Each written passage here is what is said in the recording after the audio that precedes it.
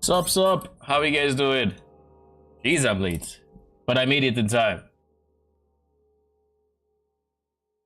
I literally got back home like 10 minutes ago, and since I stepped in, it was just I had to rush through my thumbnail for YouTube and all of these things, but like we made it in time at least.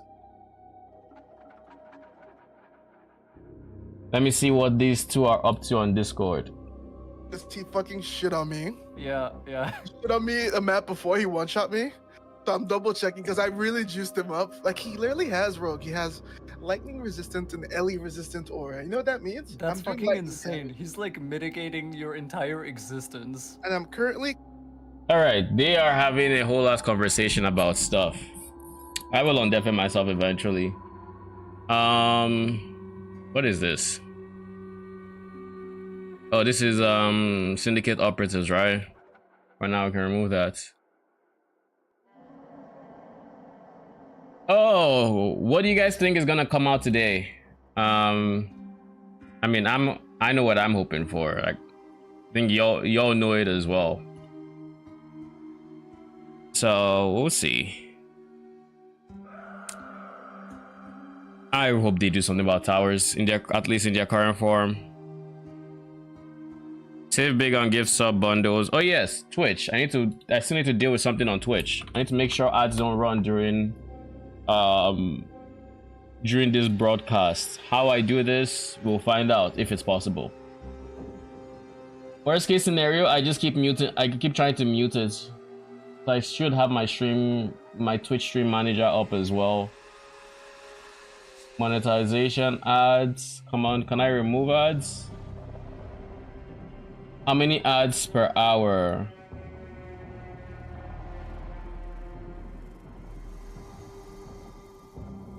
Or how about this?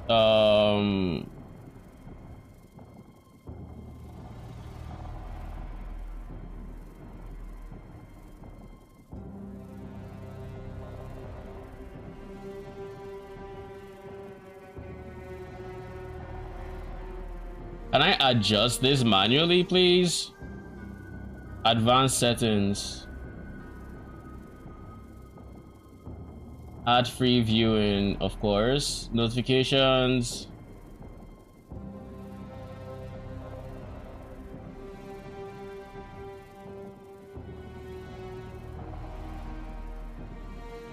So that's not what I'm looking for.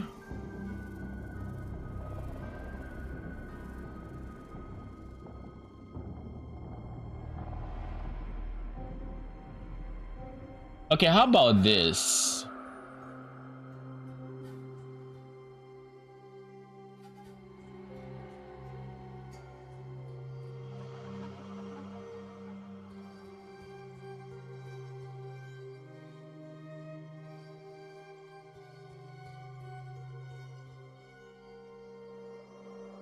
You know, I haven't been to this section of the back end in a bit. Like I don't know what this is. Can't I disable it at least? I don't see anywhere to.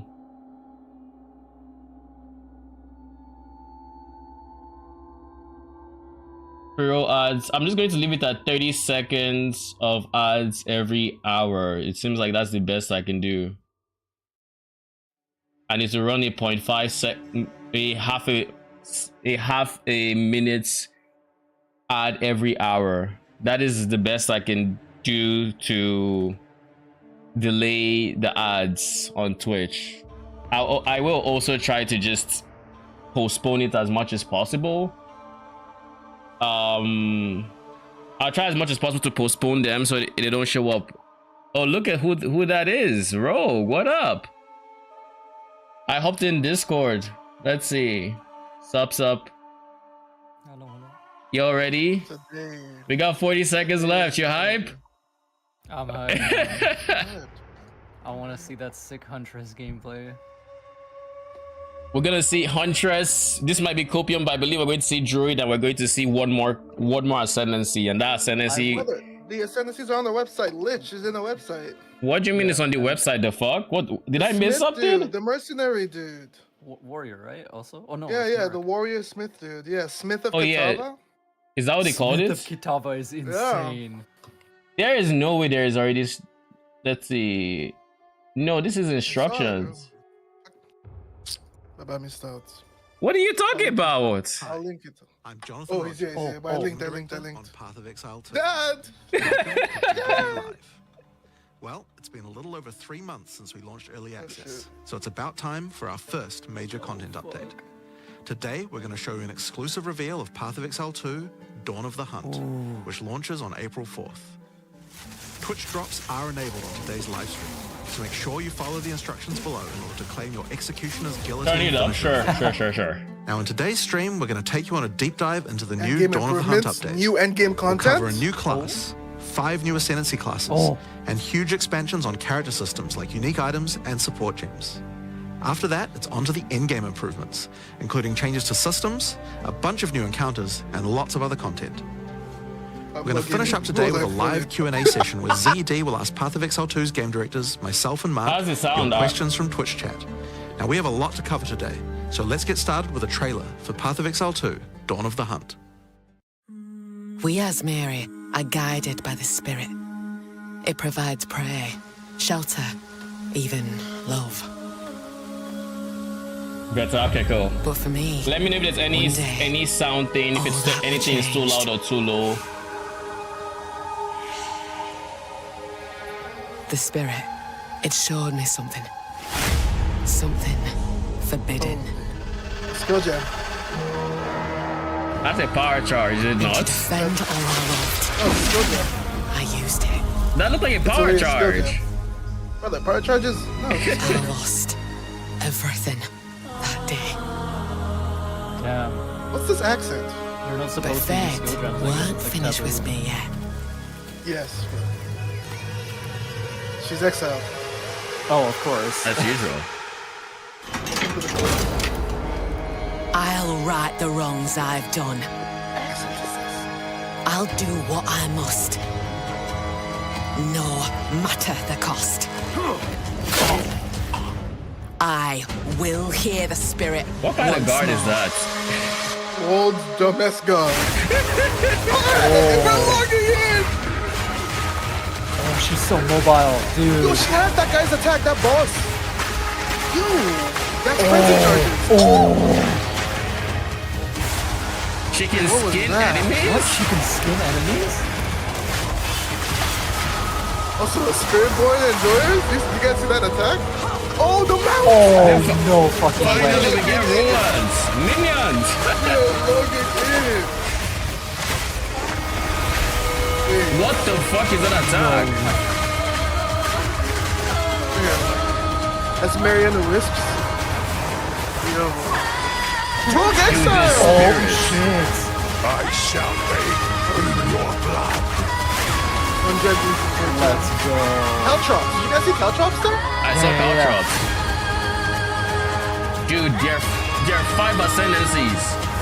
You know what? We need to stay focused. Oh, what the fuck is that? Calandra? Yeah. I saw Calandra.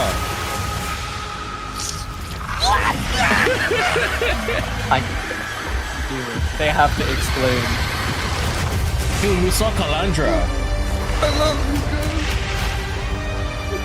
you They only showed it for a second, just long enough to make people go crazy. guys. I'm uninstalling. I'm uninstalling Bazaar. Now, as you can see, in Dawn of the Hunt, we're introducing the first new class since early access to PoE 2, the Huntress. The Huntress is a spear-wielding Asmeri warrior. Born into a society with restrictions, she was exiled from her homeland after Is this me? Hello? Oh god, no, it's me. What's that game with me? using the power of a skill gem to defend her village. As a dexterous spear user, she specializes in No. both melee and ranged combat, dashing into and out of battle. Okay. Spears have extended range and a My short connection is dash, back. but unlike other melee weapons, you can Default also frenzy throw them. charges look like the MTX for frenzy charges. All you will get as a Luminary Huntress MTX. is Whirling Slash. As well as striking in a circle around you, this skill creates a whirlwind that blinds your enemies. Leaving the whirlwind will make it explode. The more Whirling Slash is used, the bigger the whirlwind, and the bigger the explosion. Oh shit. That's kind of cool. Once you're out of there, you'll want to follow up with something This ranged. solves Count Theodore Whip your boss spear fight around to in shoot this twisters phase. towards your foes. These twisters bounce off walls and can hit enemies multiple Tornado times. login. You can also throw twisters inside a whirlwind to shoot out extra tornadoes that do Oh, way more shit. The combo gameplay. In her offhand, the Huntress will usually want to hold a buckler, which allows you to do a new skill, parry. While holding down parry, your character will counterattack any incoming attack from monsters near you, That stunning wasn't them. guaranteed. In addition, the monsters will take extra attack damage from your follow-up strike. This is sick. Some specific skills are designed to be used after a is that parry just and block have but extra better? effects. Disengage basically. is a skill that does a quick jump back, damaging Well, enemies in if you front don't of have you, something to and can build be off used to of it, interrupt then other no. actions, like dodge Right. roll. Block If you use just it against a blocks parried until enemy, you. though, it causes an explosion and gives you a frenzy charge. Block just blocks until you run out of poise. Just be careful. This one If you is parry too unless much, it- you're going to get stunned Oh, and possibly if you parry killed. too much, it stuns you. Yeah, can that's combine how this block combo with works, but whirl like and slash. it has no Slash, extra effect parry, with block. disengage, and you'll get an explosion from the disengage and the whirling slash. I mean, I don't even really use the block. The Huntress also has a variety of elemental spear throw attacks. That's my ability. You could the- use oh, lightning the spear to chain on bounce this one lightning looks between your cool. foes. Juicy. But the thing is, the Or attack you time could throw is kind of explosive spears into the ground. End game. These spears take a while to detonate, but when they do, they'll incinerate anyone caught in the blast. All spear throws on the Huntress can also Less be empowered by duration frenzy charges. supports. For example, explosive spears will do an even larger explosion You know what that and leave means, fire right? on the That ground. class Titan And these empowered versions can Mhm. activate Form. even more with less combos. duration. Yeah, Using whirl and slash potentially. over ground fire will suck it into the whirlwind, adding fire to the explosion. Oh, that's cool. Using twisters inside a fire whirlwind will shoot out fire tornadoes as well. And you can do similar combos with ice That shatter. and lightning No too. device login. Yes. Lightning! Yes. Now, a key aspect of hunting is exhausting your Yo, foes that's by causing cool. blood Oh, loss. That's bleed. fucking cool. This skill is Rake, Oh, which dashes bleed. towards your target and Yes, unleashes a that's deadly me. slash, opening love up wounds on Surely your enemies. bleed is gonna be stronger Follow up at with this disengage follow and up. watch them bleed out as they run towards you. On Surely the they health both bar of bleed. monsters, you can see how much blood loss the enemy They has show experienced. And the Huntress Oh, has skills to shit. take advantage of this. Dude, that's so strong. For example, using Blood Hunt will thrust forward and cause a bloody explosion. Oh. That, more blood loss, that is the what we bigger the needed explosion. in PoE for so If long you with want to cause dogs. bigger bleeds, try out Rapid Assault. The final hit of this multi-hit Dude, combo will bleed. stick a spear into your enemy for a I big need it. bleed. Now, explosive spear and So rapid she's assault going to have both like result a in lot of the bleed multiple bleed shells. synergy. either in the ground or in enemies. But there are other skills that leave spears around too, like Storm Lance, that leaves an electrical spear that Storm Lance arcs towards enjoyer. enemies. But what can you do with all these spears?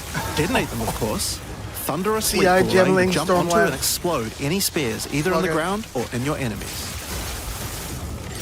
Now, as well as hunting animals, the Huntress also has the ability to Oh, she work has. You with can them. see the beast tag. While fighting any beast, you have the ability to tame it and use it as a companion. No way. You can Oh, only no have one fucking companion way. at a time, but it will keep the mods that Oh are my on. god. Try to It find a keeps the rare mods. beast with good mods to take keeps full the advantage mods. of Come their on. ability to Is tame it like it. specters? Which means we're getting specters. We have to be getting specters if we have this. Now, this is just the beginning of the Huntress. We've really tried to make the hybrid Yeah, that- ranged and that melee was- gameplay that was a work for this draconic class by having a mechanic. huge amount of synergy between ranged He knew and how to melee grab gameplay. me. You That's can only have one. There are You can only have 22 one. new skills Yeah, but available that's- for the Huntress. That means By in-game, wait, you'll be guys, we have to be getting slaying hundreds of specters insanely if powerful that is in spirits, the game. sending forth spirit animals and summoning the might of Solaris from the sky. Solaris? Yo, the beam. Jeez. But we still haven't Oh, talked about geez. ascendancy classes yet. What can the Huntress ascend into? Well, the first ascension class you could choose is the Ritualist. The Affliction. Ritualist has embraced the darker side of his merry traditions by harnessing the power of animal sacrifice and plague. The Corrupted Life Force skill causes all enemies around you to grow volatile blood boils on their skin. When Oh, those that is enemies cool. are slain, the boils will burst, spreading corrupted I blood to love all that enemies mechanic. around them. Log in, It's- CB. Oh, I that love is that so mechanic. cool. Also excels in One ring taking slot. advantage of magical Holy trinkets. shit. The unfurled Holy. finger skill allows you to equip an They additional just ring said on fuck a the finger basics around of your neck. ARPGs. Remember, Taking Ingenuity mystic exists. attunements increases the Remember, I bonuses just of Remember, watched rings and Ingenuity amulets you have exists. equipped. Now, this is one of my favorites. As the Whisper's Ask grants you a new skill, Ritual Sacrifice. Use the skill on the corpses of slain rare monsters to absorb the power in their blood, to give you one of their Headhunter. modifiers for a short Dude. time. Headhunter.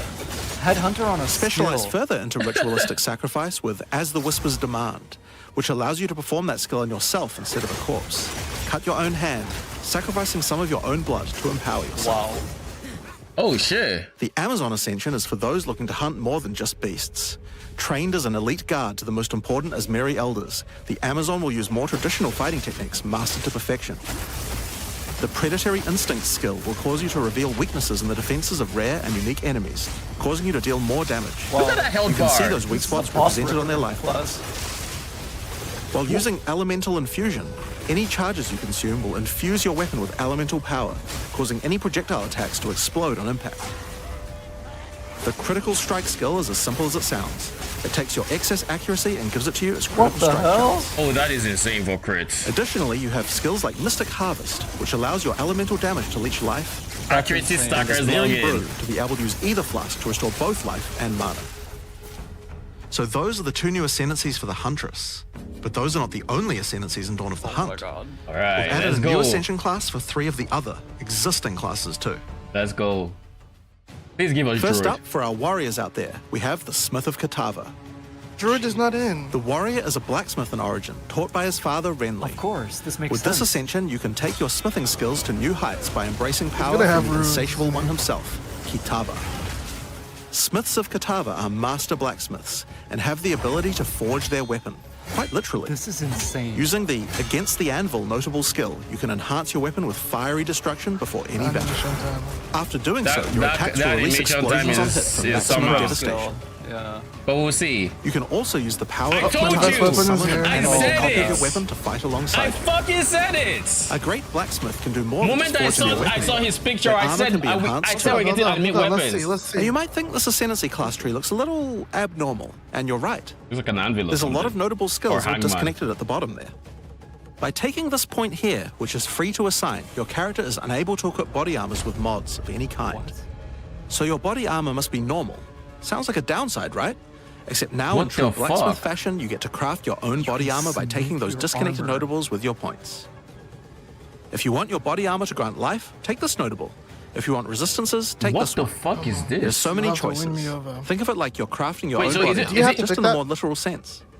You Is don't. it? Now, let's You move don't on to have to those who pick it. prefer the reassuring feel But, of like, a crossbow it's- in their hands. The Is there mercenary. a ascendancy point for it? Alongside the existing Ascension classes, the Gemling Legionnaire and the Witch Hunter, you can now play as the Tactician. Oh, The Tactician is a give form us- of Blackguard elite. this is Give us Caltrops. AG. Free Give from us the duties of a AG. Blackguard, he is able to use his training to decimate the monsters of Ray class Dude, and earn a healthy income. doing Gathering so. of arrows. This training comes in the form of various skills like suppressing fire, which causes all projectiles to pin enemies. When combined with the right where we want them notable, your pin not only stops your enemies from moving, but stops them from performing actions too. It's basically Simple as freeze. stuns. With a soldier's training, the Tactician also works well cooperatively. Using the whoever pays best notable, banners you are can place coming? multiple banners at once. Yeah, he's a bad The Watch How We Do It skill gives a portion of your weapon's damage to your allies as well. Wow, crazy support. Minions. But if that isn't enough, you can also command your army of off-screen archers to unleash hell and carpet an entire area with arrows. Finally, witch players will be able to join their legions by becoming undead themselves. Wait, In what the Dawn of the fuck? Hunt, we're introducing the Lich Ascension The curse class. and chaos. The Lich is a master of chaos and She can curses become and undead. can sacrifice her life to enhance her energy shield. The Crystalline Phylactery skill allows you to Sacrifice life nominate to a jewel enhance in energy which to shield contain is part of your soul, insane. massively increasing its Duh. power. There's just one downside to splitting your soul this way, though. If you have no energy shield, your mana costs will shoot up. The Necromantic rough. Conduit skill causes you and allies in your presence to have unholy might, granting extra damage as chaos Holy damage. might is Oh there. my goodness. Wait, is it Rupture the Soul conditional? makes enemies you curse explode with chaos damage when Okay, slain. explode is fine. It's as long as you don't have low mana. Dominion over Flesh allows you to apply an additional It's a curse. cultist and PW1. Okay. It's safe to say you'll be the true So master of basically the it's a occult by blasphemy choosing the Lich class. because we don't have curse on here. So Dawn of the Hunt has the Huntress and 5 new Ascension classes, but it doesn't end there. That Let's doesn't take a tell look us at too some of the much. new skills we've added. Like, now, you may Unholy Might remember is we really previously nice. talked about the Raised Hold on, Spectre. Spectre. It's finally Oh, complete, boy. and it will be made available in the upcoming expansion. Finally. It can be Does it- found in the occult skills on the Level skill 7, gem level crafting 7, by the panel. way. Oh my goodness. Raised Spectre is a skill Finally. that allows you to trap Hold the on, soul guys, of this is almost the any most monster in the important game, part, the cost. which you can then summon in the skill panel. 7 for Zealots is crazy. 7. Spectres cost That's a spirit level and 8 will gem, revive though. automatically if they die, but the spirit cost Yeah. varies based on the power of the monster. You could summon an army I of don't know weaker how they would monsters, balance that spirit cost or though. a few of the more powerful monsters. These are the worst specters you could have faced. You can There's no- combine Yeah. them with your existing skeleton minions, Dude, look at that. Yo, Look, they look. got or the summon exclusively The specters. guy from Act 3. all Oh, up to you how yeah, you want it's to the customize your people army you were of the talking undead. about, right? Yeah. The Given Doriani the guy. hundreds on hundreds of Well, one monsters of them- as it part of probably- Exile 2, it's safe to say you'll be experimenting with this one for a while. Did We you look see the forward to seeing individual which health, monsters bro? serve you best. Oh, that is Now let's cool. move on to our next skill.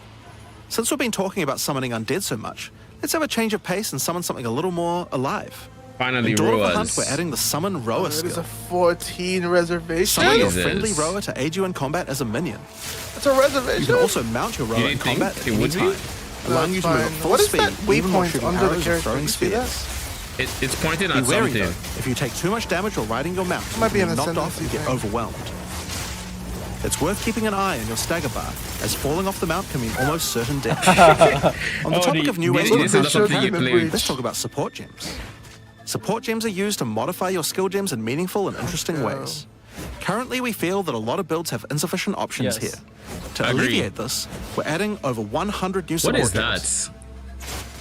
Hema crystals will shit. enable a new kind of Oh my bleed God, build, bleed, fucking turning I the damage love over you. time you would have done into explosive vile crystals. Explode bleed? Alignment is a support gem for bow attacks, which can reward skilled players with good positional skills. Caltrops will Let's allow go. you to litter the battlefield with hazards, slowing your foes as you fling spears through their And ranks. Caltrops, I need. But there's plenty more for every playstyle, such as enormity, Minions have more life, more Unsteady wait. tempo. Was there a downside to that?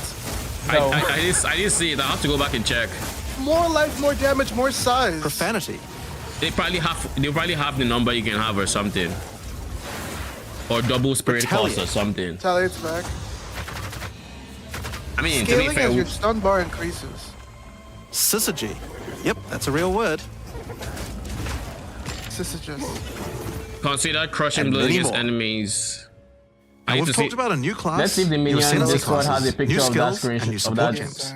But let's not support forget about gem. the core of a In-game true time, action in-game RPG, time. the items. Oh, items. Oh. To start with, let's talk about They're uniques. trash. We're adding over are bad at 100 this new game. unique items. This time, we've made I sure already to add recognize uniques a with a bunch. focus on mid and end-game tiers to make And sure they're there not are good. more exciting Tier items to one. find for higher-level characters. Let's look at some Let's see. examples. Embrace your inner devil with Chernobog's Pillar. Kinda cool. It grants you a large amount Dude, of the fire 3D damage arts based are on your so block cool. chance. Yeah.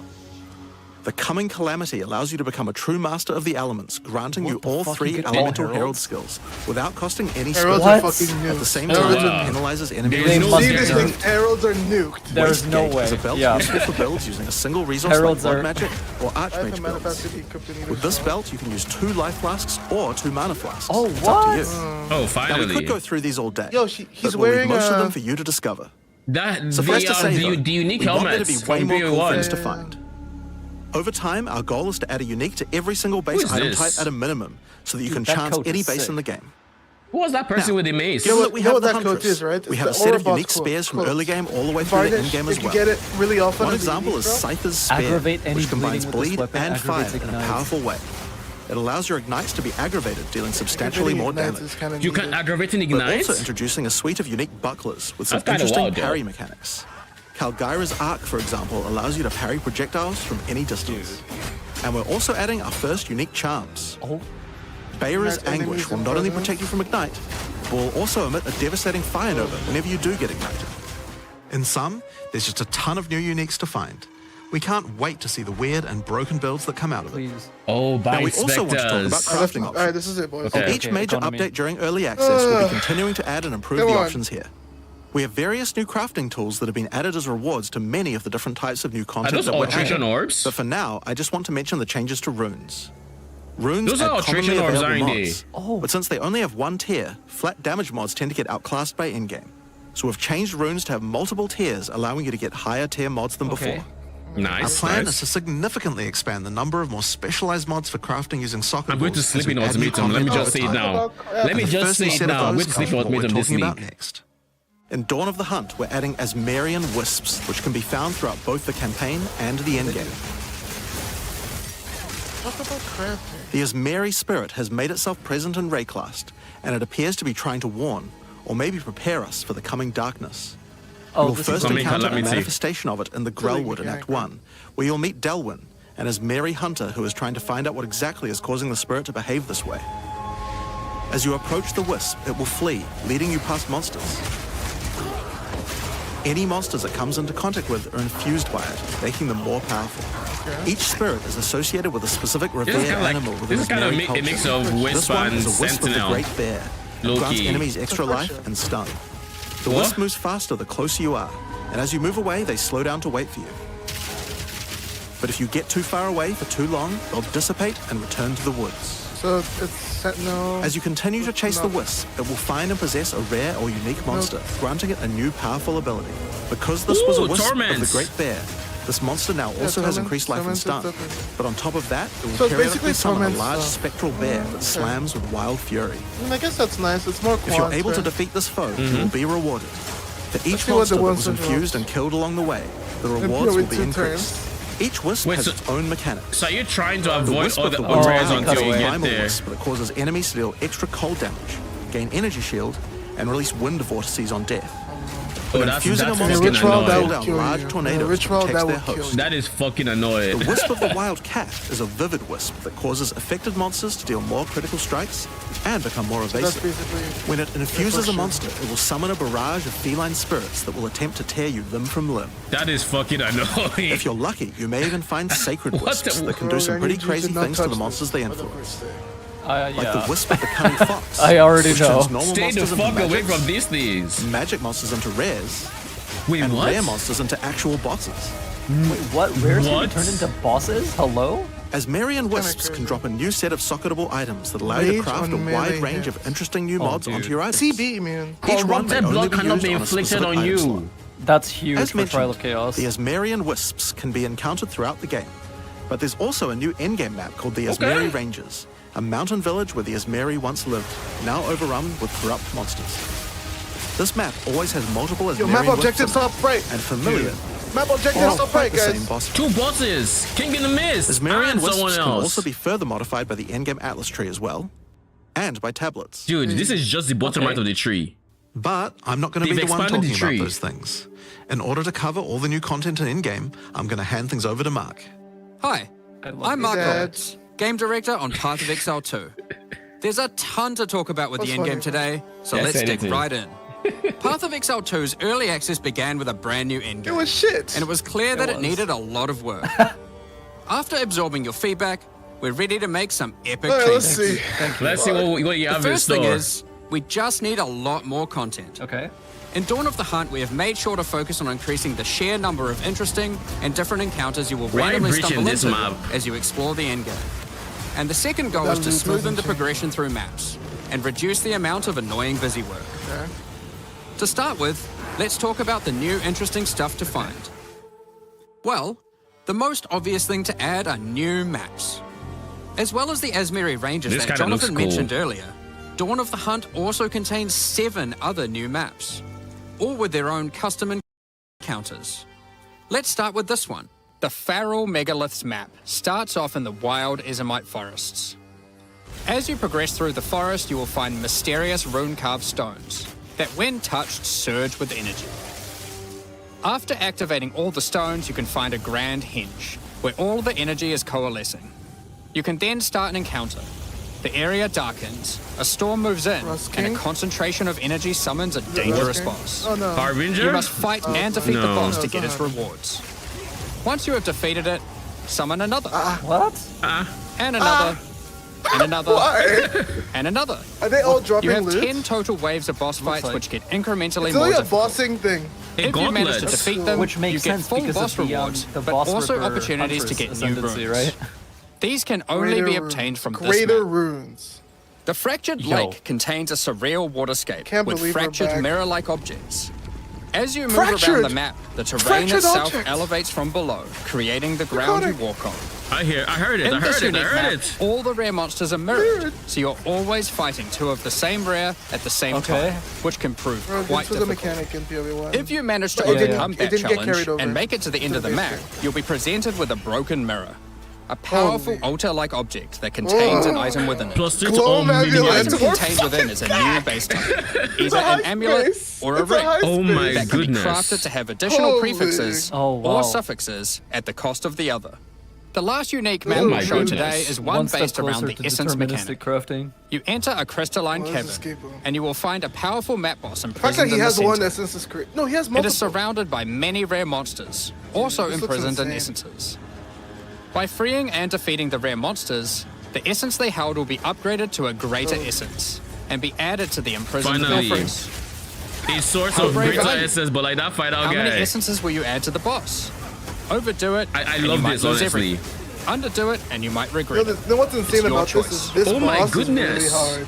Speaking of 'cause essences, he's doing all the essence alongside visual abilities. improvements, you're He now used- able to apply he Varlogs used, to corrupt the Oh, essences you can vol with a it? range of unpredictable outcomes. Wait, It could increase the number of essences, are we getting reroll corrupted all the only? essences to the same type, Hold on. or even upgrade the essences to greater essences. Okay.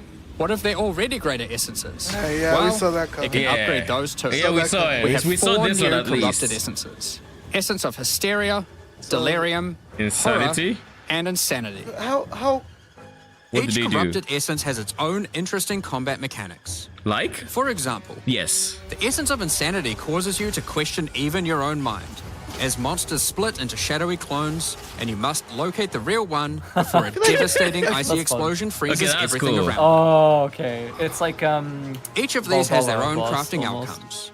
The essence of Insanity can on be applied to a corruption belt. item games 2 It adds a enchantments? mod that will ensure the next Valorb used on the belt will guarantee adding 2 enchantments. Let's go. Click it. Holy. Oh my It's worth noting, goodness. all the essences Baba, in the you are unique going map to can bow also this be league. corrupted You know what I too, said?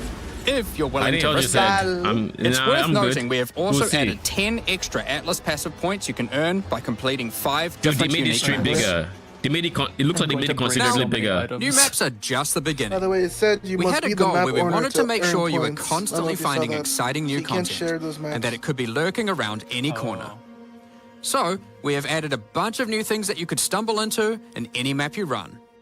On your travels, you will Rogue sometimes exiles. encounter rogue Look at that exiles. monk's skin. Like, Others weapon. like you who have been exiled and are openly hostile.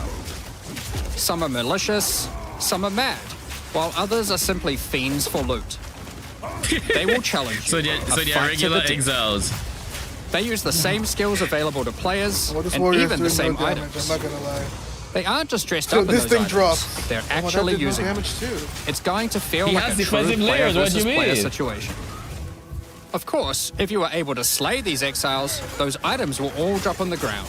Oh, So demons. if you Oh, encounter shit. an exile using a powerful or valuable unique item, which you can see displayed under their Why'd you life see bar, Mage Blood? you want to be damn Has sure Mage you Blood kill them. equipped?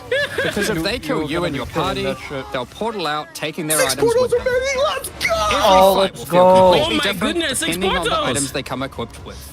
These exiles are much smarter than Dude, your they regular listened. monster. They have capabilities to dodge roll, avoid your abilities with smart pathfinding, smart targeting, this is cool. and much more It'll be action-packed annoying, but it'd be gameplay. cool. Dude, that's what I'm talking Fortunately, about. They made they're the like game you, harder, and they're not super durable. but like they let Unless, you of course, portal they're back. wearing uniques Yeah, like Kaon's I Heart. can agree with that In design which choice. case, expect a Oh my longer goodness. He used Hammer of the There are Ancients. 12 different rogue exiles you can find, each with their own skills and personalities. Some may 6 insult portals you, before the rogue while egg. others may admire your honor in combat. Another encounter you might stumble onto in Dawn of the Hunt are one of 4 new unique strongboxes. Strongboxes are chests with modifiers. When you try to open them, they activate traps They and were spawn so bad waves of before. monsters that you must defeat I'm to hoping they access the buff loot. them at least. Let's take a look at 2 of the new unique boxes that are harder to find This and looks, behave this just looks a little expedition bit related. differently. And The Ogham's Legacy Strongbox has a corpse splayed out in front of the rune-carved You know what stone. map this is in, right? Upon interacting with the stone, you activate forbidden Ezomite magic, revives the falling which revives monsters. the monster as a powerful rare. The Strongbox comes with a modifier, which determines how many times it will revive that rare. Each time you defeat the monstrosity, the Strongbox revives it again, adding an extra modifier to the monster. With each resurrection, it becomes more difficult, but also more rewarding. This Strongbox is infused with thaumaturgy from ancient file 31 packs technology. of monsters. Eshell's Torment has a powerful 31 artifact is inside, crazy. and is Basically playing guarded by Ultimatum. chaos itself. Yeah, let me play them. Defeating the monsters will grant you a unique item, with a specific corrupted Oh, outcome. you can guarantee. You'll a have to unique. find the other 2 for yourself to see what they do. Oh, that Beetle came back. Now, let's talk about the introduction to the Okay. endgame. Upon starting the endgame, Doriani tasks you with cleansing what corruption his legs to look help like? restore the land. Lol. However, in practice, the quest objective just sent Why you on a looking at his grind legs? to clear 15 maps. We wanted to make the quest to unlock your Atlas passives much more interesting. Okay. Now, Doriani is tasking you with a more specific objective. On the Atlas, you will find areas of corruption caused by the beast. In the center of each one, you will find a corrupted nexus, the source of the affliction. In the areas leading up to the nexus, you will notice that corruption spills out from slain enemies and amalgamates into powerful monsters. It's not just Corrupted beyond, maps existed on by the way. Atlas There's, before, like, more but we've monsters. done significant work on Yeah. improving Like these the blood monsters. boils are actually here. We've also done a full pass on the modifiers on these maps to make them more interesting and more rewarding. Okay. Once you reach the Nexus, you will have a new task. Cleanse the source of corruption. When you defeat the last rare in those maps, they will spawn one of 3 terrifying So do you think it was a bosses. bug that I faced him? Amalgamations of corruption itself. What'd you say? After defeating this is that the boss I boss, faced. Doriani will come and cleanse the corruption That's the for boss good. I faced that never As the popped up remains after of the that. boss are purged It was of probably It was a bug. bug that I it faced him. coalesces into think it raw was. crystallized power, I don't know which you anyone can else use that to gain did it. points for your Atlas passive skill tree. The upgrade system that allows you to add and enhance content in your maps. I'm down for this. We didn't stop there though. When you complete a corrupted nexus, all of the remaining surrounding corrupted maps will become cleansed maps. Oh. Cleansed maps also have new monsters, So a new much for being boss. cleansed. and They their still own have set of bosses. modifiers and rewards. So you're incentivized to not including finish finding them. fracturing so, like, orbs first by the slaying corrupt- cleansed Fracturing enemies. orbs. Oh shit, virgin orbs! These orbs can be used in Holy crafting on a fuck. rare item to cause one of its modifiers to become fractured. How many tries did A that take? fractured modifier is How not many to be tries? modified How by many any tries did that means. take? You greedy You are able to people. freely modify the item, ensuring the fractured modifier will never change. Imagine If how you get the expensive right a proper item fractured with the right base mod, is. it can prove to be a very powerful crafting base indeed. You must Crush on now my luggage. choose. Do you complete all the corrupted maps and then the Nexus? Or maybe you beeline to the Nexus, complete it, and do all the remaining maps clean. What Look the at guys? this- Welcome to a look at- brand new Both video on have rewards fracture to orb entice you farming. and challenges to assess. Now, Watch Fobgun make it on let's day have a one. talk about towers. Talk about towers, baby. One Yeah, thing we've let's had a talk lot of about it. feedback Alright, on is so the busy towers are work dead. around running towers and managing your tablets. There's 3, bro. The first change we've made here is that we have reduced the number of towers drastically. Okay. So there are now Alright. 1/3 as many as before, but we've made them much more powerful. Okay. To start with, tablets now inherently add twice as many mechanics. But that's not all. Nice. Running higher tier maps and towers now increases the number of mechanics applied by Wait, tablets. what? By tier 15, the bonus is double, allowing a single tablet to now add 4 times as many mechanics as before. So, we're running far fewer 28 towers, maps? dealing with fewer tablets, and affecting even more maps than before. This is insane. But This is because there are nice. fewer towers overlapping with each Hold on. other, you won't get as many opportunities to stack different So what are we tablets. supposed to do? In order to solve this, we've made it so that each tower can consume up to 3 tablets at once. You always get 1 slot on completing the tower, but if you can complete a tower with more mods on the waystone, you can unlock a second or third slot. Oh. Oh Overall, shit. this allows for even more juicing from towers, while drastically reducing the amount of busy work you have to do. So wait. I On like top this of change. that, towers I are like much this. more Actually, interesting really like now this because change. they can now spawn with all mechanics, including Does that mean bosses. we do more base off Each and tower go map has a new boss. It Let's means take a look at a I can't- couple I can't here. pause right the now, boss but fight I'll of the explain it in a Alpine bit if you Legion remind has me. 2 powerful witches contesting for territory. Yo, it's One Ignat witch has Book an and affinity the for Act ice, 1 lady. the other fire. Yeah, killing Ignite that book Book first. and Beira. Hopefully neither. I'm killing her first. Nah, screw The screw boss of the Ignite Sinking Book. Spire map is a remnant of the Val that has been charged with Oh lightning. my god, he's gonna fuck us It uses up. a full suite This of dude lightning already abilities. one-shots me, mind you. That's what I'm Careful. saying, he's gonna If fuck any us of them up. hit the surrounding constructs, they will power up. Oh my Another goodness. thing that we've seen a lot of feedback about is sustaining waystones. Trash. As we looked into it, we realized that the people who couldn't sustain waystones were dying a lot. Skill a lot issue. more than we had expected. And that He made us literally just realize called me something. bad. During the campaign, the expectation is that you can die multiple times in order to learn how to overcome Thank you. challenges. 6 portals. You are able to learn how the monsters Should've waited behave, 3 months for adapt to their this, to be honest, skills, but and whatever. eventually overcome them. I mean, But as soon as you get to the better end late than game, never. you're Yeah, no. effectively no longer allowed to die if you want to sustain waystones. Fuck Ellie, by the way. By the time you are getting towards the end of endgame, we want you to have to be careful not to Fuck Ellie die. one. But it certainly shouldn't be that we have such a sudden shift as you run your first maps. The first change we're making is you can now Those respawn fucking and chaos return to a map bubbles. if you die. Continuing from where you left off. Oh, even your items are still there. When you start the Yeah, end yeah. game, you get up to 6 watch your total hardcore attempts per players map. disparage.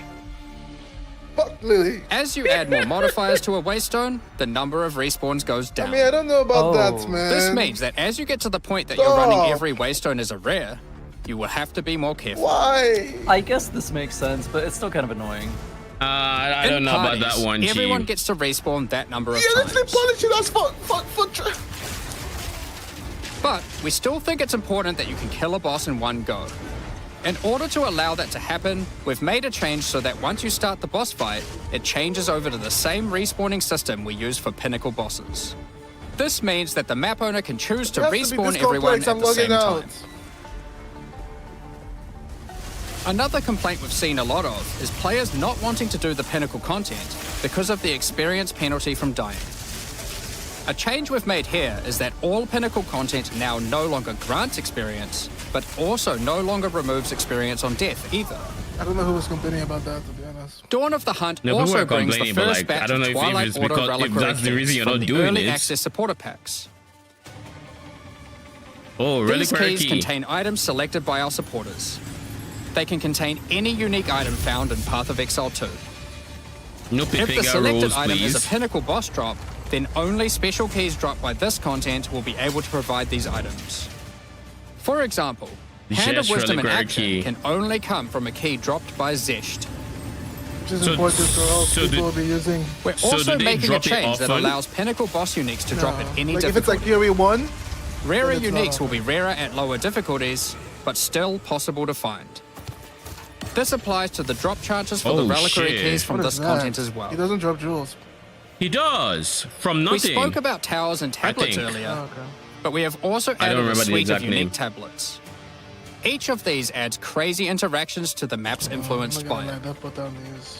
For example, this unique tablet allows you to run any map in a tower's radius without Oh my requiring goodness. connections, which can What? be quite useful for jumping gaps and traveling Oh my around. goodness! How rare is that And this shit? tablet causes all runic monsters spawned during expedition encounters be to be expensive as duplicated, fuck. and weakens all expedition monsters that emerge from the Duplicated ground. remnants is crazy.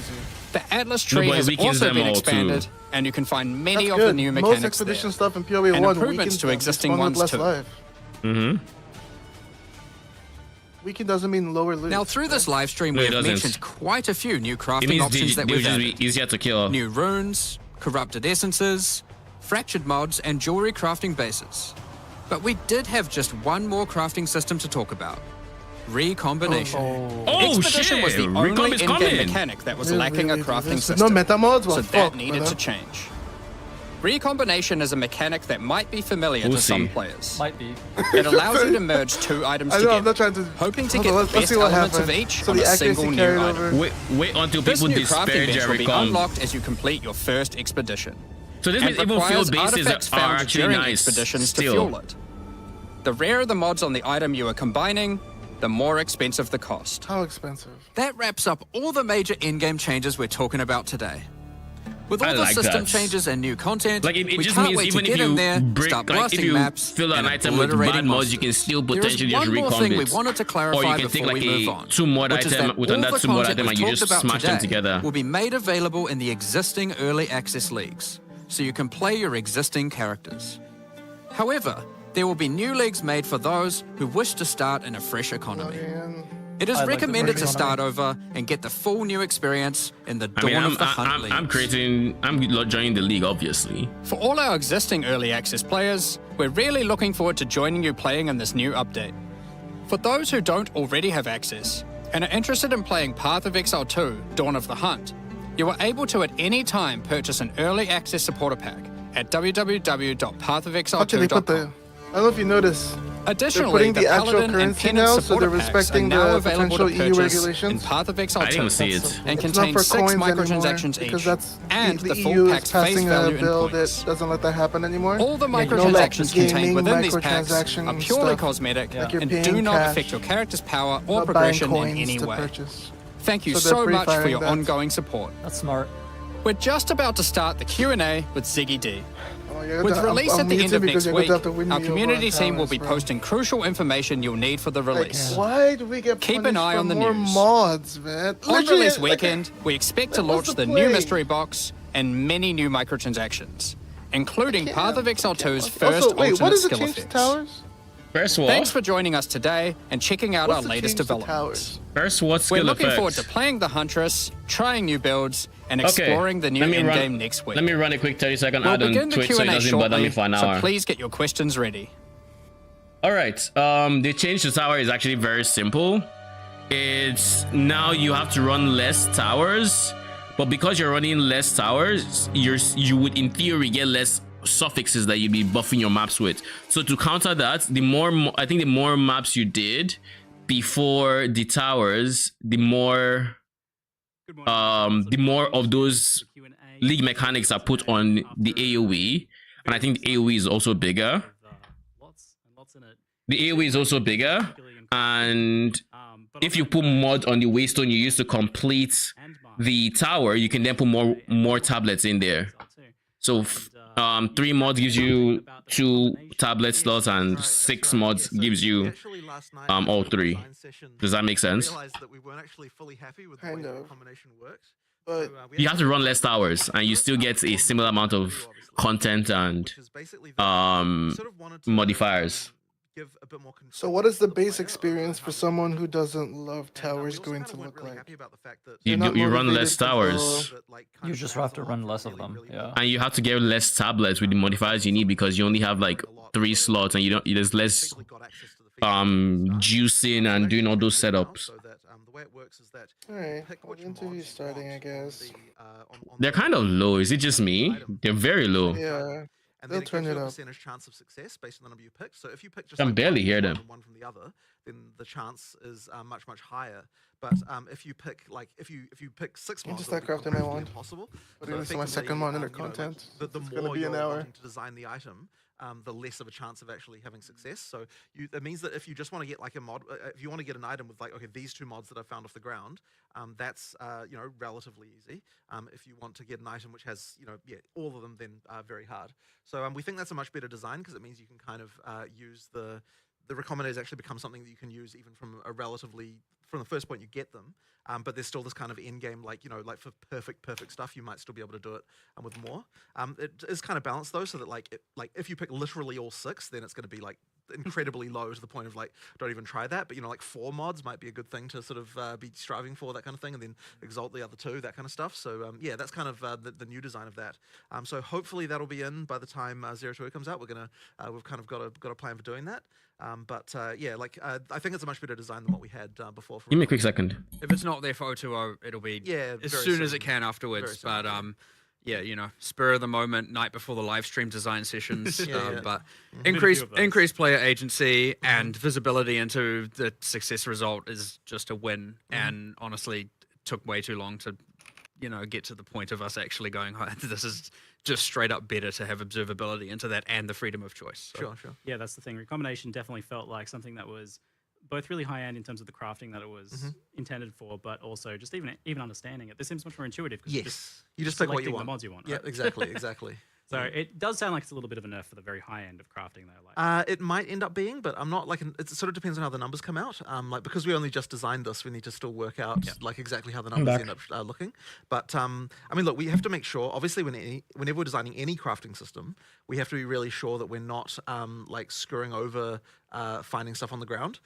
So you have to sort of have that balance, and that's so that kind of informs everything we do with crafting usually. One difference here, though, of course, is if the success chance fails, both items just both deleted, items yeah. are destroyed as opposed to always keeping one. Yeah. So okay. So it's Whether basically or percent not chance that's for success, and if Wait. it fails, item's gone. What did I miss? Well, Yeah. Success Roughly chance on what? do you think you tried to be Recombine? just choosing 2 mods. Yeah, recom. It depends on what mods you're selecting, but I'm kind of thinking kind of like 35%. Also, it might not make it on kind of thing release. for like 2 normal mods, that kind It of was thing. a spur of the like moment for For both, decision. yeah, for them both. For if you pick 2, Yeah. and then but we'll it see. kind of depends. Again, It kind of depends. We'll see how we have to do higher some tier mathing. mods are rare, and Yeah, exactly. So it sort of it depends on the also situation. the other thing is it's going to now have a fixed cost, so it's not gonna Yeah. you know. And the idea is dollar like based on and the idea is like doing a single. If expedition success should be cost, enough if to do a cost success recombination. chance is So, low, you're going to be doing them like relatively. that's a often that's a if you're doing skipple. expeditions. So is the part of Expedition where you get to craft with the NPCs Yeah. still a It says thing? it's slow depending on the Um, weighting of the regarding mods. this? Yeah, I mean, you've still got But that to be whole fair, you can mechanic. craft so it's a effectively second getting base that three you has artifacts, mods you yeah, want between with recombination versus like buying things. get from 3 it. mod item and So is Saki there some Elson, I buffs guess. intended for that then to make it more competitive? Not with- yet. It definitely needs some love in the future, but not at this time. Yeah. Yeah. It seems like the systems can kind of go hand in hand, where one is giving you items that you can then potentially recombinate. That is also true. You can use the ingredients of one in the other, or the outcome of one as an ingredient in another. Yeah. Cool. We'll talk more about crafting a little bit later on for sure, because there was a lot announced there, which I'm quite excited about. Definitely exceeded my predictions for what you'd be adding in terms of crafting. But firstly, though, just a quick clarification on the league. So there's not going to be a wipe for the new players joining us. If you were playing on a character, you can still keep playing on a character. But a lot of long-term Path of Exile players know the importance of playing on a fresh start. And that's also really important for you guys as well, For sure, yeah. I mean, basically, if we don't have like any character that's come from before, you're just not gonna because the balance is so different and because so many things have changed. There's like no point in even listening to feedback for someone who's playing in the old league. Like it really has to be that you're doing the fresh start, and we're sort of seeing how things go in the new economy. So like we were really sort of it was kind of an interesting decision about whether or not we should make it so that all the content is exclusive, or rather like what amount of content would be exclusive to the league versus not. And the issue that we had is that so I mean like a league means something in Path of Exile. In order for something to rise to the level of a league, it needs like a certain amount of features. And the original thing we were thinking about doing that way would be the Asmerian Wisps, but there wasn't quite like the kind of like meta mechanics and stuff with that. So like we didn't quite rise to the level of feeling like it deserved to be a challenge league. And at the same time, we've also got a lot of new players playing Path of Exile 2, never played Path of Exile before. So we were a little bit we kind of were deciding like, okay, should we make them exclusive or not? We sort of decided, you know what, for this one we're not going to. And then what we'll probably try and do is for the next league Large that we content we'll actually release. make it a proper challenge league with like its own exclusive mechanic and so on. But yeah, it's a little bit funny because like in early access is a bit of a different situation, and so. Yeah, we'll sort of see how this goes anyway. But certainly I would encourage everyone just like start again on a new character. And I think, you'll have a much better time because, obviously there's structural changes to the passive tree. It's like I don't know too many people that wouldn't start a new character. Tree's gonna get reset. You have to do stuff. There's things like that are going to happen. Maybe newer players. What the hell? And also Why just is that? balance changes, right? Like huge numbers of them. So you're going to have a better time playing from the start. Why are the ads running? And speaking of the Huntress then, so we saw initial Huntress quite some time ago now and had some hands-on time with it and things, but I certainly, having played that before and played... Why can't I just now turn this off, recently, to be honest? The Huntress has changed quite a lot. Yeah. So what was the... how hard was it to get it ready for release? What was kind of the key there? I mean, it's funny because class design is one of those things where every time you add something, it can make you reevaluate everything else, which is why it's so hard to predict like how long a class will take. Adds not scheduled. So Okay. like it Maybe changed that a lot should since the last solve time it. we had we were showing Okay, cool. Huntress. And Fixed. honestly, There shouldn't be like, ads on Twitch it's, anymore. like while there are I some hope. skills that you will still see, like it just plays completely different. What does it mean ad break whenever ends we're in looking at like 1 how we would minute, 30 design something like seconds? this, it really comes down Huh? to like what is it's the Which is special bugging. about the character class? Like how can we double down on that to make sure it feels different? So with the Huntress, you've obviously got spears as a base type. The key difference between a spear and any other weapon type is that you can both use them at melee and you can also use them at range. You can throw them. And so because of that, we really were just really trying to incentivize everything possible so that you use both of those things. And action RPG players, they generally speaking, the balance can often be such that you only really want to do one thing and do that one thing well. So trying to incentivize the kind of ranged and melee is, quite a thing. And I mean, the way we do it effectively is try to make sure that like there are combo chains where, a ranged thing can combo with something that's melee, and a melee thing can combo with something that's ranged, and then also give you good abilities to move between the two states. And so that kind of means that you end up with a very like agile character, like you're constantly moving like backwards and forwards and kind of moving around. And I would say that like, given that it's the Dex character, that it's good that it feels that way, that it feels the most agile of all of the melee character classes. That's been... Let's just make sure Twitch is not going to run any more ads. I mean, look, there are... In terms of changes, I mean, look, there are just changes all the time. Like the frenzy charge thing was like relatively late in development. Like there's like quite a lot of things going on that just meant that the field kept on evolving.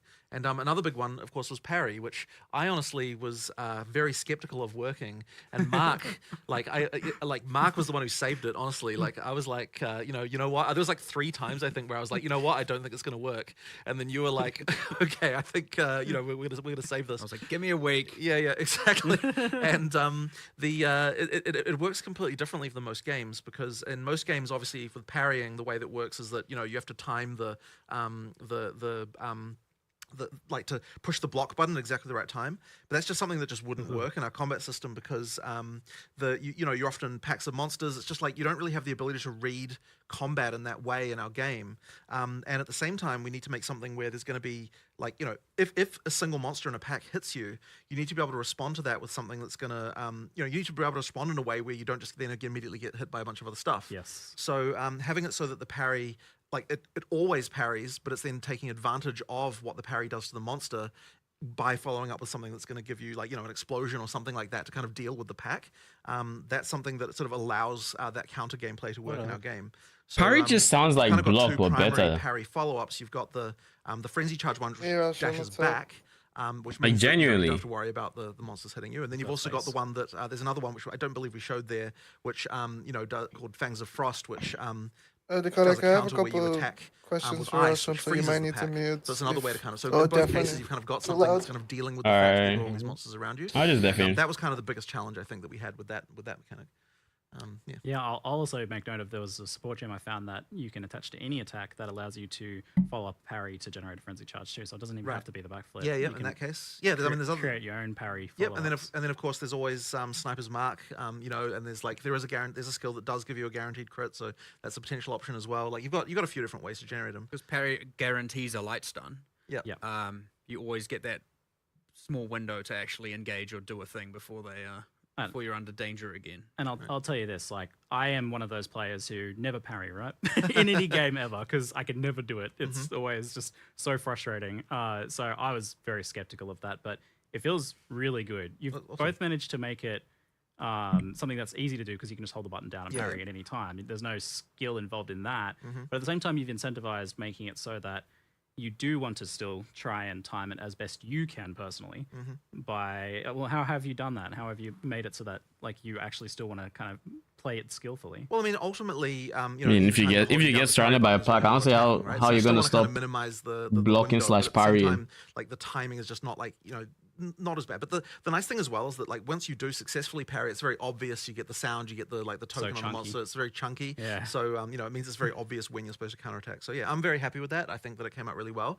And honestly, one of the funny things about it is that it immediately made me realize like how bad shields are in comparison, which is why we're also trying to ninja in a change to how shields work at the last minute, which we'll see if it makes it into 020. I was playing around with it last night. This was 8 p.m. last yeah, night. 8 p.m. last So what night. is the difference? I was, Messing with this. Yeah, messing around with it. And I won't talk too much about how that's going to work, but effectively we want to make shields, the shields better as well, and kind of build something into those to make them more interesting. So that's the plan there. We'll see if it makes it for 020. Yeah, following that kind of similar design space idea of being Maybe able to do the only thing I can think about is maybe they're absolutely. improving poise for shield so that you don't actually get your guard broken as So we often. talked about Huntress being very, very combo heavy, and she has the deepest combo chains out of anyone so far, even exceeding like things that you can do with Monk. You got 3-4 different skills deep of things you can start to synergize together. So how do you balance? How do you make that fun? Firstly, like rather than like onerous, for example. Well, I mean, I guess there's a few things. Like one of them is it just has to be very readable and understandable when, like, like what you can do and when you can do it. And I think the other thing that's really to our advantage here is reusing skills in multiple ways, so you can make a deeper combo chain without requiring you to be using as many skills in order to do it. So the way that Whirling Slash and Tornadoes interact with ground effects and kind of like all that stuff sort of means that, you're using Whirling Slash multiple times as part of the same combo chain. And that's an idea, I think, that I'd like to try and explore more, because I think that it is a cool way to kind of extend the combo chain, as I said, without sort of getting too many things involved, and that makes it a lot cooler. So yeah, I'll think a bit more about, how we can apply that to other classes and other skills, but it's worked out really well here. Yeah, it's a bit of like a loose create your own combo system in a way. Like obviously there's intended combos, but because it's interacting with something that's fundamental like ground effects, you're able to combo with anything that creates a ground effect. And there's a lot of different ways you can do that. Like I added shocked ground to the backflip skill, or I got a companion pet that had a shocked ground aura. Nice. As like, so that was just there and that was available all the time. I mean, it's funny as well because it also works on just enemy ground effects, and so sometimes you can just get a damage boost because the rare just happened to be dropping ground fire or something. So that's kind of fun.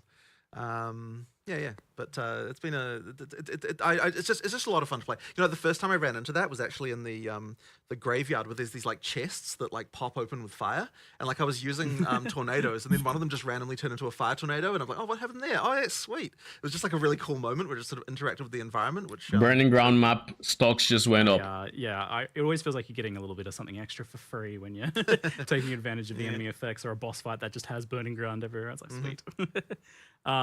So how do you go about balancing, though, when you have a class that has deeper combos and kind of somewhat requires you to do a bit more versus a class or a skill or a build that is just bonk? I mean, you have to ultimately make the combos matter, right? And I think actually that's one of those things that we're trying to really focus on with the balance changes we're doing in Dawn of the Hunt more generally, is making sure that even, like, I think it's the case where some of the combo gameplay kind of degenerates a little bit by end game in a way that like I want to make sure it still feels rewarded. And so we were sort of doing various checks, recently about, like as a random example, right? Like, so on the Mercenary, we found that doing, but when you get to end game, doing armor break, what's it called? The armor piercing that causes armor break, followed with high velocity rounds, is just worse than just using high velocity rounds. And that's like really bad, right? Like we have to make sure that we're improving that stuff. So it's like sometimes you just get these things where like the balance by endgame kind of degenerates in a way that that doesn't support the combo anymore. And so we have to make sure that when we're looking at buffing things, that we're like making sure that when we're doing it, it's to support the fact that using more things is actually a good thing.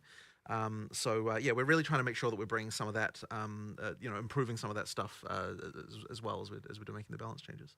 So do you have like a baseline there of where like the really simplest build should be, the build that just bonks? Like, I mean, you mean in terms of damage or in terms of like what it does? I mean, we always want you to be able to build that way. But players have to do a combo. I mean, like, for no, people who don't want ultimately to, you never have to, right? But it sort of what it means is that you are sacrificing something. And look, the ideal situation is that like you don't feel like you have to do combos. You feel like you want to do combos, right? Like, because you feel rewarded for them. It's like should feel like a fun, like, oh, I can add this. Like it's the feeling you should be getting. Yeah.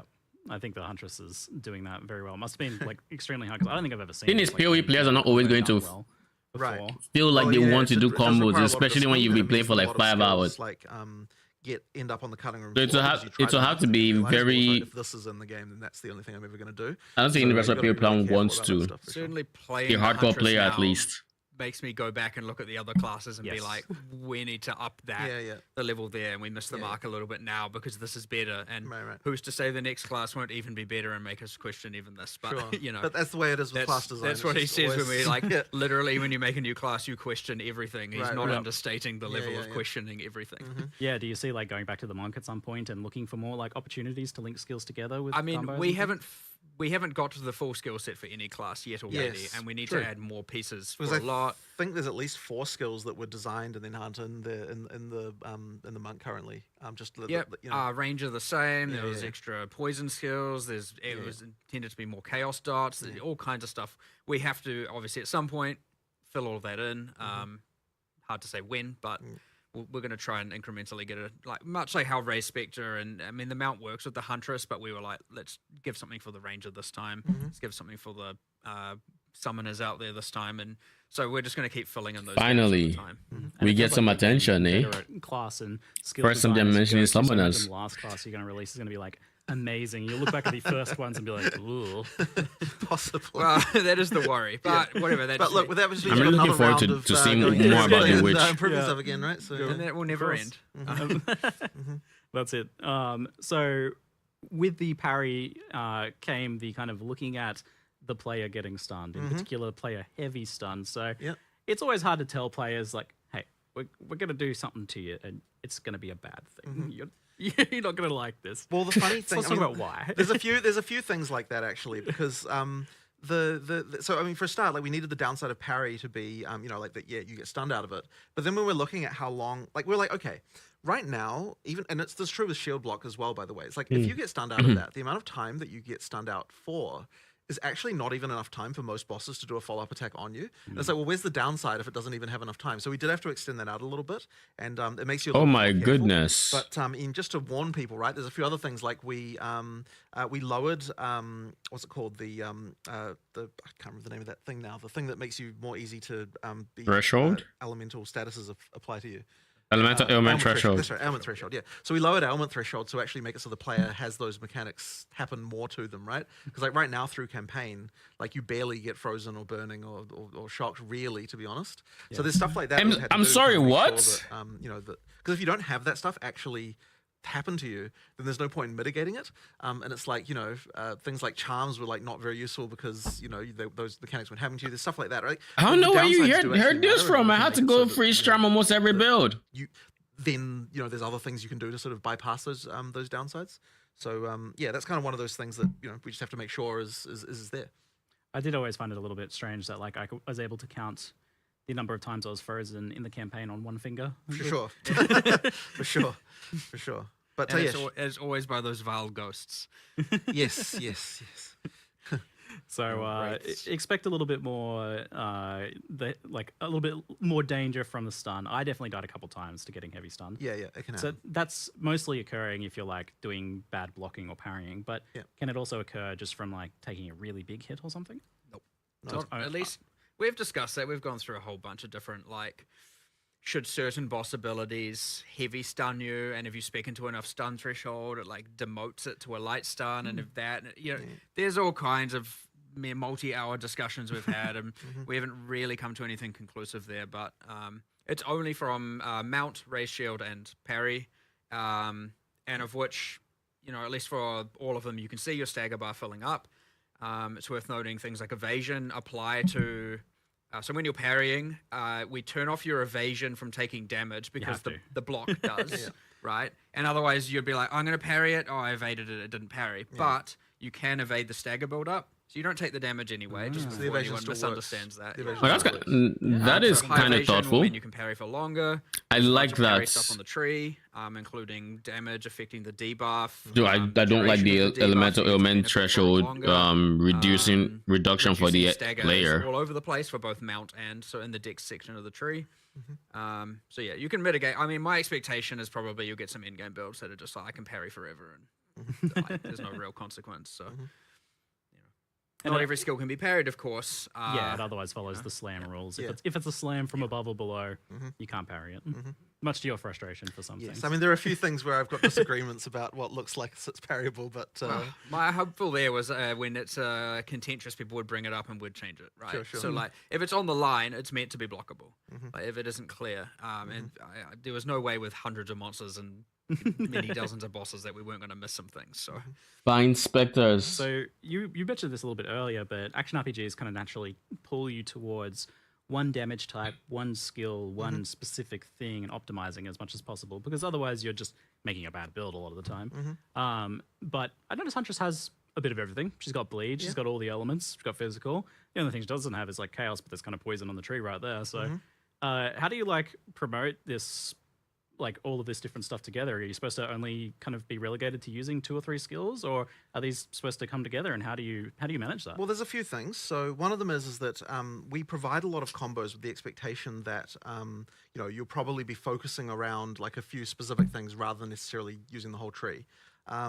So like there's that. The other thing as well is just making sure that in the passive tree there's sort of options that go across both. So the Huntress's passive tree has quite a lot of things like, extra melee damage if you've done a ranged attack recently, and then it's got things like bonuses against blinded enemies because while you're in a whirling slash, there's so it's sort of stuff like that where we're trying to carefully think like, well, how can we come up with something that's interesting and Do we buffs get any everything other we might want to be minion? doing, that kind of We get synergistic with manifest stuff weapon. that We I'm get proposing bind to do. But spectre, it's but do we honestly get hard any other because, roars? I guess many also categories of there. things only matter for one thing part of a combo. So it's just like trying to come up with categories that can somehow span all of them in different ways. And ideally, we can achieve that. But yeah, it is pretty hard.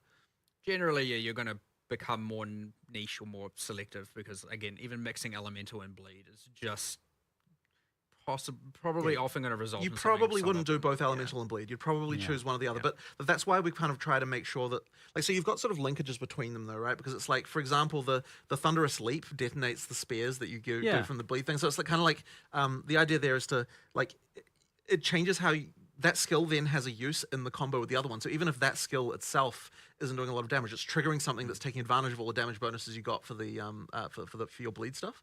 So that's kind of like the idea is just to link all that stuff in a bit so that you can use the non like directly synergistic things in a kind of more synergistic way. Yeah, that's if you didn't see that from the earlier trailer, it's you spear them with a bunch of spears and then jump on them and explodes them for bleed. Amazing. So, but yeah, that's using an elemental skill like in another way as a detonator. But and even more, you've got weapon swaps as well. Yeah, of course. I mean, there's all those systems we already added about all that kind of stuff. Yeah. So I mean, like, what will be interesting is whether or not we miss something cross-class, right? That's always a concern. Is someone will come up with some way to abuse something, between something that's going on in the spear skills with some other class that we failed to consider.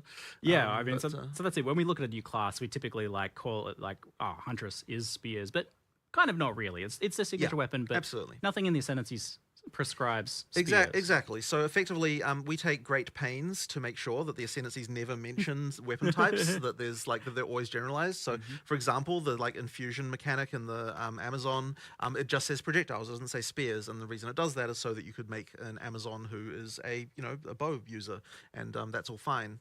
So like it's effectively like open-ended. Does the Forge of Kitava, the Forge Master of Kitava, does he have a similar mechanic with his weapon? It makes the constraint a lot harder. Wait, doesn't say class, you have to think about it that way.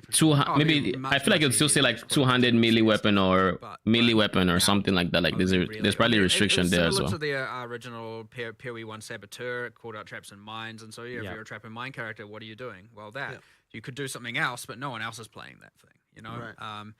It isn't. So traps aren't coming in. It is certainly less flexible and open as to what people can play in the different combinations. But why isn't Druid here? I guess Druid is going to be in the next major update, which is the different weapons and the skills and how they interact weird when you're originally designing them, or is there just literally so many possible combinations you're just like, the players will take care of that for us? I mean, I think it is relatively impossible to come up with everything, but certainly we have to consider, like, is this going to be broken with anything else in particular? And there just has to be certain rules for things about, like, how easy is it to apply this debuff, how easy it is to consume this debuff. And even then, it's like, we often make mistakes and have issues. I mean... When he says relatively impossible, it is actually impossible. Actually, yes. But...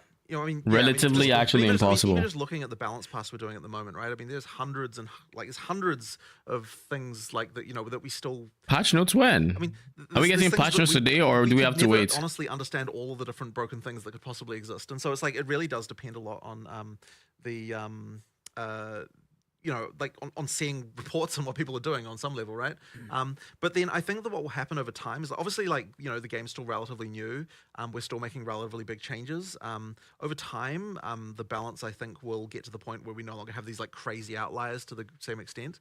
And it should mean that we get to some sort of relative class parity. By parity, what I mean is like, people playing all the different classes rather than focusing only on a few as we get towards full release. Because, right now it's obviously very skewed because, there's certain broken things. So, the balance over time. Wait until we see what they did to Energy Shield. Goals and benefits of the early The butchering. Just, like, let's get the balance of characters right. And, this patch. I mean, I have to assume there's a reason they can put it down so like when you have no ES. The next one will have half that. The next one half the mana cost is doubled. It's going to be down to like here's only a few things going. Or whatever that There's always node gonna be was something on the that's gonna have lich. Too much content for it to even be controlled. Again, there are too many uniques, too many supports, too many skills, and too many other changes for any amount of people. Like you're talking about a matter of you'd have to put in like thousands and thousands of hours internally to find it and then you give it to the players. There's so many people, it's going to take literally 5 minutes. So it is. It's very beneficial. And we're lucky in that regard that we get to that level of testing and feedback, and on such a mass level, and especially with things like Ninja and all of that, and other people being able to see it and discuss it more openly. We're just going to be able to iterate on it even faster. But yeah, every single patch you're going to see a pretty substantial change in what's going to happen here. Yeah. Thanks for making the broken builds. And well, 100%. I mean, you mentioned support gems. It's like over 100 support gems added just this patch. It's already like so many, and with you doing a different weapon for each of the 16 classes. Yeah, I mean, there's going to be a lot by the time we're done. But there kind of has to be, right? Because that's what you made it. You made this system that you need so many supports to support. You do. Because otherwise, it's not going to work. Like especially with this one support system, it's like, what have you guys done? Well, I mean, look, this is why we have recommendations, and hopefully we can improve those as well, and continue to get that better. There's certainly room for the complexity to get a little bit out of control here. So the recommendeds are going to become more and more important. Right. So we need to make sure those are very much right. For sure. You must be looking to players even to find some of those recommendations down the line as well. In some cases. What stuff is popularly getting but used? the thing with the recommendations, though, is that they can't really take into account what you've already got on the gem. So the recommendations have to be just sort of generally good, but not really take into account combos. That kind of means they're a bit more simple. Like the recommendations are going to be more simple than what you'd otherwise be doing if you're not following them. Feels like at some point you're going to need some sort of nested recommendation system. It's like, well, I'm kind of doing bleed stuff, so you go to the sub menu for bleed recommendations. I'm less certain about that because I kind of don't want to get into the thing of actually telling you what your build should be. That's a little bit different there. Maybe like more sorting methods for the show me all the gems. Oh, there's a lot that are only in there that are never recommended, right? At this point, there are, yes, there are. It's going to be an interesting challenge you guys have set yourselves to make enough supports there.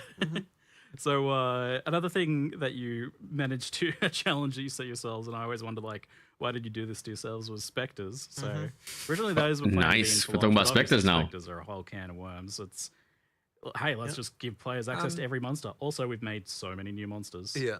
We're talking about all the broken. There's going to be some broken in there, I promise you. And there's going to be some stuff we have to change. I mean, they've done, but I mean, effectively, what the time. I'm going to sift through so many specters on my list and decide which one I want to play around the most with. Pass of this, and Day see one. if there's anything that's going to be a problem, and then adjust numbers. Yeah, but now you've got to account all those support gems on all those monsters. Yes, well, this is an interesting thing, isn't it? The support gems work. The support gems work on them, and like, what the hell is that going to do? Like, it's impossible to completely know. But yeah, like, look, I mean, there's probably definitely some dark secrets lying in what kind of spectre mixed with support gems are going to do. And monsters have skills now. It's not like PoE1 where it's like just a bunch of zombies just doing default attack. It's like everything pretty much has a skill now at this point. So, but the great I mean, they thing have about the it is skills we've in got PoE1 as well. That work again for the beast taming as well. So and of course the difference there is that you also get the mods from the thing that you tamed. So that's going to be auras, ground effects. Yeah, exactly. Spawn death explosions. No, you've got a whole nother ruckus of potential interactions. So we'll see what happens there. We've done nice specific player versions of those things. You go juice on Nessus and just when you tame it. Tame the beast, so that they're not sitting there spamming skills on your hideout and all of that. Good. Yeah, thank goodness. But also, like, there actually are Scarred player in versions of the Perfect monster Warlord, like so that we can balance them if we need to. Yeah. Because some of that stuff would be ridiculous if you had it yourself. So basically, we still have it sort of work. It mostly works the same way, but there will just be numbers tweaked to the player versions, and the same works as well for the what do you call it? The ritual sacrifice. Headhunter, Headhunter and stuff like that. So it's player versions of the monster mods for that. Yeah, this new attention to these things is going to benefit like the pre-existing stuff like Headhunter and that as well. Yeah, that's insane. There's a new. Probably should let people discover it. There's a new unique charm that possesses you with a random Asmeri spirit as well, and so you get the daemons and the stats, and those technically also have player versions too. But actually, not to necessarily make things worse, to make things better, So I because could either get it. monsters are balanced to fight player life and monster life, not in the same universe. So actually what we've done is all the things you steal that are monsters and the monster skills, like the explosions and the summoning bears and all that, we've actually specifically balanced them way up to be more effective against monster. So when you steal them, they're much more powerful actually. Just so they're not just tickling monsters and doing 1% of their life kind of thing. It Hunted was mentioned in the charms. chat, actually, the whole like Asmeri modifiers and things on stuff that wouldn't transfer over with the companion system, surely. No. That would be a little bit too far. Yeah, perhaps, yeah. a bit Same with delirious mods, right? We actually had to, because this is certainly a benefit. Once you have tamed the beast, it is not tradable. And people might immediately be like, oh, so that's sad. Well, the issue is, and as much as you might want some of that, I'm sure you don't want to be carrying around a whole bunch of tame beasts in your inventory all the time. So that every single time you find a good rare, all of a sudden you have to go and... Because the rumor that finding a rare would become a thing. Yes, exactly. It's actually like this annoying, in order to make the most money, I have to be constantly thinking about and carrying around tame beasts. But then we also made it so that as soon as you activate a beast, then no one who comes into the instance after that is allowed to tame it. Can't do any, so you can't TFT it's Oh. like a whole, like there's like a lot of thinking Lol. about that stuff in order to make it so that, It's a sad thing to have lost, but it is like, no, I'm not. Yeah. I'm not signing up for I didn't that. even think about that. Yeah. The like needing for cheat sheets and Yeah, guides exactly, and stuff, right. like, And so you have to be which really beats are careful. worth You have to be some so currency careful. this week. And then the thing is like it's like we design this thing and then think, oh, trading beasts is going to be fun, but then you realize that the horrific reality actually. of what it will turn into. It's like, okay, Oh, well, no. but at least we're thinking about that kind of thing. Exactly. More experience that we have now early. At least you're thinking about Don't it. Been run on into that those road problems. before. Exactly. Yes, we have. Yeah. I just realized that's probably Kitava shirt, is it not? Trading. Yeah. Fantastic. So, talking about some of the other new skills, we had the. But yeah, that'd be so obnoxious if you could trade them, low-key. Quite some time ago, I think. Yes. But you've got it in and working now, and it looks Yes. like it's moving around pretty good. and Yes. It's obviously. But I assume you can trade you've got, Reed Spectre a bit gems more, so you get with knocked off at heavy stun, so monsters you can't already get in away from there. it, so it's for ranged attacks. Yeah. But it does seem like one of those things that it's going to be like everyone's going to use or no one's going to use because it's a clear speed machine. It is a concern. I mean, look, my ideal situation is that you're using it sometimes and not using it other times. Like, if you're using it like during clear, I think it will, like you will definitely want to. But we want to just make sure that we've got like sort of fun things like that, and like it's just a cool fantasy. Like there's stuff like that I just want to get in, and it's like look, if it doesn't work later, if we have to nerf it, I mean, sure, I suppose, but like I want something like that to exist. We believe that it is balanced as much as we can. You sound very convinced. Yeah, yes, it's balanced. Well, as I said earlier, you can probably get builds that get to the point of parrying indefinitely. So you can. That means in theory you can probably get to the point of running a roll indefinitely. Sure, right? sure. Again, enough evasion and enough stagger speaking into and all of that. Yeah. Well, fundamental question actually. Like, what's its move speed based on? Its own move speed? The move speed is just your move speed. Like but it's what you don't get is the penalty for when you attack. Yeah. So it kept the initial concept. But it's funny though, because like even though it doesn't have a move speed bonus, it feels like you're motoring when you're using it, just because of the fact you don't get that downside anymore. Like you feel like you're the fastest thing on the planet. It is when you're doing. Yeah, there are other like more mechanical benefits like. It's considered a companion, which is a kind of subclass of minion that we've added, where you can only have one of each one companion base is a keystone for another, but you can only have one of each type. So like you can have a tame beast and a rower with the keystone. Oh right, yeah. But inherently you can only have one companion. Right, so you can't use a tame beast if you're using the rower. And then there are heaps of passives for like if you have a companion, like companions while they're in your presence and all that kind of stuff. Heaps of that stuff around the bottom of the tree. Yeah, I saw you guys remade the minion damage is player damage node on the tree. It's your companion damage nodes become player damage nodes, and I was like, oh, that looks like I'm gonna take that. Well, so that's the like companion where it's like more the mercenary. So spiritual A type node. Ranger huntress is more like you want your one powerful minion, and benefiting that benefits you, and you benefit it, and there's that like, synergy between you and your companions. So since it is a companion, I like the idea of like balance wise. Maybe it ends up being that you're like map clearing on rollback, and then you get to the boss and you dismount like old school mounted knights who charge in battle and then dismount and fight. Yep. So if it ends up like that, that seems like that would be a pretty cool balance for it. That should be the best way to use it, I believe. Yeah, because then you gain access to your dodge roll for the boss fight where you need it. Yeah. And does the rower then kind of do a bit when you're not on it? It can attack, but I mean, it's not exactly a huge damage source or anything. It's certainly better to stay at ranged. It's not the most durable of birds. For sure. But it acts as a distraction. Maybe there's some support I mean, it's a gems minion, right? Like it attacks with. things and does stuff. Yeah, you can support it with minion supports to make it more durable. So we just can't use it for damage. Yeah. Oh, I mean, there's the one that's like the minion takes 10% of the damage before you do. So sacrificial bird. Yeah, true. Poor little guy. So that sounds. I'm looking forward to playing around with that one then. Speaking of new content, 100 new uniques this time. So how many are you aiming for? Kind of in general, is this about really like filling that roster? Well, out? we want to have every base type have a unique for the purposes of chance. Outside of boss uniques. Outside of boss uniques. So we want every base type to have a unique that you can chance. And so that was the eventual goal. One of the things, of course, that we had that was sort of a problem in early access is that because of the way, because when we were designing uniques, we kind of designed them like in order from base type up, just literally because that's the way that like spreadsheets are arranged. It's like we ended up with all the low level uniques first, kind of before the higher ones, and it was kind of it's like we didn't see that mistake coming. Like it was kind of stupid because we thought we'd get we thought we'd get through them all, right? We were like, okay, we'll get all the uniques, and so we designed them all. It's like, okay, we'll start working on the art, just go down the list. So then we're like, oh crap, now we don't have very many in-game uniques. So this time we're like, okay, we really need to make sure that in-game uniques are a thing. There's way more of them. So the focus really is on making sure there's lots of cool stuff to find, lots of really chase things that you can get. It's not. You discovered the sort order changing in the spreadsheet. Yeah, it does help. But effectively, like you should. This should be a lot better, and like there's lots of cool stuff there. And we're just gonna keep going with that. By the way, like, of course. Yeah. 100 now. I wonder when you chase uniques would exist. Kind of honestly, we never really stopped making uniques. Like, We've seen a few uniques, but I mean, I don't know that anyone has been screaming chase unique. Added to it, so there's a lot there, and there's going to be a lot here eventually as well.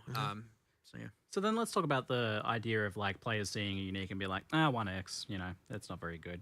What do you guys want uniques to be in Path of Exile 2? Like, how powerful should they be? What should they be aiming to do? And how should they affect the rares in that slot? I mean, there's always a tension because we want rares to still matter. Like, we don't want just your character to be just only full of uniques. So it really is like the role can evolve. So at the start of the game, they're really supposed to be more about that. So the earlier game uniques are supposed to do two things. One of them is when you find them, they should be powerful for a little while. Yeah. But then also they have a some kind of combo thing that you might be able to do with them at end game. But we don't always know exactly what that might be. Like, I mean, we've got sort of ideas, obviously, but it's like we don't necessarily design them to say, okay, this unique definitely has like an in-game build that's going to be actually strong to do with it. And that's because you're kind of putting in things where, later on some other mechanic might come along or something might happen, and then people find an interesting interaction, and that's when the unique kind of comes into its own. And I mean, that's the same as like Magic card design philosophy, that kind of stuff. You just put in like kind of weird stuff and sort of, maybe you find something. But obviously it can mean that like, when people see a new unique, they might they dismiss it. But then one day they might also be paying vast amounts for it if it becomes a meta build. So, but I feel like a game has to have that stuff in it in order to feel like there's lots of interesting ways to experiment, because like, it's like the feeling of being the first person to discover some new interaction is an amazing thing, and then when people see something that like feels smart, and it's like, if we don't have uniques that just take chances and do weird shit, we'll never have that kind of stuff happen. So I never thought that would see the day think about what that the like Custody Shield not even coming out would of be it worth the vines expensive, or this is going to be until really Fisher started, and that she was you worth the knew vines. what you were doing with that Herald unique. I don't remember. It's more of the charm and but that's the thing. Are you aiming for the? Honestly, there's someone said the other day, they were like, a successful unique is one that should be divisive, and I was like, I agree Yeah. for the most part, but not every unique should fill that role. Some should just be clearly, this is powerful, I want it for sure. It is going to be on my build. chase. And others are like, what can I do with this now? And then others are just like, we don't know if anyone's going to do anything with this, throw it in. And sometimes it doesn't get anything happen with it for 3 years. But we don't know that necessarily. It's like, let's just take an experiment and throw it in there and let the players figure that out. Yeah, I feel like you're with a lot of these uniques, you're designing a question. You're just like, I'm going to put something that's a little weird. Maybe someone will figure that out. Well, I think as Rishi called it, it's a puzzle piece, right? Yeah. It's just a piece in the puzzle. You put it there, and maybe someone will complete the puzzle or half of it. Maybe not. And then others where it's just like, yeah, this is powerful. Like, I mean, there are definitely some chase uniques in this. In this Yeah, situation. 100%. Oh, definitely. Yeah. Okay, So okay. on, And it's not going to on reveal it. chase uniques, then we've obviously had some like pretty crazy ones so far. Where do they want to be in terms of like how hard they are to get for players? Because Ingenuity, nerf incoming. So they end up being. it's really tricky. Temporalis, So if there's a probably unique that's broken, I guess getting there's two nerfed. responses, right? One of them is It's definitely make getting it rare nerfed. enough that you only get the brokenness after the point when you're at the point where you're supposed to get that, right? Yeah. Which is to say, like, you know, post pinnacle boss type, You like a win. late level of character Yes. development, right? And then the other response would be nerf the actual unique, and it honestly is a case by case. Like, you know, so I think that like Temporalis, for example, actually got nerfed in both ways. The actual unique was nerfed a little bit, I believe, although I don't believe it's maybe as much as what players might expect. But then also you've got okay, whatever. But also we have made that one rarer. It's still pretty crazy. Oh, in it's the still right crazy sense, for sure, yes. for sure. But the thing is like you want to chase stuff, right? So therefore you don't want to just go nerfing everything into the ground the moment that it's Yeah. good. So therefore that one becoming rarer, I think, was the right answer there, because it was way too common. Yeah. Due to the We had also the issues with like I mean, there were three real issues. One is Darkness at one point bypassed Honor Loss. So all of a sudden a no-hit run. It wasn't a no-hit run. Yeah. You had Guard bypass Honor Loss. So once again, a no-hit run is not a no-hit run. And then there was just like, well, how can anything hit you if you can kill literally everything on your screen in one frame, right? So those three problems. And so as the balance issue of not everything surviving for more than one frame due to a subset of builds, and those other two things go away, it becomes a lot rarer in itself. Yeah. And then it is much harder to acquire, require like very specific and ideally high skill gameplay. And then there's just like, well, it also was just too common, the relic that yielded it. I mean, the expectation was that, because this is a hard challenge, most of the time when people try, they will fail. But the reality is once you get the ability to do it, you just trade for that thing and get it every time. Yeah. So that's kind of meant that the Printing. rarity kind of didn't work like we thought. And, now that should be better in both ways. Again, for the PoE 1 players comparison, like it was far more common than Original Sin. Which was the same role in PoE 1's version of the Sanctum, just to give us some sort of comparison. It's just much easier to actually reliably do it. And it shouldn't have been that much more common. Right. Yeah, gotcha.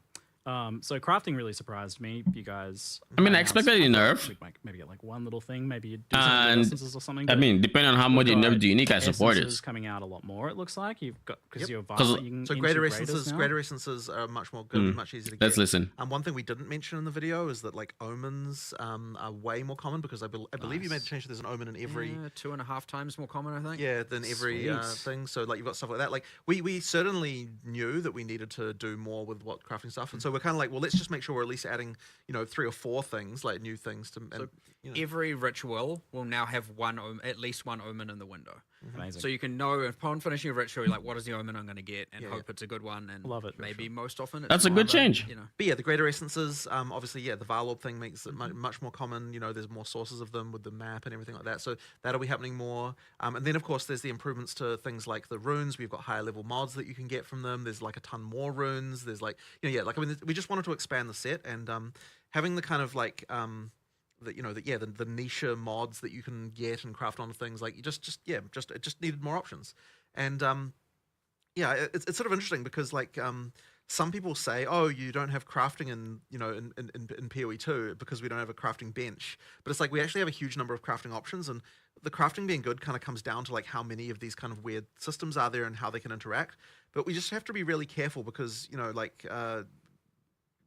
you don't want to get to the point where ground items no longer matter. Like and I think PoE1 kind of basically did get to that point for various reasons, where like people aren't caring about what's on the ground nearly as much. So we still want to make sure with every change we're making that they still use the ground stuff, that you're still excited for things on the ground, and so that's like a really careful balancing act because they do directly contravene each other. Like the better stuff you can craft, the less important the ground stuff is. So you kind of it's a really I've said this multiple times. But, I think that the stuff we've added here will definitely push things in a way where you feel like there's more smart things that you can do to kind of improve your stuff. Yeah, well, I think done right, and what you're doing is making sure that the ground items do matter with each of these crafting systems. So you had that fundamental change where you can't just turn an item back into a white item. Exactly, and that's very important. One of the biggest ones, I think, and that kind of then unlocks the ability to do more. And so the great thing about the socketables as a crafting system is that they don't compromise the ground at all because they don't, they're on top of the stuff that you can get on the ground. So that's very good. But when it comes to the kind of the base mods, we do want to retain, that an item has. We do want to retain, for the most part, the kind of thing of like that part of the item generation is random. It's just that, it's just that on top of that, you get the more deterministic things that you can add in addition to. And then when you do it that way, it works really well. So socketables work really well as a crafting system for that reason. Well, so on that topic, we've had this. Talking to you, is like you're always saying to me that like.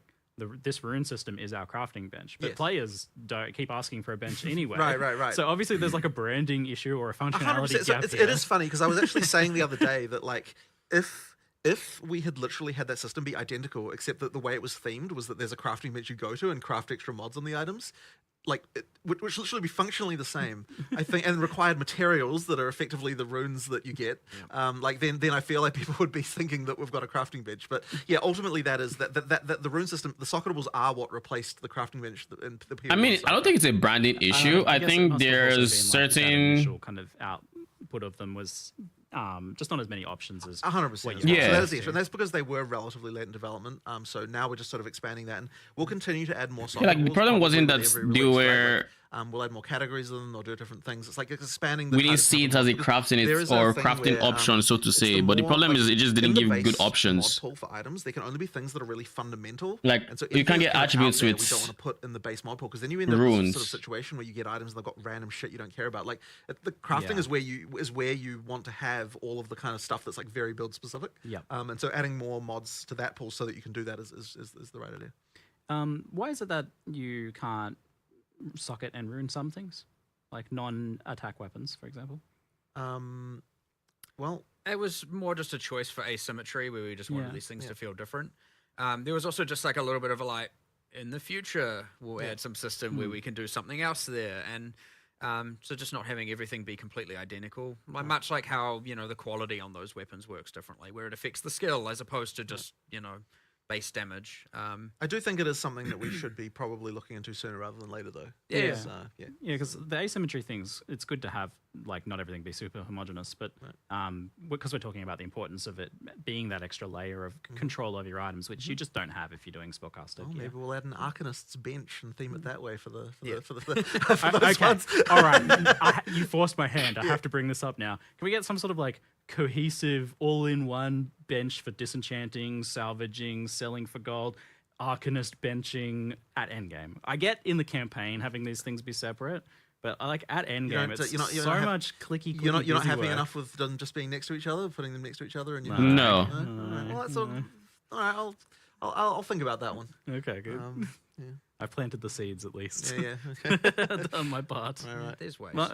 Especially the window for descent for 3 to 1 in that is disgusting. We can't keep doing 3 to 1 each item at a time. I don't want the world to not feel like it makes sense. Absolutely. So, But having it that you can just like you've got your hideout where they're all it would have to be a hideout related thing. Yeah. That makes sense. I mean, people are putting their NPCs within each other's personal space anyway, so Yeah. the law goes out the window at that point. For sure. So we've also got fractured, crafted via an orb. From Enough fractured items as well. How do you quantify rarity like that? They drop from the monsters. I can't remember the exact number, but like I think I was kind of saying like 1 per biome, which is the kind of total blob of cleansed monsters. But then that obviously does get affected by things like pack size and all that on top of that. Yeah. So is that like 5 maps or something? Well, it depends on how many of them you kill as corrupted. Yeah, because so- the ones you didn't Yeah. cleanse while you were getting to the nexus, those are the ones that then become cleansed. So you kind of have to choose, like when you go into a biome, am I going to beeline straight for the nexus and then cleanse everything, or am I going to just fight them all as corrupted to get the rewards from that? So you're kind of choosing one reward or the other based on what you. Which is a cool So you idea. can kind of leave the Nexus for last if you want. Well, Yes, if you from a wanna trade economy try and get more perspective, fractured orbs. there's going to be no, best and it's slot the to other way do, around, where it's right? like, okay, you just go for Nexus fracturing first, orb because then that's cleanses all worth the so maps, much. and then now you can get Or the you most go chance of for, fractured orbs. I don't or know, you can, fight the corrupted for before whatever the orb Nexus if you comes want from the there or rewards that something. The corrupted maps have. And we have for example, the corrupted bosses have their own uniques now. Yeah, so you're gonna want that. There's a bunch of new modifiers and Yeah. how they, so there's like Yeah. random corrupted strongbox kind of things and all of that Clever. stuff. So you, Yeah. you kind of really are like, I'm gonna have a look at the mods. right. I like Are this. I'm gonna there- do this, then this, then this, then the Nexus, and then I'm gonna do the rest cleansed. Does the cleansed boss have its own uniques as well? Not yet. Not yet. Okay. It does have. It guarantees a fractured orb though as well. Oh, okay. Oh, So you can and- get the boss. So and you'll display if you hold Oh, over sure. a map and it says like contains, I can't remember his name. Then you run it and kill it, you will get a fractured orb. So at least you Well, know that's nice. that will drop one. Yeah. So with the fractured orbs being a way of fracturing, that's obviously super powerful for crafting. Are there any fractured items dropping pre-fractured? I quite liked that. I think we went with no in the end. Yeah, we not were going to do currently. it, but then we decided not to. But we might do it later. Yeah, so an extra add-on. Is there a particular reason for it or thought process for that? There just kind of wasn't anything that really fit that exactly. I think At some main point, thing. you'll want some new thing to Yeah, go in probably. that, like this. Yeah, This feels personally, right I there. would What about the rather just cleansed drop monsters? orbs, honestly, and let people choose how they want to use them. I like it from the perspective of dropped items matter. Like when you're yeah, seeing but a rare, they kind and of then you're already like, do. "Ooh." They kind of do here anyway because they do, like because you because use you it. need that Yeah. as the thing of the fraction. makes So it's sense. kind of not necessary. I think. Yeah. There's other little subtle things, like for example, the cleansed monsters within cleansed maps can't drop equipment as a little thing. So they have much higher. Obviously, they're dropping things more like waystones, tablets, currency. They don't get to drop any of the armor or anything. So they're more like currency sources. Is like an interesting Yeah, subtle thing if you want more currency, then Oh, you know. I see. Gonna have a lot more essences, I a lot more see. omens, potentially ability to get fractured. Potential for that to get Recombination abused. With the Fob Gun is right now plotting how he's going to make some broken farm. Yeah. This is yes, recombination's certainly undergone some changes. This is a huge leap forwards compared to 0.1's crafting. For sure. So was it just about that you had to establish that really like humble baseline for crafting so that you could then go crazy with it like this? honestly, I mean, look, on some level, it can just be. I don't know you if I would say they've gone we need crazy an yet. economy to see how things evolve. We just don't want to do too much at once. I mean, although this may seem like quite a lot. I mean, It does, yeah. but the thing is like, but in terms of the initial system, it's like if we'd have had all that at the start, Yeah. I think that we wouldn't have been like, we'll put it this way: it is hard to take the stuff away, so that's why we have to be a little bit careful as we do this. Yeah, I guess you needed to kind of assess the fundamental things like the no scours, the no Yeah, 100%, bolts and stuff like 100%. that as well, because Yeah. then you can have a better idea of how to build off that, which I'm super excited for. Crafting. But of course, and if actual you know crafting. us, like more, there'll be more. There's always going to be more. Oh yeah. so. Oh, you gotta have a new craft for every league, right? That's how it is these days. Oh, yes. I expect a crafting system for every league. Thank Yep, you. something like that. That's somewhat actually our intention. So yeah. I love it. Love it. Perfect. So let's talk about Endgame then, because that had some humble origins as well with the initial implementation of PoE 2's Endgame. Obviously trying some new things, being a bit experimental, not necessarily just wanting to copy PoE 1's Endgame, but how far of your vision was 0.1's Endgame? Was it what you want? I would say that the main problem that we had is there wasn't enough overlapping axes of randomness, as we call them, where effectively you need to have it so that when you go into a map, there's just chances for random shit occurring, and then that random shit like might happen alongside some other random shit, and then now the thing together is like a new scenario. So I mean, effectively, Random like shit squared. yeah, exactly, right. So it's like if you look at what we actually added here in terms of like encounters, if you will, whatever that means to you, like we've added kind of more than 40, probably something approaching 50 encounters, and that's if you count things like each rogue exile is a separate one, and each spirit's a different one, and things like that, right? So those are the things. But the big difference between the ones we had before and the ones we have now is that most of these ones can overlap with other things. So you have a situation where you've got the Asmeri wisp that like happens to infect the unique boss of the area, and then that leads to a combat situation that you haven't had to deal with before, or then like you've got some essence thing that or like, oh crap, that like this other wisp like caused the thing to turn into a boss that then it's just like it's all that stuff combining, or like what happens when this goes with with a unique strongbox, and it's like all that combining stuff, and that's what leads to the situation where you've got an exponential explosion of like possible combat situations, and then sometimes you just run into stuff that you've never seen before because wait until that wisp touches a rogue exile, and now you have to deal with very well because it's got so many of these things that have been added over time, and it's also something that I don't know how to describe the monstrosity you'd be fighting at that point. Did. So what PoE2 lacked was, I think, that. And so that will mean, I think, that the end game is overall just much more engaging. Now, obviously, we're going to be adding more content and, more of the other stuff. But fundamentally, it's like it was specifically more of that type of stuff that we needed to do. And honestly, I don't think we've even got enough yet. Like, we want even more. We'll keep on adding that stuff. But it needed to become a focus. And I think part of the reason is that, when you're... Like when we're first working on the end game, it's like we need to come up with the big ticket items, right? Like what are the the league things and like the maps, and we need to come with all that stuff. And so it's the little detaily kind of things that kind of a little bit require a bit more like time and stuff to work on. Even though they're actually like relatively efficient to make, like we can make a lot of them when we do actually sit down and design them, because they're like making a new strongbox. Like sure, it's like it's work, but it doesn't take like that long, if you know what I mean. But it is. But it is that stuff that really adds all the flavor and kind of interest. So we'll just be continuing to do that through the game. And I mean, even yesterday we were having a conversation about like making it so more of the maps, even just like regular maps, have more interesting just little things that happen in them and stuff like that. Like more like what the campaign has. Love that. So we haven't like got there yet, but like as through early access, we'll definitely be just, drops like, are enabled, right? Of those little Let me just details confirm, everywhere so that you get the interesting things happening. Yeah, so a bit like those exploration mechanics in campaigns. 100%, yeah, could be a exactly. thing That's just we just want to make Yeah, sure there are that we drops, can okay. feel that same way through the end game as well. And with the leagues as well.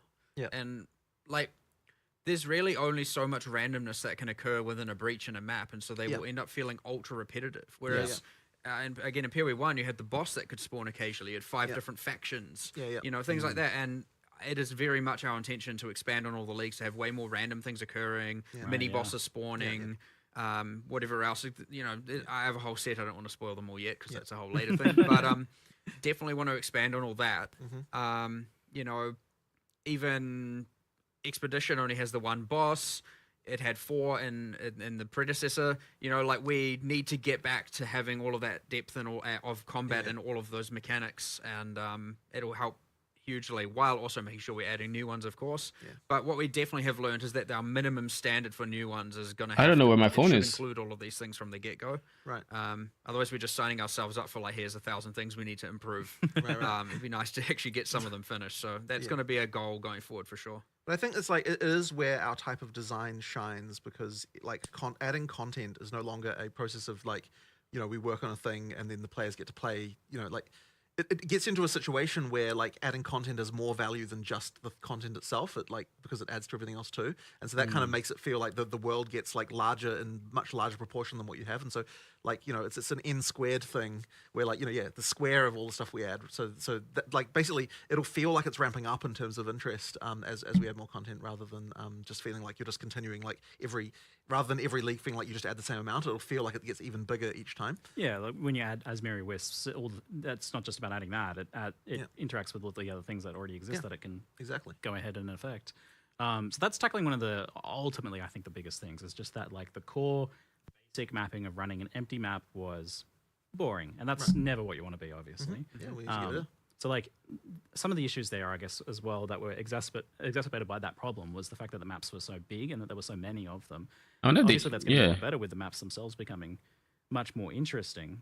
But it seems like this corruption and cleansing mechanic is breaking up and giving you something to progress through as you move. What happens if you fail the nexus for corruption? Does everywhere stay corrupted? On your screen that you're pushing towards, it looks like. Well, we want to try and like honestly, I or don't can even you think we've retry? even tried there yet. Like we really want to make it so that you feel like there's lots of quests, as it were, in endgame, like not necessarily directly in the form of like here is a quest objective, but like that you sort of have this feeling of like there's like different stuff that you're like that you feel like there's a thing, like exactly right. You need to ideally like every time you do one of those, it's like there's another one just on the horizon that you're thinking about. So if we can achieve that, then we'll have succeeded. But it'll need to keep adding stuff, right? Like just more and more things, because obviously you need to have enough just core there to be able to get to the point of it doesn't feel like you're just repeating the same thing over and over again as well. it seemed like this like explorable world map thing that you did for Endgame, it being like looking like a physical actual map, was really wanting us to explore, but that wasn't really much of that. So you kind of well, I mean, ideally we can. It's just about content, really. At that point, you just need to add more and more, and we'll keep on adding more. And this 100% get more. Yeah, and 0-0, I think, goes a long way to improving that for sure. So with the corruption mechanic now, you're going to see some corruption on the map, and you're going to want to go there because it's a system that you can interact with. Exactly. And it's your skill points. yes. Yes. So you're unlocking skill points from that, which means you're unlocking more of the Atlas tree earlier on. Your first Nexus, you have to run at a tier 1 map, and it will drop 2 skill points. It'll give you your first two skill points. Awesome. And then you're like, all right, where's my next Nexus? That's where I'm going for my next 2. And then your next one, and you have to do them 1 tier higher every time. So the second one you got to do at tier 2 to get your skill points and so on and so forth. It's not just grind 10 maps. Yeah, that was. So in theory, you can go 1. So it is very much like drop it tier 15, farm tier 15s if your build can handle it. Then you come back to tier 2 when you hit the Nexus, which means you don't have to stay on like tiers you're lower than. Get as many as you can. If you're like, oh, I can't see any Nexus, I hope it's maybe go to a tower. Nexus at this tier or higher. Which you're doing way less frequently, mind you. Thank goodness. Yes. But yeah, it's a lot more objective driven as opposed to just again random grind and random exploration. There's at least, and you should be seeing a pretty decent chunk of unique maps. I was going to ask, I call them It's unique funny, maps. it's funny because I was pointing out to Matt the other day that the distinction between a unique map and a normal, like there is no distinction anymore. We shouldn't even look at it that way. Like it should be that every map is like unique in some sense. There's not a unique. There's not a system. unique. We do have an icon for it because they are kind of in a different echelon. Yeah. But yes, technically, unique map is a name that's a holdover from PL1. Yeah, because you can use mods with them with Waystones anyway, so it doesn't. There's no actual True. reason for a unique to be any different than a normal map. You can craft it and enhance it. It really just comes down to how rare they are relative to other things, right? So, and how rare are they? How like? I mean, maybe in so hard to terms explain. of player screen. Yeah, I mean, look, as I said, I think how many screens? How many? I had the numbers, I just don't remember them. Well, I mean, as I said, they should be common enough that you feel like there's always some kind of objective you're excited about on the screen, right? Honestly, more common than I was initially comfortable with, and then after trying it, I was like, okay, actually, this is like, this is reasonable. So yeah, I feel like you initially probably want them to be common enough that you're like almost getting tired of those map layouts, so then you're incentivized to add more. The good thing is, by the way, by adding more here, we didn't just keep them the same commonality as the 2 that existed. Yeah, they are just more common. It's not like part of the reason it wasn't as common before is because there was only 2, and that would have just been repetitive and boring. One of the other restrictions is that the Vault of Kamasa was restricted to the Val City biome, so to speak, and that was one of the Citadel biomes. That's like one of the rarest and latest, Yes. So it's like we've not only made that more common within that biome, but a lot of the new ones, in fact, all of the new ones aren't restricted to those city biomes, and thus they are appearing more frequently. And some of them are like, you want deserts because they give you the essence map, or you want the mountain because they can give you this and that, So like, ideally, there's a little bit of just like you see the edge of a desert, and you're like, oh my god, please. Yes. Okay. So that's what I was going to say. This like idea of exploration is like I felt there needed to be something biomes where like you're actually pushing into a biome. I'm fine with that idea. There's that one node that like affected your drops slightly, but obviously that's not much. The one that was the Shattered Lakes, for example, as you can probably imagine, only spawns in the water biome. And so there's a little bit of like, and so does Untainted Paradise. Time to start hunting so does one water. other. So there are actually 3 special maps that can spawn only in the water. So go to the water. And time to hunt water biomes. Icon. Obviously, you kind of have an idea of what biomes. Is it like also something that's pretty visually there's art there, spottable on the map? So the one we looked at with we looked at with the megaliths, which had all the storm and lightning. Well, on the map, it has a bunch of storm and lightning. Cool. So that's awesome. Cute. That's great. So we mentioned the Atlas passive tree, and you're seemingly, I think, you're getting better progression of that. But definitely an issue I had with it personally was that it felt very top heavy, both for the core one and also especially for the league mechanics, where like the league mechanics, you don't get points until you kill the bosses, which to me feels like the end of it for most players. That kind of was the original pitch of that, and I wouldn't say that's really changing here, but there is more we want to do with that, and I think that it could be made better, but 0-0 isn't getting a change there to that side. But in terms of the actual core Atlas, it definitely is. You know, like you're getting that earlier. There's more. It's a bigger tree. There's more stuff.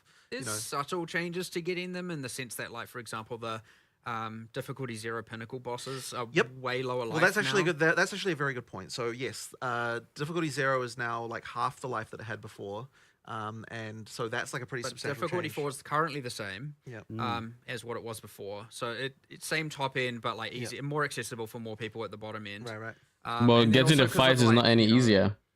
Due to the reliquary key working the way it does, all pinnacle bosses can drop all uniques at all difficulties, except they are like substantially less common at difficulty 0, but you feel way less bad for running them at that point now. Right.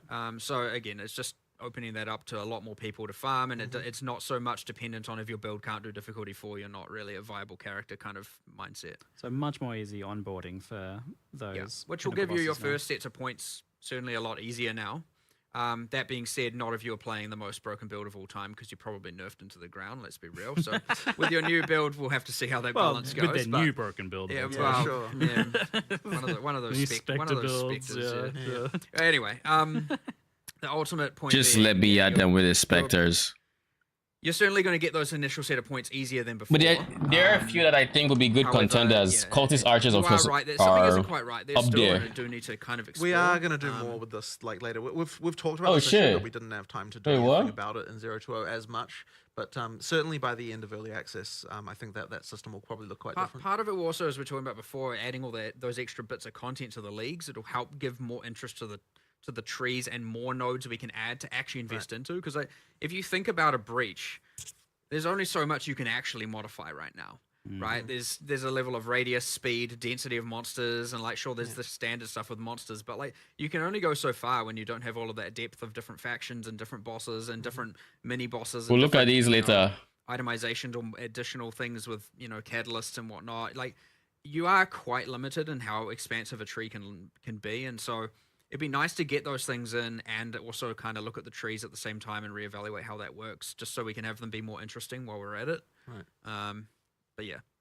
And now with the pinnacle bosses, if you're like halfway through a level, you don't need to. Oh, maybe I'll do that when I get the rest of the level now. Yes, that was a good change. So yeah, as he was saying, as you were saying, you no longer gain experience or lose experience anymore from pinnacles, so you could just feel free to do them anytime. Yeah, I think that's just a straight up upgrade, and I think that it's not like you were playing pinnacle bosses for experience. Just like it's the downside is no personal it's not SST. an issue, really. It also is the nice thing of really just keeping, like, if we add more leagues, for example, and we end up with a Domain of Timeless Conflict problem, where it's just like rotations to max level, like ultra Yes, quick. we don't want that type of content to be the way you now level. we can say maps are the way you level, that is what you're doing. And sure, you might get some sort of unique map rotation here, and maybe not, I don't know, it depends. But hopefully we can avoid that. But either way, like, it's just really you're playing in maps to level, and that's what you're doing. It's and there's not, something that's not nice about itemized that. content, right? At least until we've added Delve. Well, sure. I mean, there will be future parallel in-game systems. Confirmed. Right? I know you want to do something with Delve. Yes.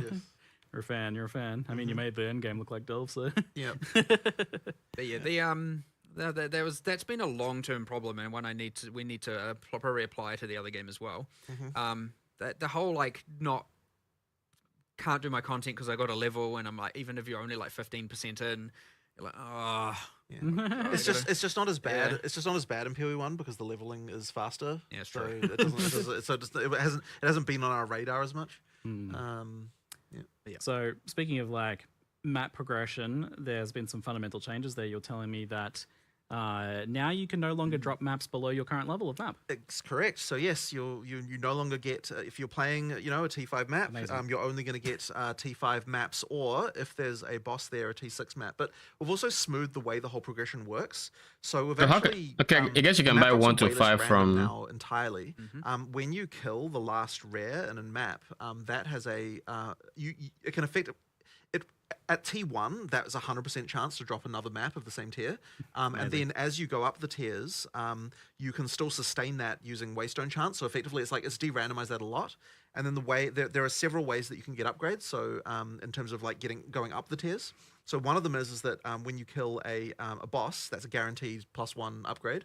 then of course you can still cube them up, 3-to-1 recipe to go up a level, or you can run it corrupted. And if you're running a corrupted map, then because it drops the same tier, that's like a sort of guaranteed. When I say corrupted, I mean the one that Varlob corrupting up plus corrupting up +1. That lets you do the run them the same level as well. So you've kind of got those 3 options, but it's much more intentional now. It's like if you're going up maps, it's like you're deciding, okay, this is a thing I am doing. You don't just kind of have that like it doesn't just happen. So it's kind of supposed to make the jump like. If you're just looking to sustain, you can do that, pretty much guaranteed. And unless you're dying more than the number of times you've got portals, which is obviously the thing now. Now that you can go through portals again, the sustain is going to be a lot easier if you are dying. But then it's like once you've achieved that, it's like okay, you effectively can sustain forever. Like the cases where people just drop off the bottom and have issues should be like way less common. Ultimately, it's way less random, way more deterministic. And ultimately, you can, as long as you are able to do the not die all the time, you will sustain that tier forever. Right.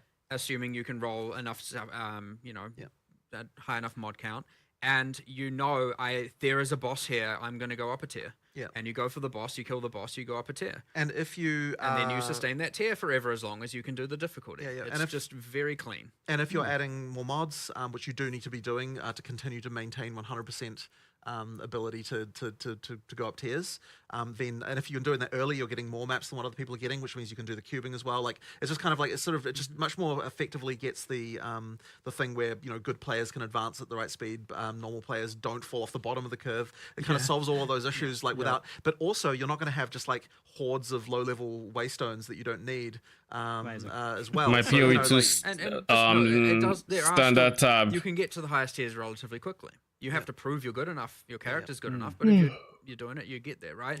It's pretty quick, and you can take it at your own leisure as well, and that's completely fine. So it's not like, oh, we've made it way longer to get to tier 15. Like, none of that is really the case. It's just that before you could luck into getting to tier 15 quickly, with some level of, biasing the luck, of course.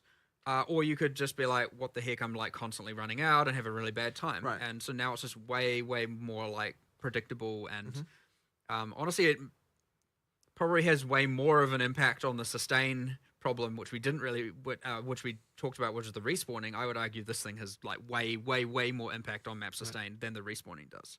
I mean, obviously, if they're paired, then they relate. You need both because if because the guaranteed drop comes from the final rare. So if you were just dying, you would never get it. So the respawning is necessary in order to make it so that that's going to happen for players who and obviously as it gets more difficult, and you get less portals, you start to get to the point where you're going to run into trouble. But if you're a good player, you should be able to get up into the top and sustain very well. Yep.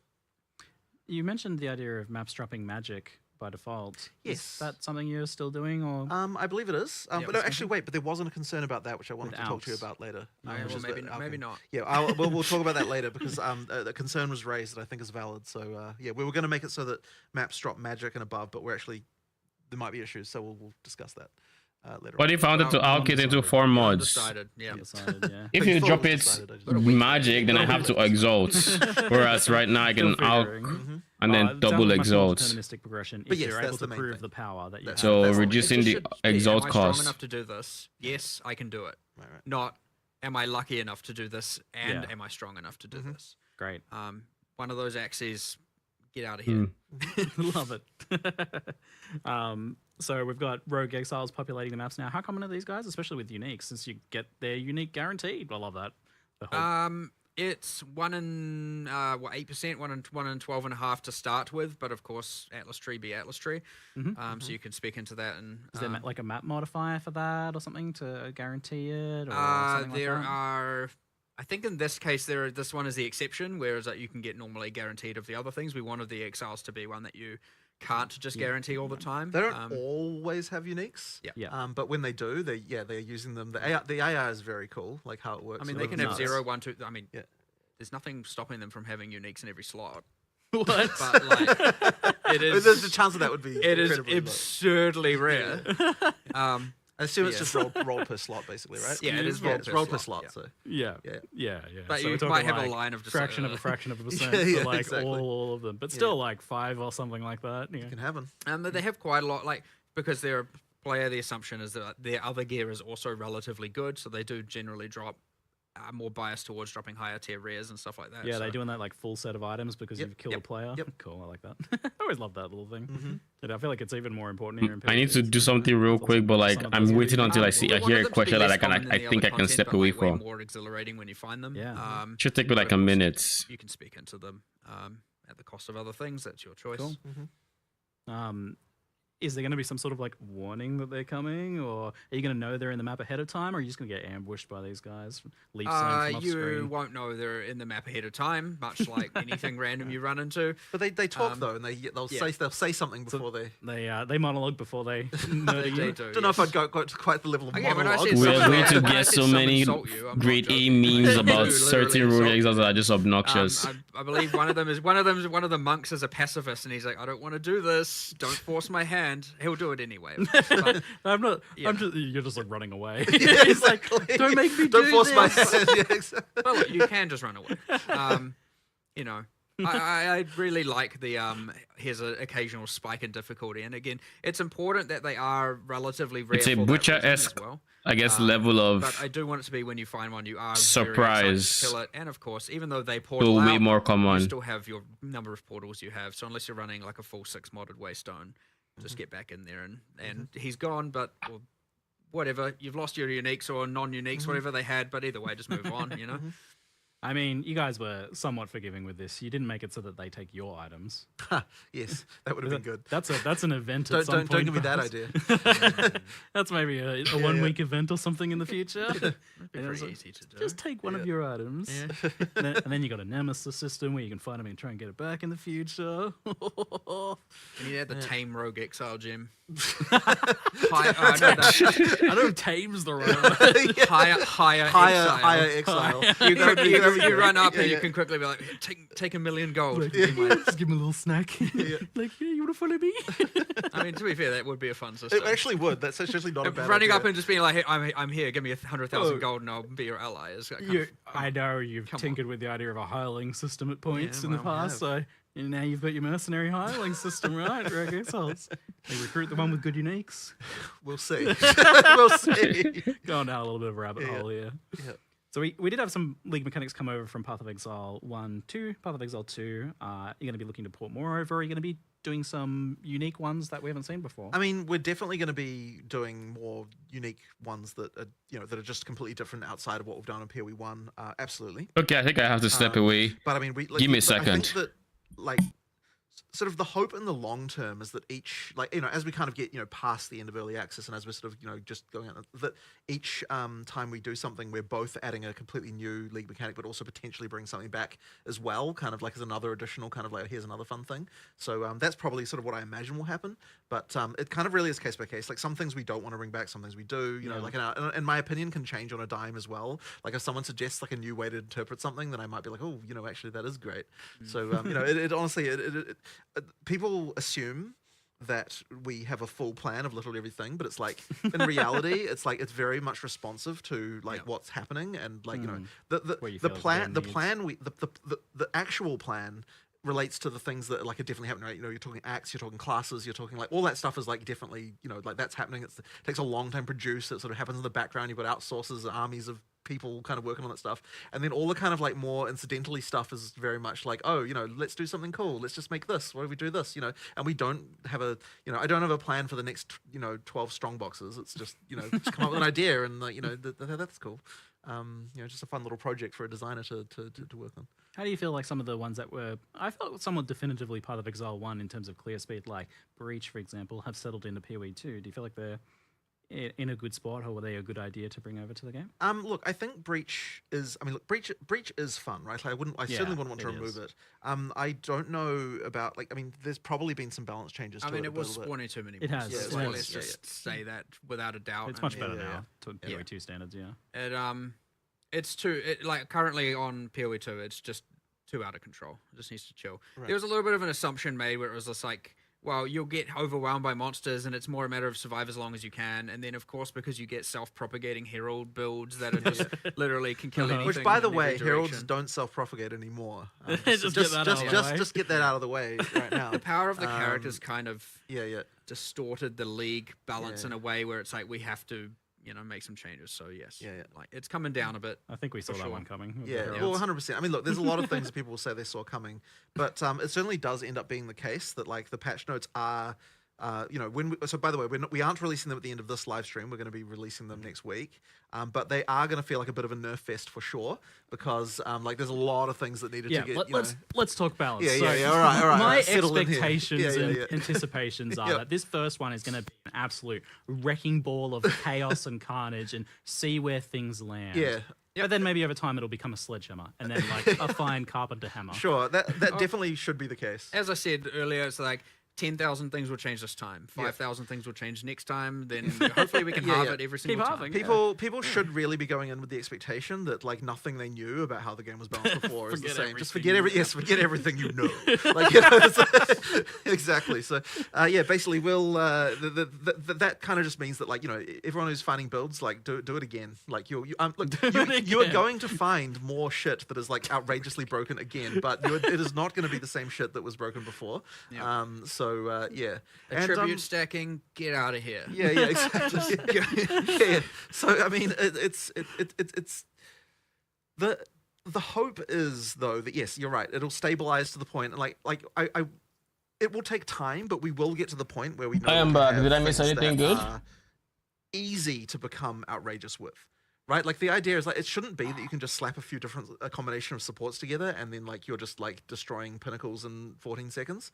Like it should be that. 14's a long time. Yeah, okay, sure. But you mean 14? That sounds like terrible. Builds. Exactly. That's not even on PoE. Yeah, no, but that's what I'm saying is with no items, right? But anyway, so the point is that like the first time you fight a pinnacle, it should be a bit of a fight. But then of course you do get back to the ability after like when like kind of like continuing to expand, like continue to develop your character post pinnacle to the point of being able to annihilate them in seconds. Yeah.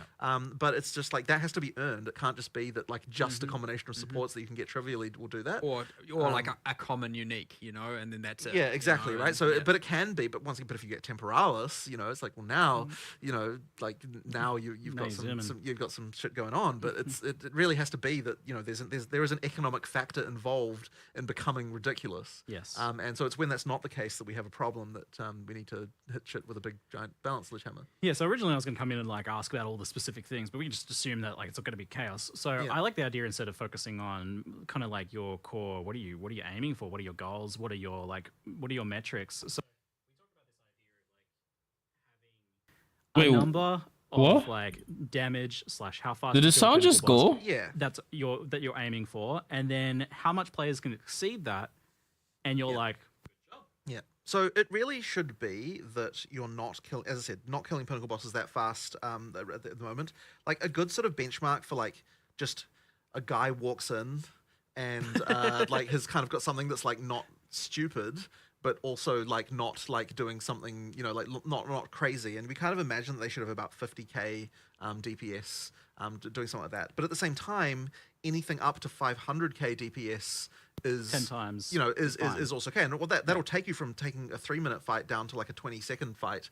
Like, that's your range of like potentially acceptable kind of things going on. But if you're doing above that, then you're in like, we're probably going to nerf you territory at some point. So that's kind of like the thing. Now, it's worth mentioning that like we've lowered like the life of pinnacle bosses to get that to be right and sort of things. Like the difference between a T15 boss and a pinnacle boss was just way too much.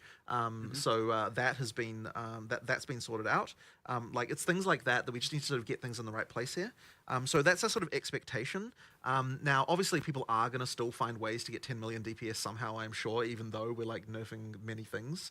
But the thing I think that when we're talking about nerfs and how we want to do, my key thing that I want to try and achieve always is that whenever we're nerfing something, we're only nerfing the thing that was particularly like we're nerfing as little as possible to make it so that the average Joe who works in and just tries to do stuff is not getting affected by it. Yeah. Like it should only be the like ridiculously broken synergy thing that kind of like has some way of dealing with it that's actually affected by this.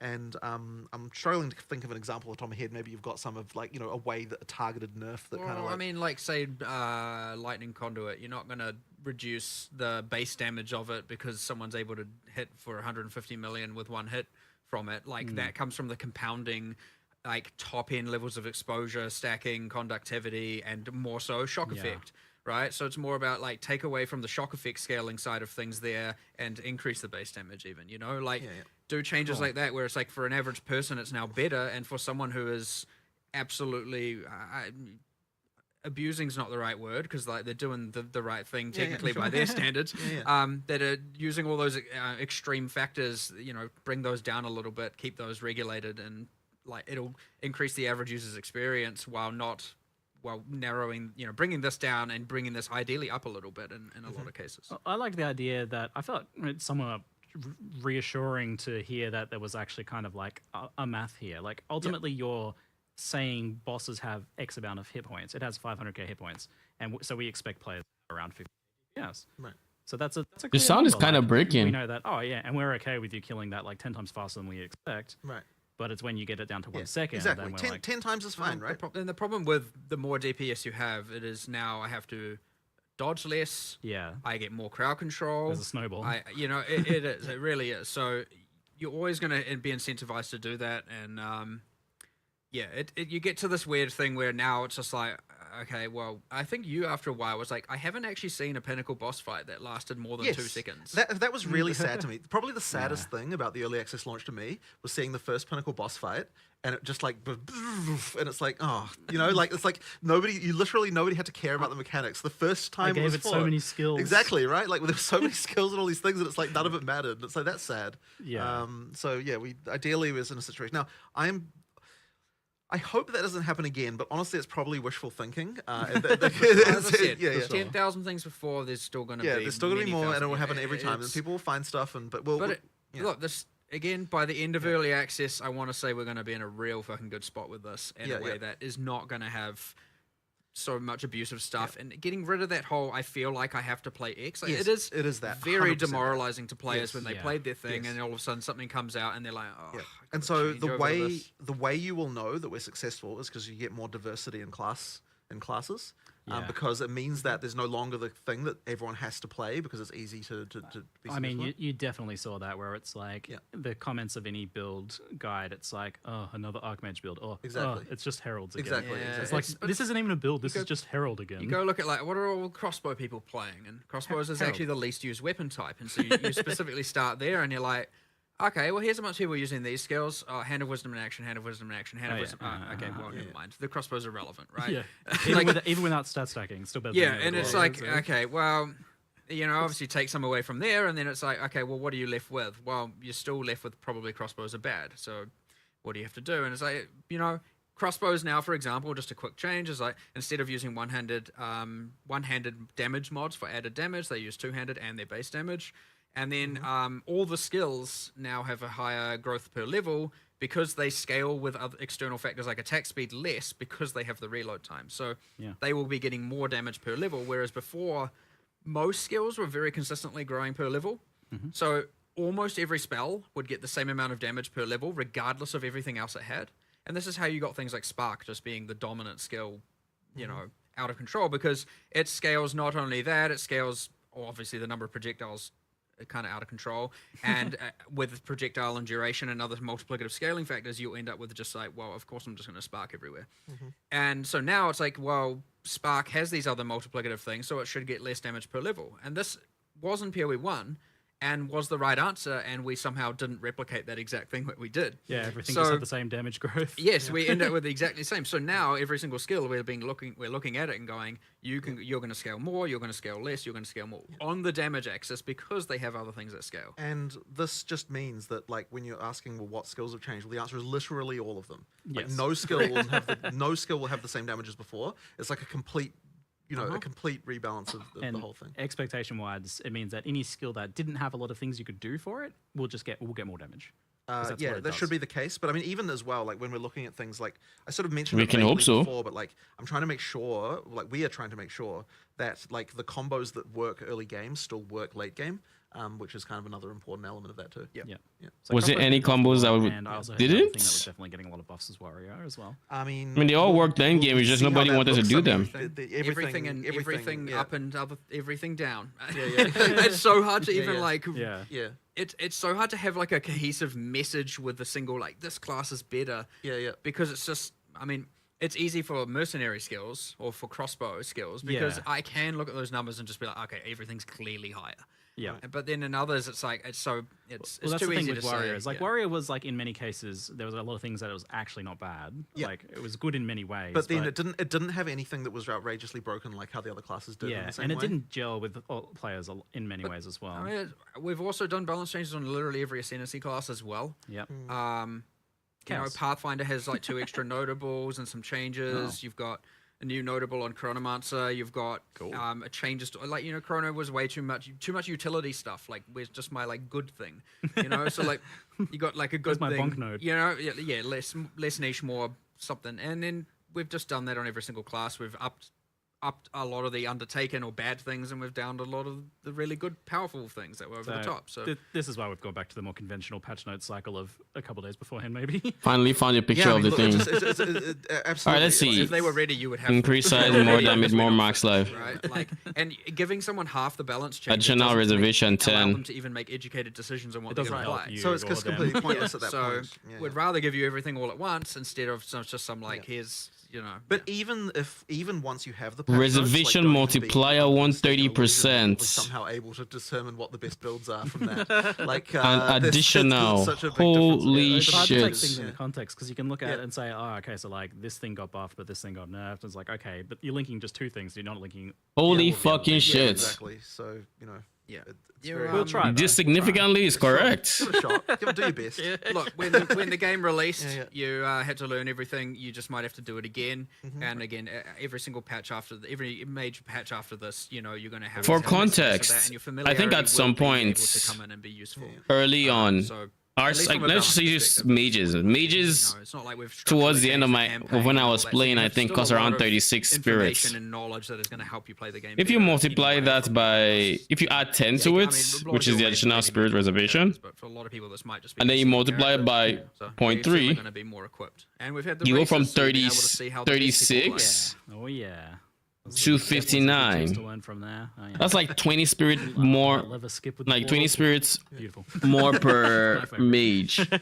On the slightly bigger picture as well. But the more max life is really good and too. armor versus energy shields. Are you happy with kind of where either of those are at, or what do you? And this would be good for the demon energy- dog as well. Energy shield certainly, I mean, primarily due to Grim Feast. Mm-hmm. And like mana stacking being a little bit out of control that's been too strong on more the inside of defense for sure. Expect some pretty drastic changes there. As for armor, well, it's one of those like accuracy kind of things, right? Where it's like or dexterity and like where it's like honestly our next point with that is honestly just to get in a room and just be like, all right, let's pretend it didn't exist and we were coming up with the game from scratch and we're like, okay, we have strength. What would we want the ideal defense to be? And honestly, it might even extend further than that. And really just see, firstly, to make sure we end up, if we don't end up at the same point, make sure we end up as better. Maybe we do end up at the same point and we do just go, okay, here are some other changes that we need to make around physical damage in particular or something like that. But it's one of those things where at this point we just need to like review it from literally back to basics and see where we end up, because it might be something completely different, but like it might also end up being relatively the same, and maybe it was the better answer. But either way, it's worth the Just give discussion us with physical time. resistance. It's That'd be a pain to deal I with wouldn't say though. we're happy with it, and I wouldn't say we're necessarily like all the way unhappy with it, but it's there's something not quite right going on for sure. You're still fundamentally questioning some of these things and willing to go back to the drawing board on them, which is quite interesting. Well, 100%. I mean, this is the time to do it. We drastically changed how evasion works, and I would say it's for the better, and we should be exploring that with everything. And, so we just need to do that process still. That being said, as we make things more like the shield block better, as we buff the ascendancies or nerf them on the Okay, this other is defensive actually arcs. getting on the longer side. I kind of want to Things see like armor patch will become notes. better, but again, it's not quite right. But I don't have enough information to say, where it will look, what it will look like in the future. So. Yeah. Okay. Cool. So let's talk about recovery as well, because that's another big thing. I remember early on ExileCon discussions about the importance of limited recovery in making combat matter, so that you could have situations where you're attritioned or where like the hit that you took matters for the next hit that you take, and just back up. I hope there's also more support for it's pretty good in boss exploding fights, honestly. minions. I feel like recovery is somewhat limited. That still happens a bit, but That is one area where I think enormity would be access to tons of huge. recovery with No pun animals and intended. things like that. It's certainly out of Explode control, minions. and You it's a don't little need bit that of, again, many, partly due to the and fact more that, life, more damage should kill scale speed both and of clear speed these. just was way higher than we had expected and what we balanced around. And because if we were balancing around what people are currently doing with the upper echelons of builds, you'd like, you know, you'd have to have effectively every average player and average build just could be completely. You know, now that I think about it, enormity is literally the name of the T gem for the explode SRS. A lot of the recovery SRS of mechanics, enormity. talking about things like on kill and based on They damage dealt, probably had that in mind it is with a this. get richer problem. And so yes, there are cases that are problematic, and then there are just characters that are too strong. And there's a little bit of both going on. I wouldn't say we've targeted any recovery specifically here, really. Okay. Like, it's not been a main goal. I'm not going to say that there aren't little bits changed here and there, but it's more about, you know, we've really made sure to just... It's kind of hard to say exactly what we've done because, again, this is probably a thing we're going to have to look at next time because there are so many changes that it is hard to even, like, understand how this is going to fit into Once all the of that dust now. clears, you might be able to see how recovery's looking. 100%. Like, we're at the point where we do need a little bit of like, all right, we need another round of testing for this because, Yeah. you know, and again, I'm going to stress it is actually impossible for the amount of changes for us internally to be able to be certain or test all of this. Yeah, but the vision is still that idea of like more stricter recovery or less powerful recovery than what. Well, it shouldn't certainly be like here's one little piece and now it's fully solved, right? Like having heaps of recovery should be something you can achieve, but it should require a decent amount of investment or high tier item itemization, right? Like for sure That's a it good should summary. be possible. It just shouldn't be trivial. Yeah. So, and on that note, then, for like vision, what's your vision of what Path of Exile 2 is supposed to be? Because I think some people are still like unsure about, is it supposed to be just kind of more like Path of Exile 1, a faster game, or is it supposed to be a slower game, a much more different thing? Like, this is a hard thing to communicate, but it's still, it gets asked a lot, and I feel like people are still a bit unsure. It's funny though because like once again it's not, I don't view it as just a pure speed question. It's about like, is the combat engaging and fun? Yeah. And also, are you getting to the point where you never get to engage with bosses? Like if you're never if the first time you fight a boss, you just destroy it without seeing any of its mechanics, then that's a problem. And it doesn't really say anything about the pace of combat. Like if you look at some of the Huntress stuff we've got there, like it's incredibly fast paced when it comes to like dashing around and stuff, but you still have to engage with things, and that's the key element for us. So, you know, like obviously players want to get ridiculously powerful, and we still want to let them get ridiculously powerful. It just has to be earned. It has to be, you know, like after a certain point. And like after you, like once you have finished your character, once you've sort of done everything, then yeah, you should be just like, you know, like crazy and like beyond the point of all reason. It's just that you have to earn it. You have to get there, right? And like that's the power growth thing. That's like, it's really hard to sort of just like smoothen that out across the whole game, but like that's ultimately the goal, right? You have to kind of get to the point of like that. You constantly feel you're getting stronger. You always feel like the next, like, oh, I got this, and now I'm better, and now I'm better, and now I'm better, and you keep on going. And you have to scale that all the way to the end, because the moment that you get to the point where you're just trivializing everything too early, it's like, well, the rest of the game just becomes boring after that point, right? It has to be that, you know, there's the level of that you still have to get. And so kind of based on that earlier discussions about like damage and boss time to kill and things like that, it sounds like the time where you want that to be starting to taper off, like the players can start to cheat that a bit, is after they've done pinnacle bosses. Well, you should feel that way multiple times throughout the game. But then later you still then get to a new level of challenge. I really want to see these patch notes, man. Correctly, it's like you reach a point of feeling like you're a god, and then you're like, oh shit, but there's new god like shit above me that then makes me have to be exactly right. So you have to keep on that train. And it's actually really hard to take you back from feeling like, oh, I'm all powerful, back down to like I'm feeling, you know. And so you have to kind of get that in there as you want that out. Dragon Ball anime arc. Yeah, for sure, right? You know, there's always a new level of Super Saiyan exactly. after the previous one. Exactly, right? That's what you have to be able to do. And so, yeah, it's just smoothly taking you up that power level curve, you know, all the way to the end. Yeah, so I think like when it comes down to things like movement speed when clearing, it's about like if you're able to just ignore everything because you're moving so fast. Yeah, exactly. If you're able to ignore everything, then you obviously you will move really fast. If you're not able to ignore everything, suddenly your clear speed is like not as big of a thing. So long as there are still things that are challenging you, as long as you reach the next tier and like everything's harder again, then you're good. I feel like a point of the difficulty here between the communication of this with you guys and some of the people in the community is that I feel like you're not really looking at it in terms of PoE 1 versus 2. You're just trying to answer that question specifically. Yeah. So it's not really about like it being like PoE 1 or 2. Exactly, right? It's just about making the combat good. It's either the combat is fun or it isn't. Yeah. Yeah. And there's a sort of spectrum of stuff there, but I would say that you want to be able to engage with the boss. You want to be able to fight its mechanics and do its skills, and you want to feel like you can overcome those over time and get better. And you want to engage with monsters, and you want. And yeah, there's probably some people who are like, no, I don't. I want to just press a button and loot drops on the ground, and I don't have to look or do anything. And well, so that's an interesting point. Is there's this let's say the quote unquote mythical average build is are they able to switch their brain off and watch Netflix on a second monitor only if they're doing like maps 3 levels under what they should be doing or something, or should that be able to happen at kind of like once you're at your tier of godhood? Yeah, but I actually want to address that because, like, okay, so I'm watching. Well, okay, right now I'm watching Deep Space Nine, funnily enough, but you know, I'm watching Deep Space Nine as I'm playing, as I'm testing the game, right? It's like you develop a muscle memory, and that muscle memory can include using multiple skills and doing like multiple things, and that's still to me more engaging than just holding down a button, you know? So you're saying this like watching things on the secondary thing isn't about the game being easy; it's just a skill issue. You need to get I wouldn't say that. I'm just saying that your muscle memory can develop from more than just using a single skill. You just, you know, like and we've always sort of said that there's this thing where like, okay, sometimes you pause the show, right? Sometimes that happens because you come to a thing that's this is now I gotta focus. You know, second I love how this Netflix. friggin' watching something on the second screen has become such a I fundamental know part it's just, of the community's just grabbed it and it's become a thing forever. But it's been updated now. Like this is the update.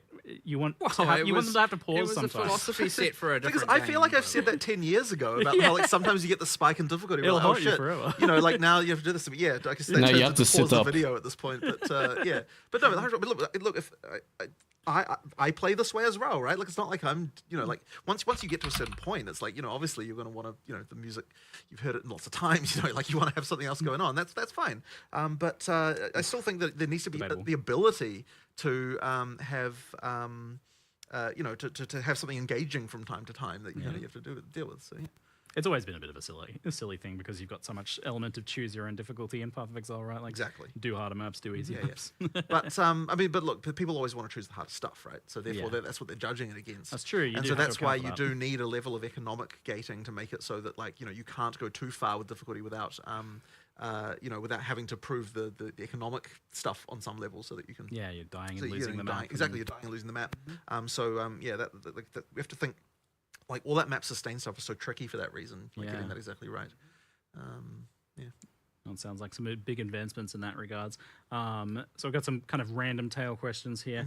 Are you planning in the future on, I don't think it's probably happening this time around, but on changing campaign pacing at all? Like, I feel like some of the zones are probably a bit too large and a bit too empty. I mean, I think this obviously also means we only get in 3 acts, right? There's still a lot more events in campaign that we haven't added yet that still need doing. There's like big lists of, you know, things that we never got time to do, so we'll keep on getting to those. The argument there, which I do believe in, is an area should be able to be large if it has enough interesting things. The frequency of interesting things is high or consistent. I mean, like the size of an area is completely right. Like imagine there were no load screens, you just walked from place to place. Like you wouldn't be thinking about area size exactly. It's just, is the density of interest enough?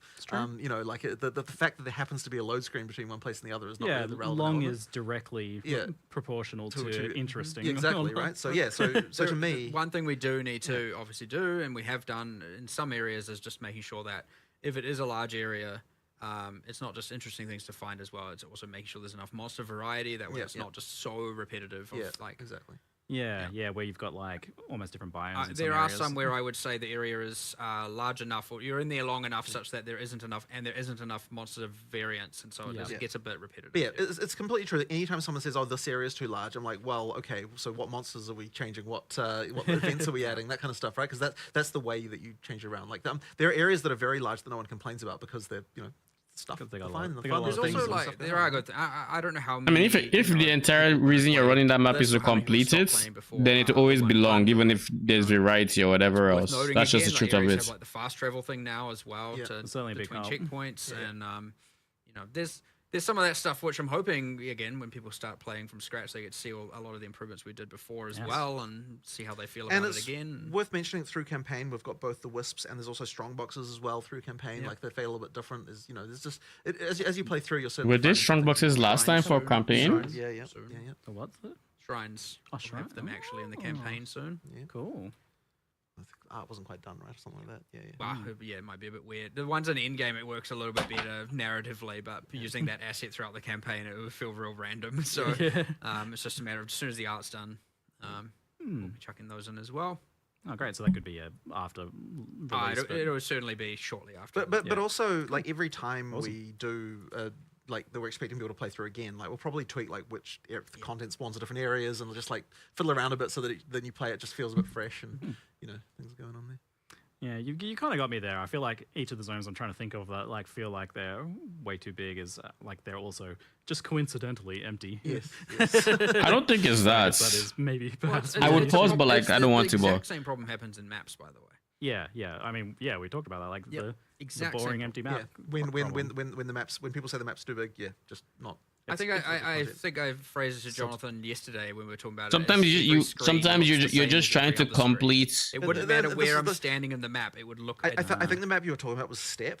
Like we were looking at Step and being like, okay, well, what's actually like? It's a big square. Yeah, and there's nothing going on in it. And even if there was stuff going on, I mean, like it's funny because like it took us a little while to even come to an understanding of like what needed to change there. Because I'm sort of saying like, okay, well, like and this very random. So it's like, do you find the cold plains in D2 as to be a boring area because it's ultimately kind of similar? But the answer is, well, there's buildings sometimes, and you get like, there's just like there's just a little more going on in that way. So like we need to make sure that maps feel that way too. When we're doing them. I don't know, Chief, but we'll see. Pervasive crashes and issues like that. Oh god, yes. Well, I'll tell you what, the entire engine team have basically been entirely focused on that for 3 months, and it's been horrible because. So I mean, it's kind of a long story, and I don't know if I should go into all of it, but ultimately, the issue is that on NVIDIA cards, the remaining issue at least is that on NVIDIA cards, if you're using a driver that's bigger than I think 560 point something, like basically after that point the game crashes, and if you install an older driver than that, it doesn't. If the crash happens in the driver in the GPU.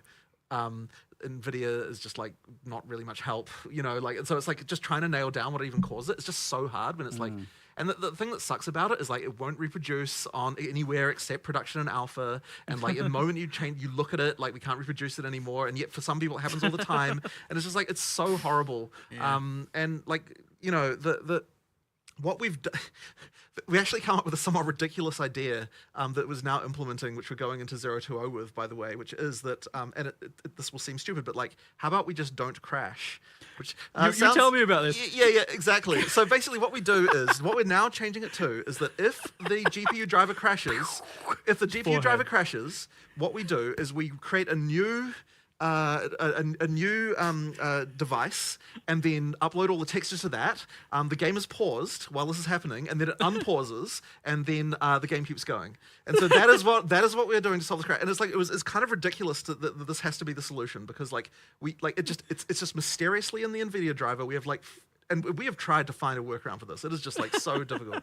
So that in 020 that's what will happen. So while we're here, do the players have a workworkaround? Well, you can install the driver earlier than. Sure. What about the Vulkan? Does that matter? Yes. But no, not entirely. It does still happen in Vulkan, but it's a bit unclear about that particular thing about whether or not that's less. But I figured it might be. No, it is in the driver. But if you install an older driver, it will go away. So all of this time, when people have been saying the classic armchair developer meme, it was like, why don't you just add a bit of code that says if crash equals false? Yeah, well, something like that. Works. Basically do the engineering to allow us to just recreate the entire GPU context, and then there you go, and then don't crash, and that is actually the solution we're now doing with. But the thing is, the other one that sucked though was that stupid, damn full system freeze. Because I'll tell you what, if the entire system freezes, there is just nothing you can do to find out what the hell caused it. Because there's no crash report, there's no logging, there's literally nothing, right? Oof. And it's like that happened. That happened when the Windows November H2 update shipped, and then things just started mysteriously freezing. And my God, that was hard to track down. And you ask Microsoft about it, and they're like, "Oh, we'll look into it," and it's like nothing happens. It's like Jesus Christ, guys. Like it's so annoying. I can feel your frustration. Yes, It's palpable. It's incredibly frustrating because it's like we want nothing better than to fix this shit. So that one was Even fixed. even there GGG was has some issues with sort of Microsoft. implementation that, It's universal I at don't this have any point. understanding of why it causes this to happen, but we tweaked it a bit, and now it doesn't happen anymore. And it's like there's no rational reason why this should cause the operating system to freeze. And it's like there's not even a good answer at the end. There's not even like, oh, here's what was wrong. It's just like this random particular sequence of operations being done causes your entire system to freeze for no reason after this Windows update. And it's like, well, cool. Like what do you do about that? Like it's just terrible. And so yeah, that one sucked. But basically now, I mean, it's funny because we've fixed so many crashes that weren't the crash. So like general stability, apart from that crash, is incredibly like good now. 99% down, maybe probably 99.99%. And it's like we'll the thing is we'll fix a crash and we'll be like, oh, maybe this is the crash, and then it fixes like 2% of crashes, and you're like, well, that wasn't the crash, but at least it looks good to fix, right? Like it's so annoying. I mean, but as I said, we have a workaround. a necessary now evil, I guess. That will basically recreate the graphics device if so you might get a if pause, crashes. and then you'll get a pause for 3 seconds, and then like roughly depending on the hardware, and then it will continue, and the game will pause at the. I obviously just make it clear we don't want it to remain like that. Obviously, yes. Obviously, we'll still try and fix it, but at least it means you're not crashing. And you're certainly not freezing anymore. That's sorted out. And then, we found another one recently, which was like, okay, so this is another stupid one, right? Like, so anyway, so there's that whole like Intel CPU issue, like on 13th and 14th generation Intel CPUs, where like there's some freaking voltage regulation problem that causes CPUs to break in a certain way. And if that happens, then like the thing that will break is that like the decompressor will like it'll decompress something and like one bit of it will be wrong. Like literally one bit in there, and then it fails like a hash check, and then that just causes the game to crash. And so the fix, like it's like things like that will happen as well. Like you've got stuff like that, and it's like, well, once again, it's like it is our problem. We have to fix it because it's affecting real users. But like the solution to stuff like that, is just so annoying to find. And so yeah. Anyway. It sounds like you've improved a lot of the unrelated crashes. Yeah. And you've come up with. I don't know about you, but hopefully. I mean, that sounds like a massive improvement. But I also just think your obvious frustration. I'm enjoying is very validating for this people who section for some reason. Exactly. I don't fully know why. What's annoying about it but is like, that, all these the engine team who are spending. I find this entertaining for some reason. Able to spend time working on performance issues, which is something else that we need to be obviously improving over time. Maybe just seeing the little things but like not nearly the number we would have had if we had. You typically don't associate with being problems. Like working on performance improvements. So, and hearing about how that's been the most frustrating thing. how they 100%. I guess engage with it. When they're kind of entertaining. Some decent ones though. We have. We got some pretty good. Or maybe I'm just weird. Resolved. Yeah, I mean, there was that ice one that was or really both. bad, and, there was things like that. So like the worst offenders we're certainly fixing, but and like I have no doubt by the time we get each time we do a new release, it'll be even better. Yep. But and by the time we get a full release, I'm sure it'll be like very good. And I mean, speaking of, I know it's like tangential sort of as well. Obviously, we had a lot of woes around the release, but we've done a whole lot of back-end engineering work to make it. Yes. So the launch should go smoother as far as like all it was pretty good. Stuff. It was. It still was 5 hours of not good. Yeah, but 5 hours compared no. to This time. days. I mean, look, I'm standard. I'm tempting fate here, but like we've made significant improvements to the ability for the realm to handle stuff. So 5 minutes this time. Well, I mean, we'll see, right? You never know what's going to go You wrong. always But sometimes it should be get much caught better. out by something random. So it should be much better this time. Yeah. I hope you get enough players to stress your theory. That's always a good thing to aim for. We'll just run up with a couple of the random kind of chat questions before we finish up today. Any possibility of Ascendancy respecs? Is that something you've considered, especially with all the changes going on? We're sort of not in love with it. It's just one of those things where like I feel like it's key to the identity of the character, and like respecing like the journey of the character like it does get pretty significantly compromised if you allow for that. But I know Mark is especially strongly feeling about it. I mean, the answer is going to be the exact same as last time, which is like, I don't know exactly, or I don't know how to articulate exactly why I feel so strongly about this, and so do a lot of the team members. Of like, again, it's just that your choices should matter, and it's obviously something that I was okay with in PoE 1, and so there is probably a world where I will be okay, but there's got to be some level of work involved to achieve it that isn't to just pay a little bit of gold and then you're done or whatever. Like, I want to find a way to do it if we're going to do it in a way that is like grounded That's and interesting idea. and difficult to well, not I wouldn't say difficult, but like requires some actual work to do. So that would be the compromise I'd certainly be willing to explore, which I have been thinking about recently because I know every single time we come to an expansion it's going to come up. So the trial of respecting or something. Yeah, there'll be something where your character has to undergo some sort of challenge or something to do it. And I know you could argue, well, doing the trial is that, and you're not entirely wrong, but something a bit more. Sacrifice a few animals, so a few thousand enemies. I'm sure we'll have a conclusive decision, or at least a level of articulation, one way or the other, by the end of early access. But for now, I'll ask you then. Yeah, it's just going to take me a bit more time to figure out what I want to do there. Is dynamic switching between keyboard and mouse and controller coming at all? It's not in 020, but it will be coming. It's on its way. Yes, so Work- and being worked I'm on. really hoping by 030, we should be able to get that. That is a very key feature.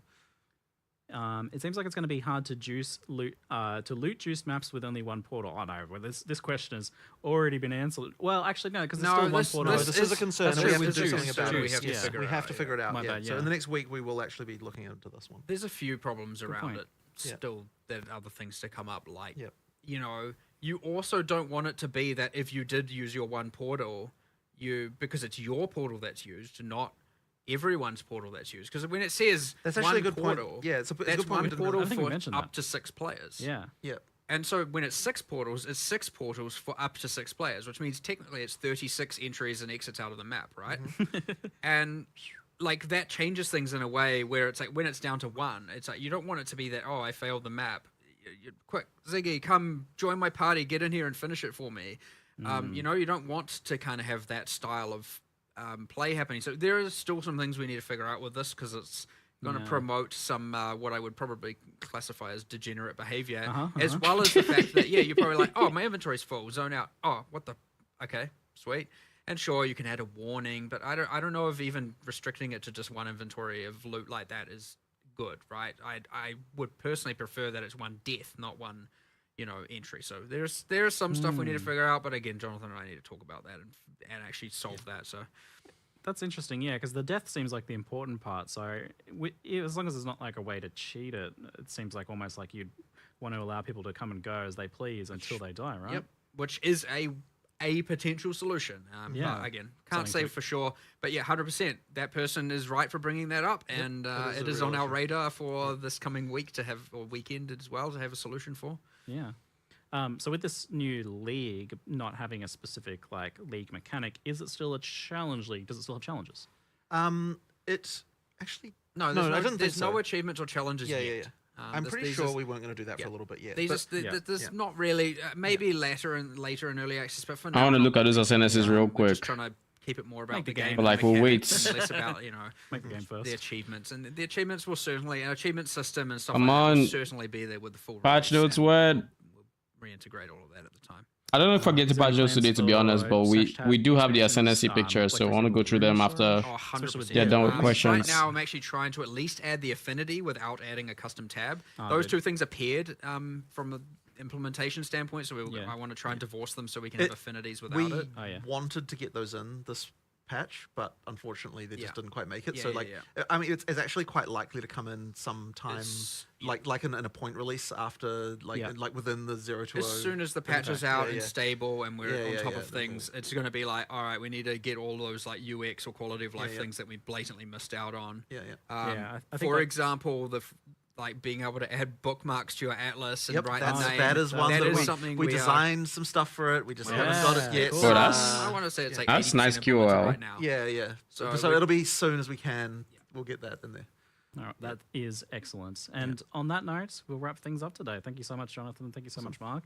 Thank you very much for coming. Patch notes Thank when? everyone Love for it. Thanks for watching. having me here. Great time. Thank you very much, everyone. And What the fuck happened to Wisp Scarabs? Was 35 last night, now 70. I have no idea. Maybe someone came up with some strategy that now uses Wisp Scarabs and that made it blow up in price. That's like the only thing that's the only reason anything like that ever happens. Okay, we can turn down the volume a bit so y'all can hear me a bit better. Are we gonna see patch notes today?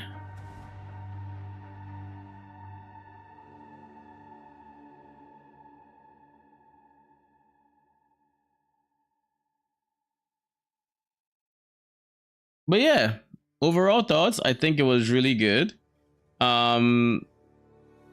I like the changes. They're, in my opinion, steps in the right direction. I don't know if if that fixes all the problems I had with the end game, but we'll see how it ends up playing out. I'm willing to give it a shot. So, and now we're going to be looking at all the ascendancies that were, well, the non-huntress ascendancies at least. It's like double.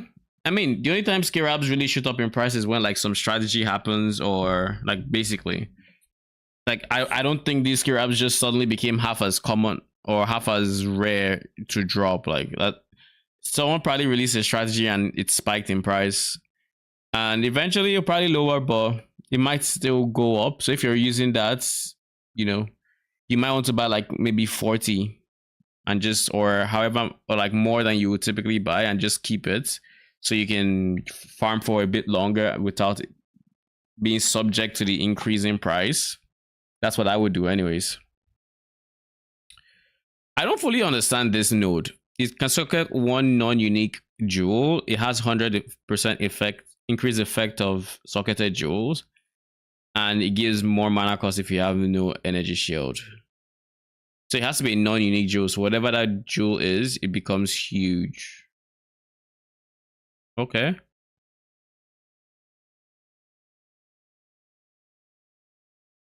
So it effectively acts like 2 jewel sockets instead of 1.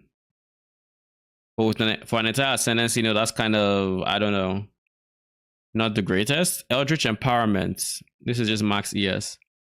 All these nodes are max ES, I think. ES if you've consumed power charge recently, mana, it doesn't matter as much. Let's start with the big ones. Eldritch Empowerment. Non-channeling spells cost an additional % of max ES. Non-channeling spells deal more damage. Spending ES does not interrupt recharge. So we have... Can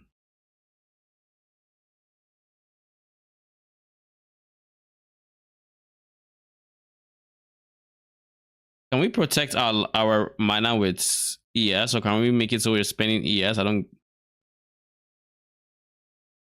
not sure. Let me see. POB2, did they have... Because I'm pretty sure with POB2, we had EB, which was mana to...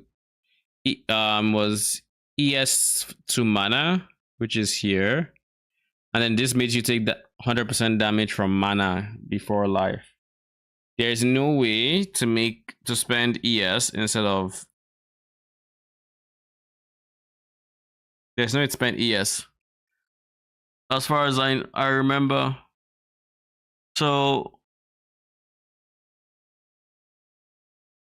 I don't know how you're supposed to spend ES. I have zero idea, but let's see.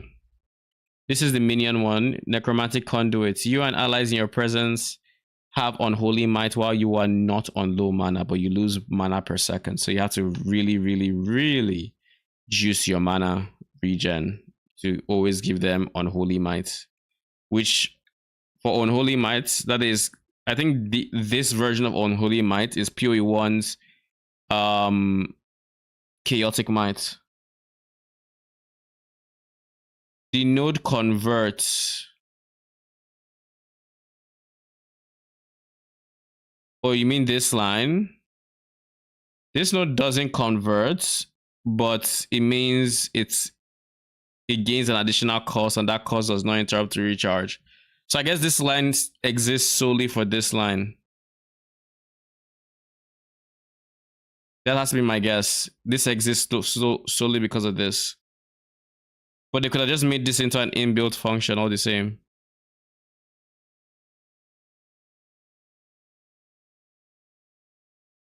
For me, it just reads weird. Instead of that being an inbuilt function, they have it as a separate line.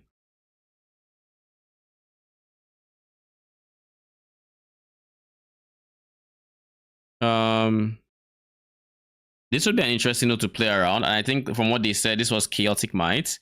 So let me try to pull up the YouTube video so I can take this back and potentially show different things. Path of Exile.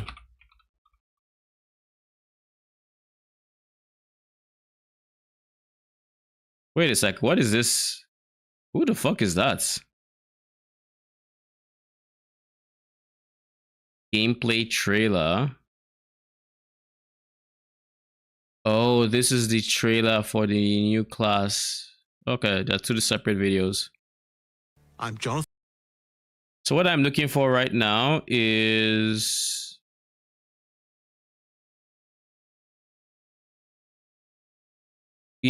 when we talked about the Lich. We're introducing the Lich Ascension class. The Lich is a master of chaos and curses and could sacrifice her life to enhance her energy shield. The Crystalline Phylactery skill allows you to nominate a jewel in which to contain part of your...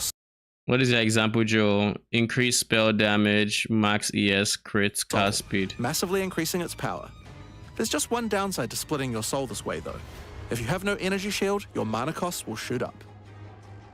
The Necromantic Conduit skill causes you and allies in your presence to have unholy might. Extra damage as chaos, which means that is PoE1's equivalent of chaotic might or old unholy might. So Headhunter Spectres.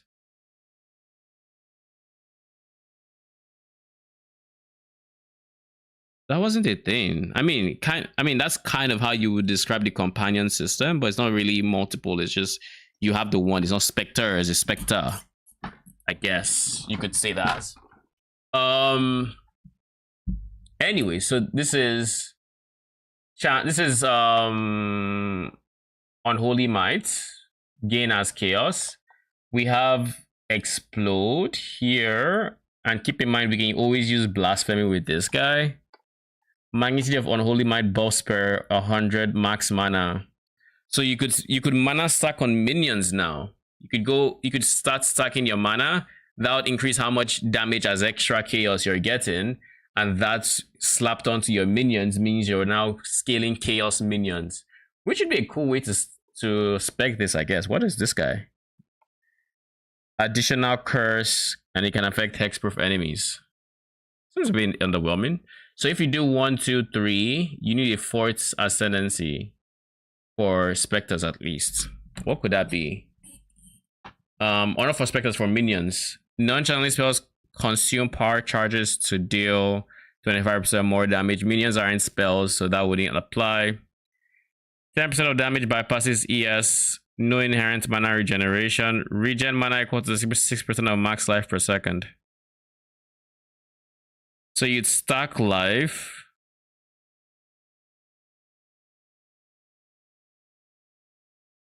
Oh my god. Oh my fucking god. Do y'all know what this node is? This node is effectively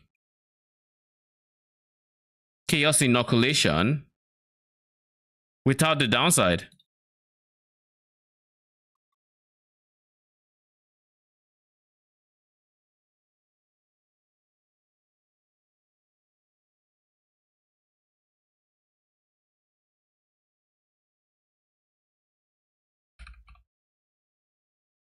This is CI but better.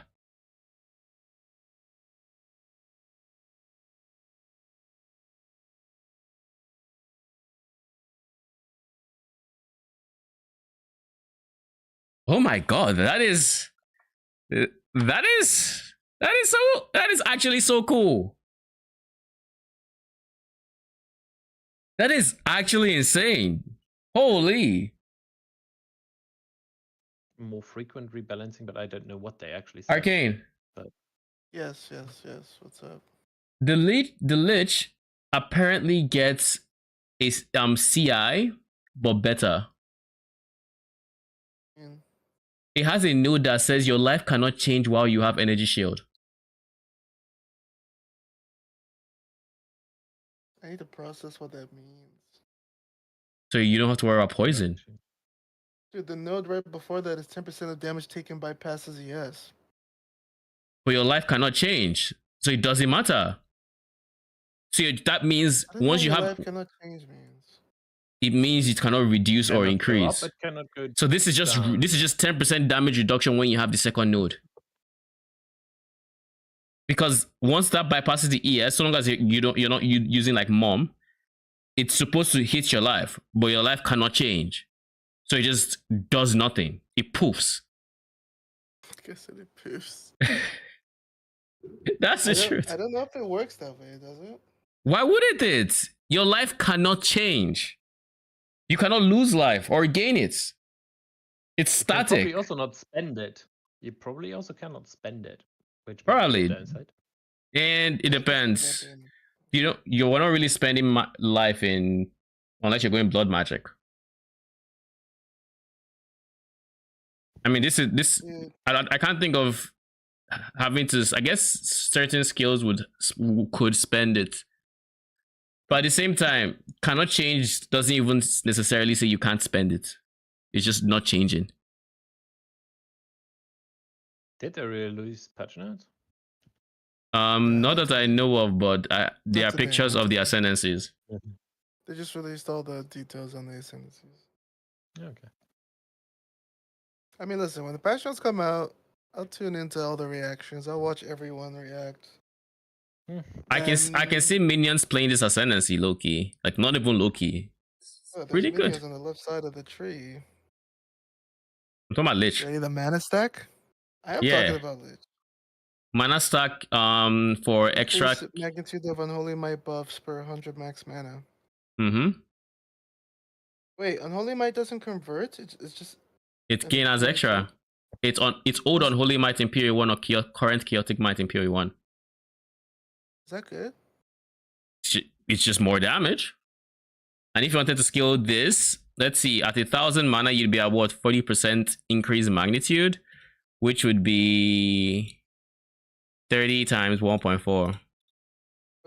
That'd be 42% gain as extra chaos at 1,000 mana. Just be aware, extra is much worse in PoE 2 than in PoE 1. Because it doesn't follow an order. It just happens all at the same time. It is just. It's like it's worse in that you can't convert it, right? But like, if you're just scaling the extra, it's just good. You can't convert extra. Yeah, exactly. Like also, like you cannot. But you ain't converting minion damage anyways. Yeah, I guess for minions it doesn't really matter. But the thing is, like, like you ain't converting it anyways. So it's like it's just a win. Surely Spark was untouched, right? I can log in Spark. Really? So wait, so you'd go Unholy Might, which is gain as extra. You go Chaos Infusion, which is PoE 2 wiki. Spark was definitely nerfed, just so you know. They talked about it a bit at some point. So it was. They talked about how in PoE 1 they made the damage scale with like scaled down with levels or something like that, or something. That's what they're doing. They're probably doing that to multiple gems. So they want to do that on PoE 2. But did they touch lightning warp conduits? Conduit? Because they should have touched that, right? They did? They didn't show how. I don't remember how they touched it, but they mentioned it. This guy's just not selling the KB, man. Fuck. Chaos Infusion. Yeah, wait. I wonder how this interacts. Do any of you know? Does gain as extra happen before like less damage? Because I'm thinking of how it would interact with Chaos Infusion, because Chaos Infusion has 50% less non-chaos damage. So would that reduce the initial damage that you gain as? I don't think it would, because the whole point of this gem is gain as extra. So I assume it's going to gain the base damage before it reduces the other, because it just says deal.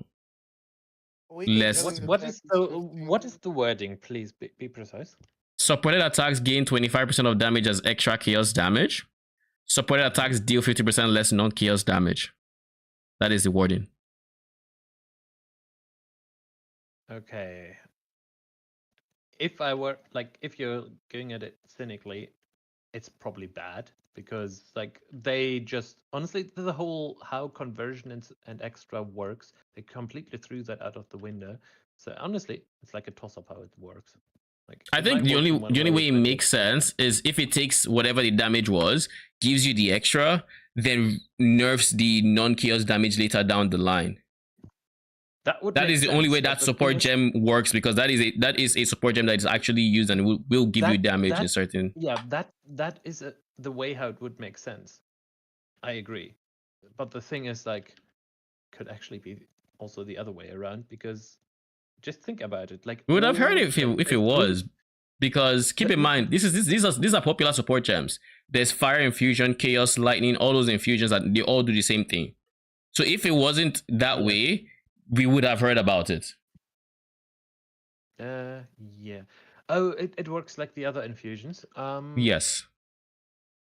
Yeah, I think.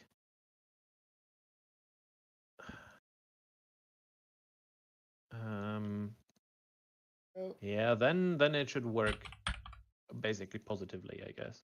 Yeah. But yeah. But we can Ellie's 15.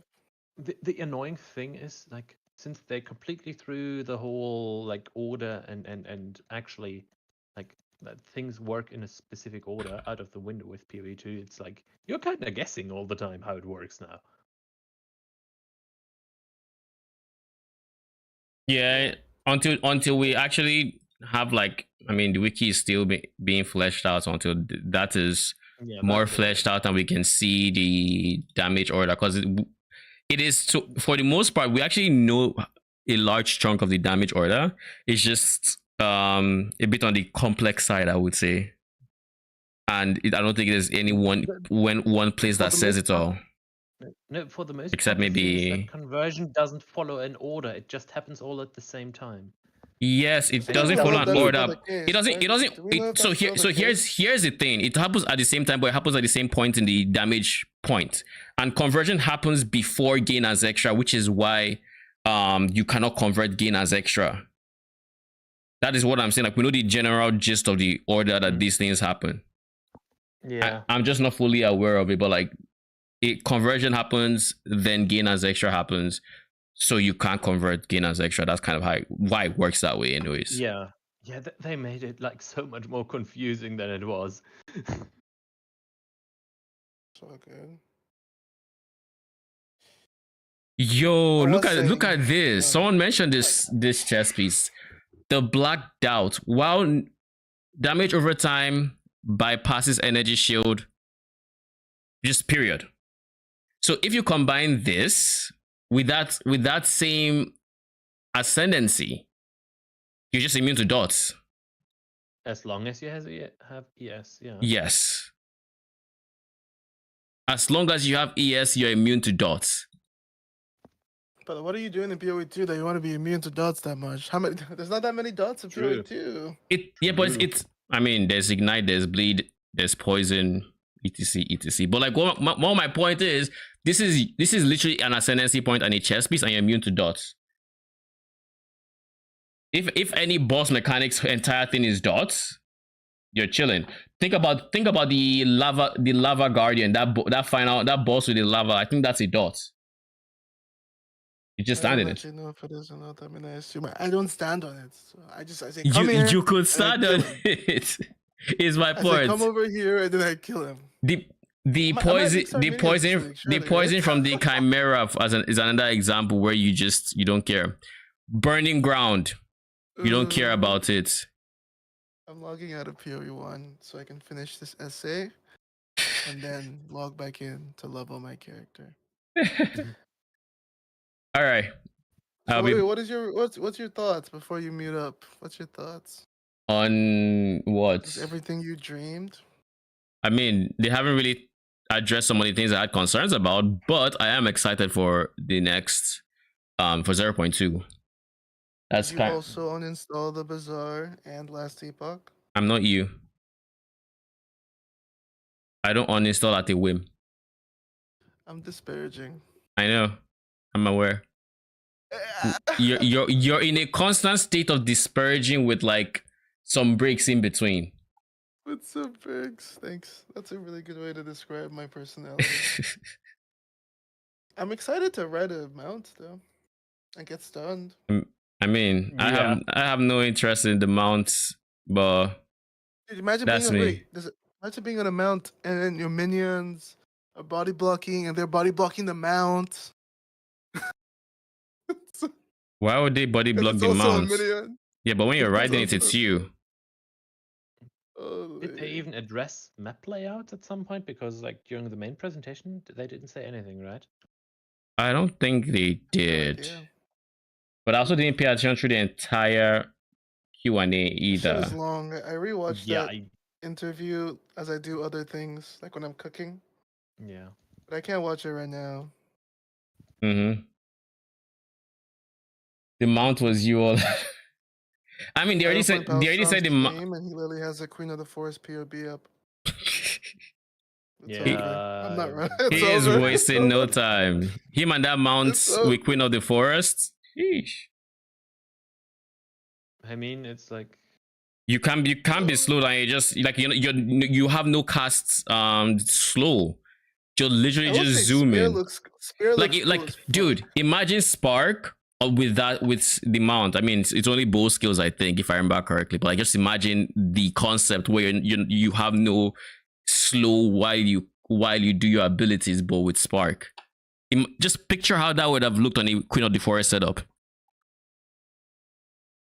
But now replace Spark with like a bow skill, poison arrows, or gas arrows, or daylight use cover ascendancy notable. who? It's on the mercenary thing. I haven't looked the through one all the that says- ascendancies. I'm still just on Lich. I decided Can I to just check tell them you what it after. says? Sure. It says it's a 4-line. Are you guys ready? Defend with 200% of Oh, armor. still light use cover. if they didn't change the armor formula, it's still a bad joke. Enemies have have an accuracy penalty against you based on distance. okay. Maximum evade chance is 50. Maximum physical damage reduction is 50. Isn't that insane? So bad. Is it? Yes. We have no. What do you get 50 PDR in the game right now? 50 PDR is insane. Yeah, but the thing is, it's so easy to get more than 50% evasion. So here's the thing. You're missing, Roshan. It's actually better than you think. You're missing line 2. Enemies have an accuracy penalty based on distance, which means your evade chance is 50, but they have a higher chance of missing simply because they are further away from you. Now, up close, it's a whole lot worse. But when they are further away, you would have an effective evade chance more than that. Do you pick this and you play melee? No, you pick this when you want to stay at a distance. No, I think I want to play melee with it because I think you go ballistas with this or something. Yeah, I was kind of sad we didn't get that minion commander thing. With minion commander. The one that was in the data mined. Like the actual other minions. We don't know. Maybe it's skill gem, but like if I feel like if they were to release it, they would have teased it. Yeah, it would have been part of the ascendancy, right? No, I don't think so. I wouldn't want it to be an ascendancy is the thing. I wouldn't want it to be an ascendancy so I can use your multiple classes. So there is that. But I think if they were doing something that's like AG-esque in terms of scope, they would tell us. They would tease it. So I don't think it's making it for 0.2.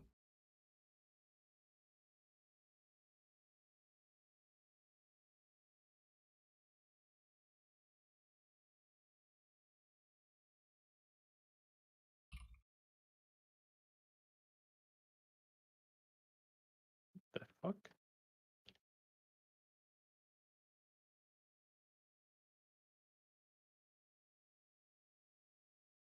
Also, I didn't know if you saw. Okay, you probably didn't see. But the blacksmith ascendancy has the chieftain notable for gearing. Yeah. Modifier to fire resist applies to cold and lightning at 50. Oh, okay. but also modifies some maximum fire applied to maximum cold and lightning. I don't. Are you talking to me? Just saying in general that the Which blacksmith ascendancy? node he has the chieftain fire res applying to other things at 50%. I haven't got into him, so Well, there's nothing but disparage waiting in his thing, so take your time. I have them in the order Lich. I think the next one is the weaponsmith or whatever his name is, and then there's the mercenary guy.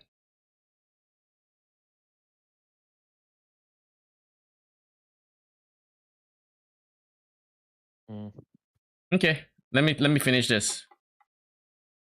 Fine. Thank you. All right, so now that we've gone over why this node is insane, let's look at other things. This just might be honestly, this would be insane for any skill that has. Oh my god, PoE 2 DB. Let's just confirm something real quick. Cultist Archer. This is going to be, I think, the obvious winner here. He has this guy, which is physical damage, but converts 100% to chaos. So when, he converts, so he has nothing to gain as extra. All right. This one, on the other hand, has converts 60% physical to chaos, which means gain as extra would then give you somebody. Okay, so I think the best winners when it comes to gain as extras will be something that has innate gain as extra already. Now we've talked about chaos infusion. With chaos infusion, this means that we're best off with an attack spectre or minion, right? This means cultist archer, as an example, with its attacks, bow user, is really good. But there is one guy I remember writing the name of. Let me find my chat with myself, because that's why I wrote my different list of like specters. There is one guy in particular who is a Doriani. Where are you?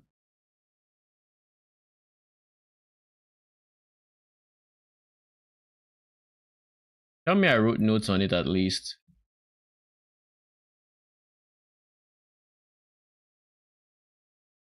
Archer Transcendent, I think that's the guy.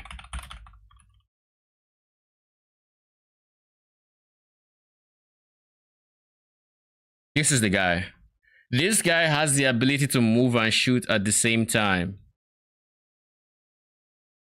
Now, he converts 40% phase to lightning, but it all doesn't matter, and fires 5 additional projectiles. I don't remember this, but I took note of it regardless. Anyways, the reason this would be big is it doesn't matter if it converts phase to lightning or whatever, it's just gain as extra. So all the physical and lightning, you will get that as extra chaos. And if you go chaos infusion, that's 25%. If you go in my playthrough, 3000 mana was very common in the end game. So if you go 3000 mana, where is the lich? 3000 mana would give you, how much per was it again? 1000 would be 40, so this would be 120.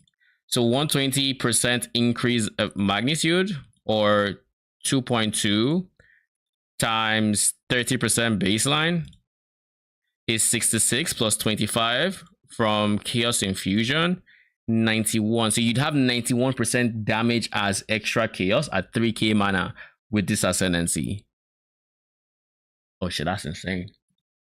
Especially with how big those base numbers tend to get with like minions, at least with like, let's say, frost mages or storm mages.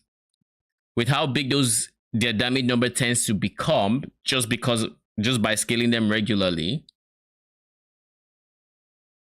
Actually, not mages, because they don't use attacks, but like, I guess arsonist would be the better choice here. 5% mana siphon is insane too. Where'd you see 5% mana siphon? What do you mean? Like the mana siphoner? Or am I missing an effect? Oh, this guy. Oh, you see, here's the thing. This guy, you can pair with this one and stack life. So now you don't have to worry about this one because your life should always be higher than your mana. Or maybe not if you're mana stacking, but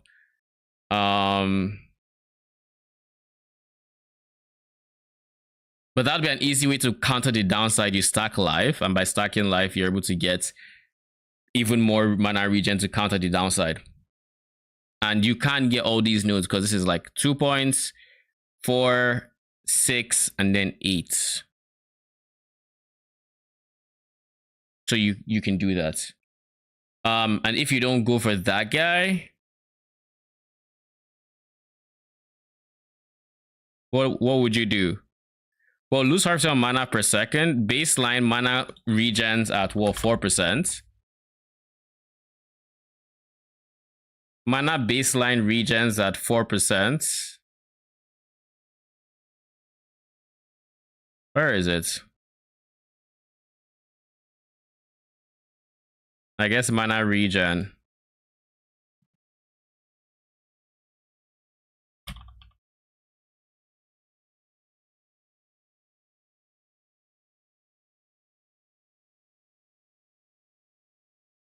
Bro, can I actually get...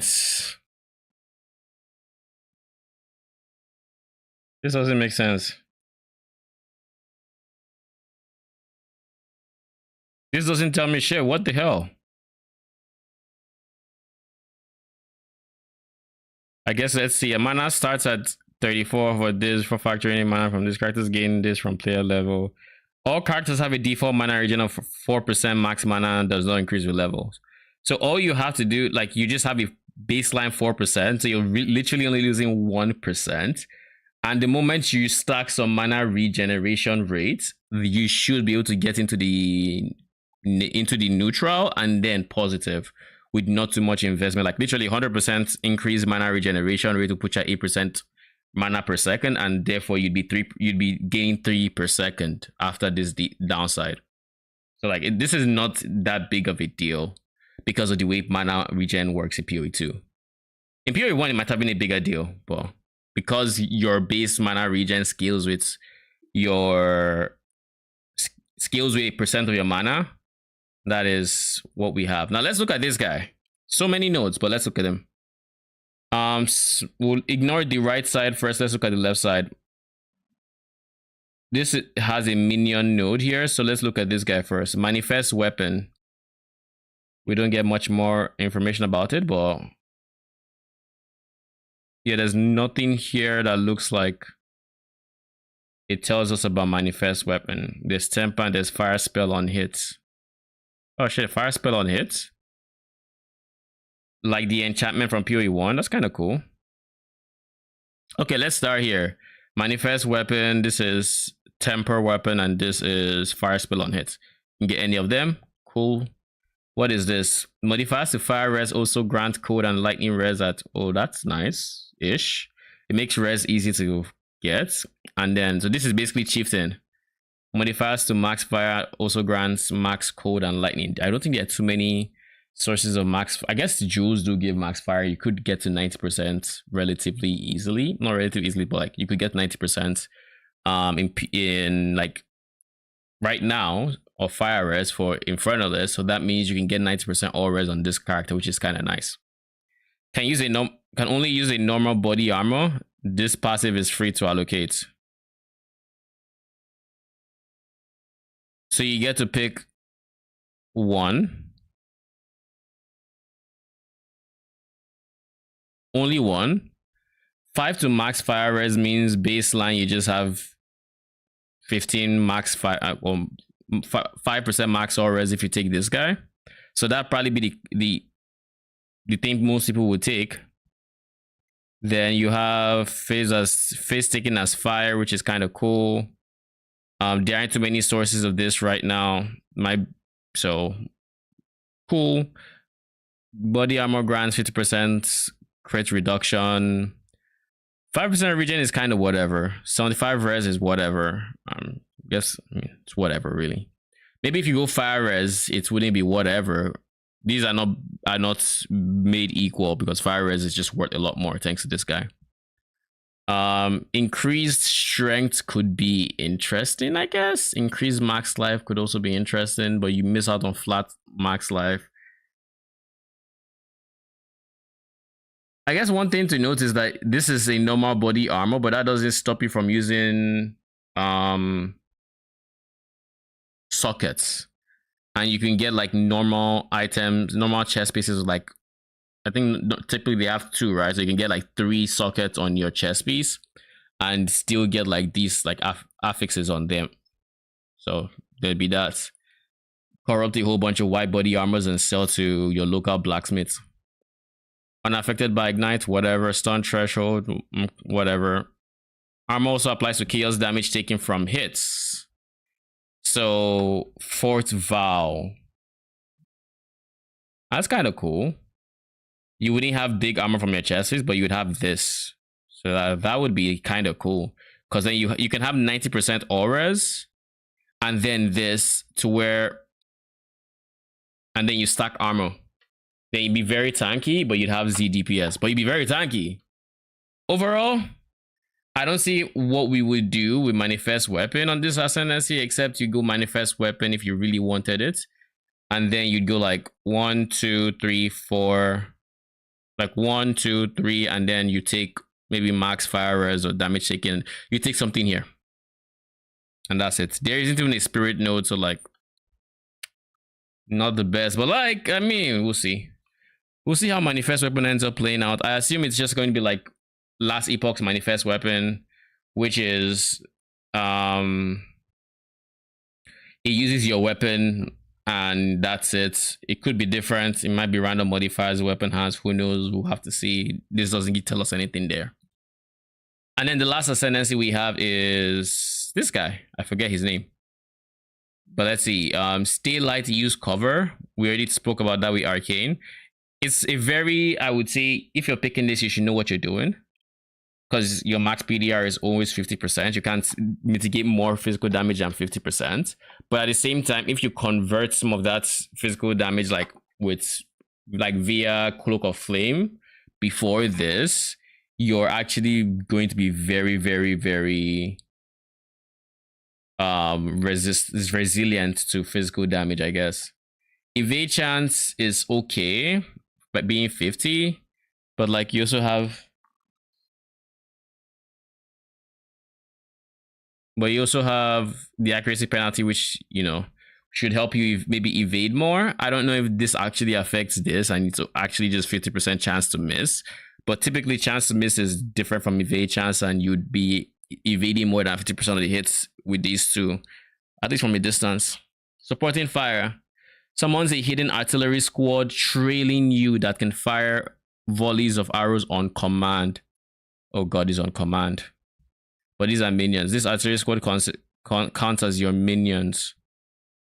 Minions from this skill have increased accuracy per 3 of your dex. Increased damage per 3 of your strength. So it's an attribute stacker. Wait. Wasn't this also a thing? Your dex is added to your minions. So... Dexterity also gives accuracy here, right?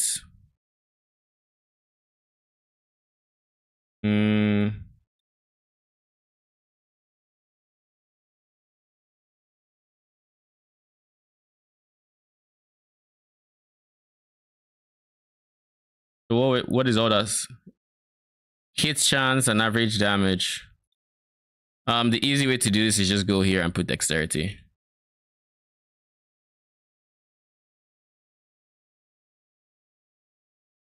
Accuracy rating. So basically you can take that node up top, which would be hard to path to, but you'll probably be in the region anyways if you're going minions.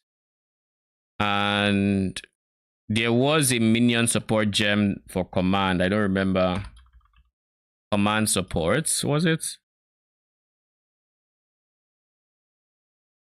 It was bidding, this guy. So bidding will be a no-brainer on that. So you'd stack strength and dex, and then you'd give them your dexterity, so they have even more accuracy. And we don't know what this. It doesn't show what death from above does or what its numbers look like, but this should be. I mean, it's an interesting way to build a character, that's for sure. Very interesting. But let's see what other things we have. Polish that gear. Oh wait, this comes where? Huh? Oh, this grant supporting fire, and that's this. Okay, I was like, why is this line here? Okay. So this guy is this last one. Leading up to it is gain 100% of armor as extra stun threshold. So your stun threshold is big. And evasion rating as extra ailment threshold. So your ailment threshold is also big. Then cannons ready. Totems have more skill speed. Totems only use skills when you fire an attack projectile. That's trash. That's trash. I would never play with this. Oh god, I would never play with that, but okay.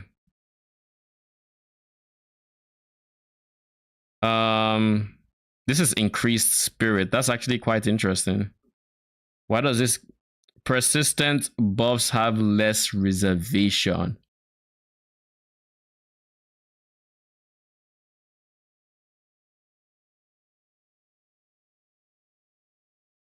Grim Feast. Persistent buff. Skeletal warrior. Persistent. Okay, it doesn't apply to them. It says persistent buffs. The iron buffs. Then this goes into AoE. Watch how I do it. Allies in your presence have added damage equal to 8% of your main hand weapon damage. Then you stack a big main hand weapon damage, like a two-hander, and you basically give them banner shit. That's what this sounds like. Which is not a bad way to scale it. It'd be kind of awkward, but you can technically use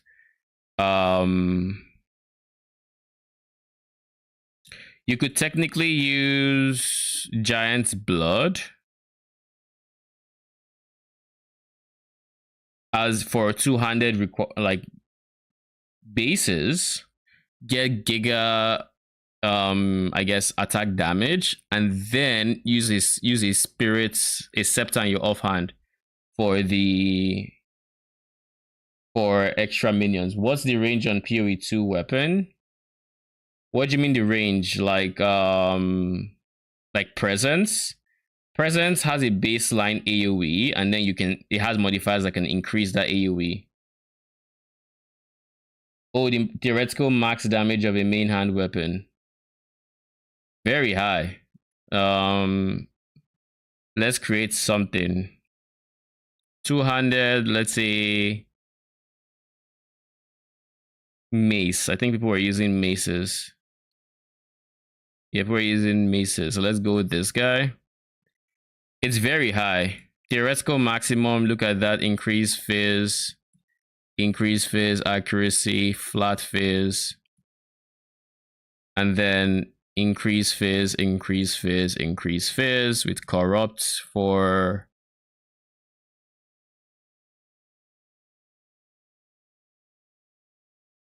where is it? Yeah, increase fizz. This is like, I guess, the theoretical maximum that you would get. Either that or you get corrupt for an extra rune sockets. Wait, default it should be 2, so technically this is higher than the theoretical maximum because it should be 2 here. So this is the theoretical maximum. It should be 2 baseline, then corrupted either gives you a third one or it gives you this one. But yeah, it's really high. To give this to your minions would be insane, because you can make this a one-handed weapon with Giant's Blood. Now it's 1178. If you had to find the range of this or the average, what does this say?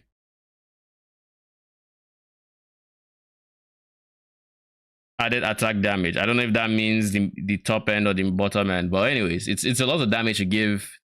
Like 25% of that's a lot of damage to give to your warriors or something. So that could be an interesting build. Can place multiple banners. I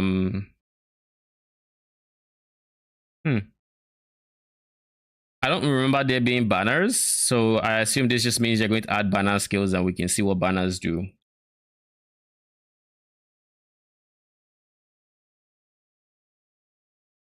So 25% is around 400 damage. I mean, I don't think it's 1, 2, 3, 3. It's 1,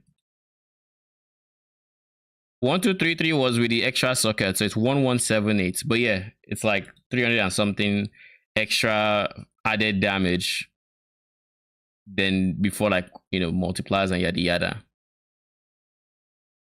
Then we have projectile damage builds pin. Oh shit. This, so you don't even need to use like pin support, you're just always applying pin. Pinned enemies cannot perform action, so it's kind of like this is, and then pin build up. This would essentially be like a stun. That's cool. That's cool. All right, so these are the 3 new ascendancies. We obviously don't have a picture of the 2 huntresses, like the huntress and what was the first? I don't remember what they were called again. The huntress and the other chick. What can the huntress ascend into? Well, the first ascension class Ritualist is the Ritualist. I didn't even know that was the name. The Ritualist has embraced, but like we don't have the Ritualist and we don't have the spear, whatever they call the Amazon ascension. Is for those looking to hunt more than. So we don't have these two, so we can't actually look at those two. But Ritualist and Amazon. Ritualist Huntress, yep.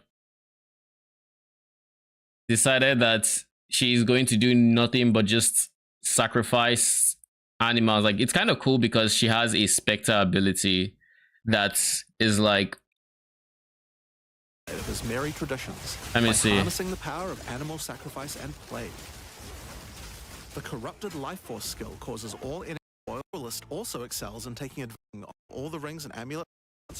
Oh yeah, she can have 3 amulets, 3 rings, which is kind of cool. Grants you a new skill, Ritual Sacrifice. Use the skill on the corpses of slain rare monsters to absorb the power in their blood, to give you one of their modifiers for a short time. So yeah, Headhunter. Specialize further into Ritualistic Sacrifice with As the Whispers Demand, which allows you to perform that skill on yourself instead of a corpse. Cut your own hand, sacrificing some of your own blood to empower yourself. The Amazon Ascension is for those looking to hunt more than just use more traditional weaknesses in the defense. Was it this guy? Mystic Harvest, the flask to restore. But those are not the only ascendancies in Dawn of. So who was it that could raise a rare enemy? Was it? It honestly might have just been baseline Huntress, I guess. Yeah, this one, I think. No? With ice and lightning too. That arcs towards enemies. But what we've really tried to make the good mods. Yeah, this is it. Any spears either in the ground or in your enemies. Did I read Spectres? As well as hunting. Yeah, Spectres are coming in 0.2. We know this much. Huntress also has the ability to work with them. While fighting any beast, you have the ability to tame it and use it as a companion. You can only like, this is one way to do it. Time, but it will keep the mods that were on it. Try to find a rare beast with good mods to take full advantage of your ability to tame them. Now this is just the beginning of the Huntress. But like that's one. That was the companion, and then we have, where did they talk about Spectres? New maps, Rogue Exiles, Uniques. I think it must have been before here.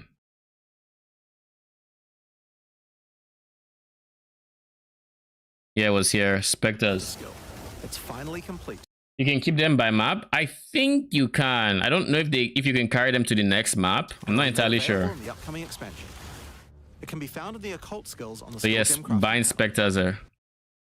Is there anything different? Brutes, clerics, storm mages, Rivas. Nothing else that's new, at least. Spectre is a skill that allows you to trap the soul. The fact that Lost Man Zealots are like 70 spirit, I don't think they're that healthy. But like, I guess they do have like nukes or something. Almost any monster in the game, which you can then summon in the skill panel. Spectres cost spirit and will revive automatically if they die, but the spirit cost varies based on the power of the monster. You could summon an army of weaker monsters, or a few of the more powerful monsters. You can combine them with your existing skeleton minions. This is what I'm looking forward to trying. This guy from Act 3. You can this combine beam them with your guy. existing skeleton minions, or summon exclusively specters. It's all up to These you and fuckers. how you want to customize your army of the undead. Given that there, it's all Was up that to you and how you insta want to stun? customize your army of the undead. You know, he didn't get stunned. Given that there are hundreds He just upon had hundreds of animation. monster variants in Path of Exile 2, it's safe to say you'll be experimenting with this one for a while. We look forward to seeing which monsters serve you best. Now let's move on to... But yeah, Rogue Exile is a bad idea. I don't know. I like the idea of it when you're skilled. Early on it's going to be a pain, but like later on it's going to be pretty nice. Like as a free source of uniques. So, but the question would be, are they going to be challenging to where you can overcome them? Or are they going to be, you just don't engage with them until you can one-shot them? That is, if they end up being, you know, challenging until one-shot, then you know, that is whatever.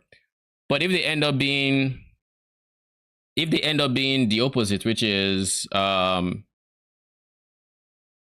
they are challenging and you can overcome them, but then with more DPS you don't have to worry about them, then you know, even better. Yeah, Team 1 fully geared Rogue Exile with map modifiers. It depends on how they scaled like the base abilities damage, because remember they have full control over the actual damage of like the abilities these Rogue Exiles do. So they can adjust it as needed. But yeah, this was a lot. I like some of them. Some of them were but like overall I'm excited for 0.2. See, like I really am. Especially Spectres. Yo, we finally get to play with Spectres. They skill by themselves and by the map mods. I mean, that's the same for like every map modifier, right? Don't forget, like from what they said about Rogue Exiles, it doesn't sound like they have like actual gear. It's only like if they have this unique, they're going to use this unique. But if they don't have that unique, you know, it's like. So think of it this way: it's like Rogue Exiles in PoE 1, but they can have like extra uniques that could drop. That they would use while playing. Like this guy, this one here doesn't have any unique showing, so this is just the base monster that is fighting you. He has all these skills. You can know all these skills. Openly hostile. Right. Some are malicious, some are mad, while others are simply fiends for loot. But like then there are some that, like, I think this one was an example. It has Demon Stitcher, which means it's going to be using Demon Stitcher. He also has Bushwhack, which means it's going to be using Bushwhack. I don't remember what either of these do, but like he has it, and if you kill it, he will drop it. But at the end of the day, I don't think these uniques are going to alter the skills the Rogue Exiles do. They will just be extra mods essentially. They'll be paying until you get medium loot like PoE 2, like PoE you rip. I mean, it depends. I think there are ways they could do it to where that is not the case. It is going to be difficult, but I think they can do it. And honestly, even if like in this situation, they made it so if you do rip to them, it's -1 portal, but at least it's no longer just a perma 1 portal map situation. So it's depending on how much you're juicing your map. It might be a pain, it might not, depending. We'll have to see.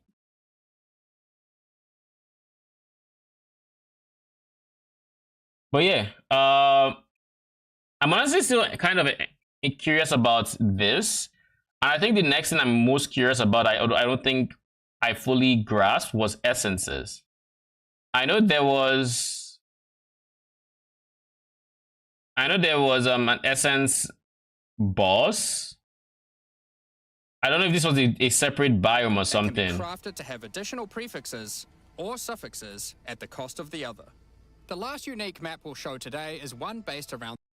Oh, it's a unique map. Okay, it's not necessarily in any one zone. By the way, this is the Nexus, to where if you beeline it and kill it, everywhere else becomes, what was the word they used? Cleansed. The essence mechanic. You enter a crystalline cavern, and you will find a powerful map boss imprisoned in the center.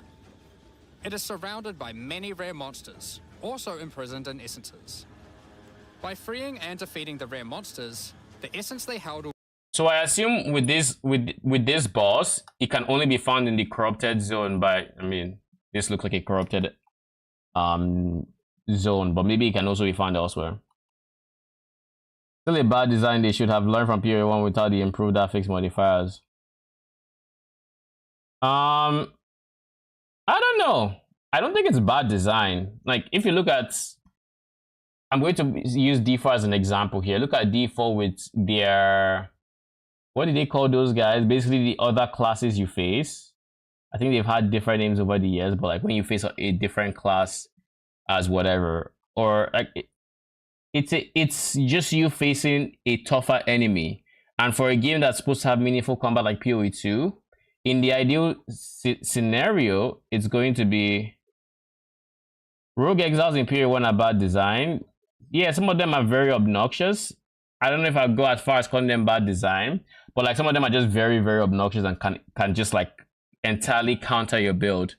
For example, like if you meet one that just disables regen, then and you're RF or something, you're fucked. You know, like there are certain Rogue Exiles like that should not be the case. So that part was is, I would agree that part is bad design. But the actual encounter where like as they have described it for PoE 2, it doesn't seem like it's along the same lines. Like, yeah, they have different abilities. They can, you know, you probably have one that can still pin you all the same like in PoE 1. It should be a better experience. Now, it might be if their abilities were just to the point where they're basically one-shotting you with every hit until you're giga juiced, then that's obviously a balancing issue. But from what I've seen in the fights, it looks like they actually use skills players use, and you will get better with identifying these things as you play. I mean, if you're not aware of a Rogue Exile being on your screen, then I think what they said is they actually have like they scream before, or they have like a dialogue before they engage you and stuff like that. So you actually know, you would hear it and know so long as you're playing with like, you know, sounds on, which you should be. I don't believe Jack Blatant and the sound they want to make them meaningful like he overtuned. I mean, it didn't sound like they're going to be overtuned.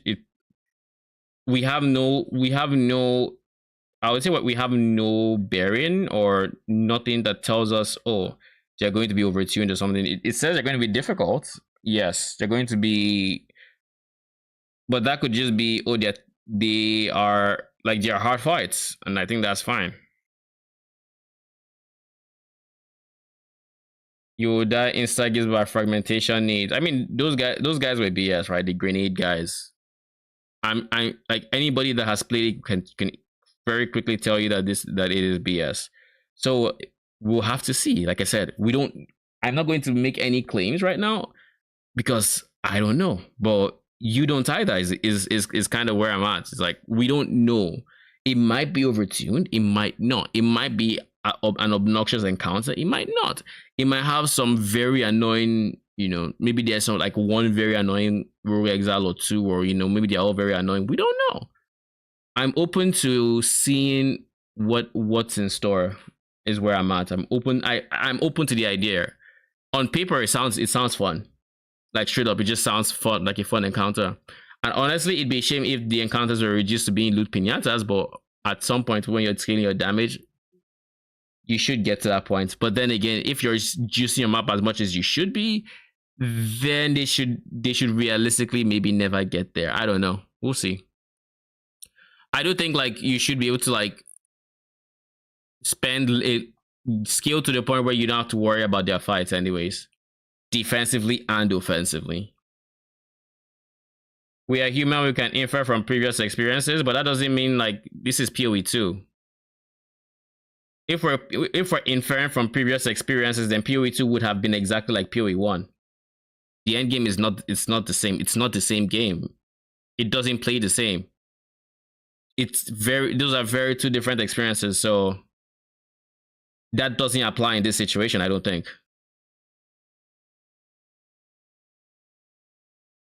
Like PoE 1 is a very different game from PoE 2.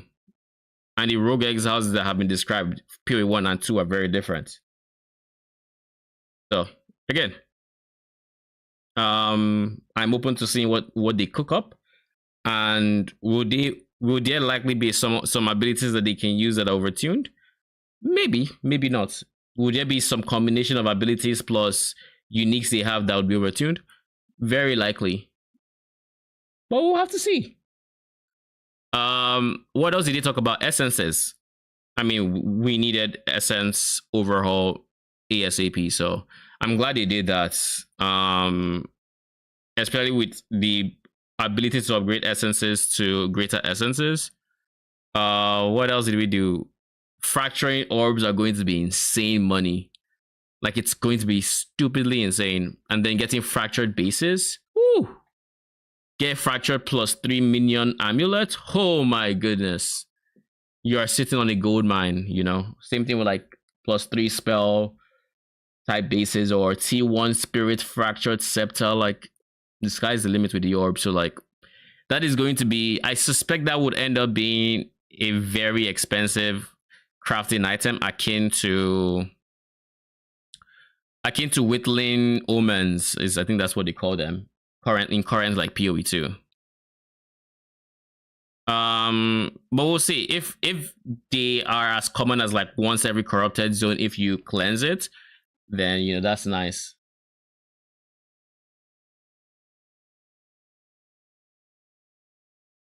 Nicely balanced rarity if they are rare or giga rare. Yeah, like I'm really looking forward to seeing the new avenues. And also another really good change I just remembered was the fact that I think, if I remember correctly, they said that now we ritual, there's now going to be a guaranteed omen in every single ritual shop.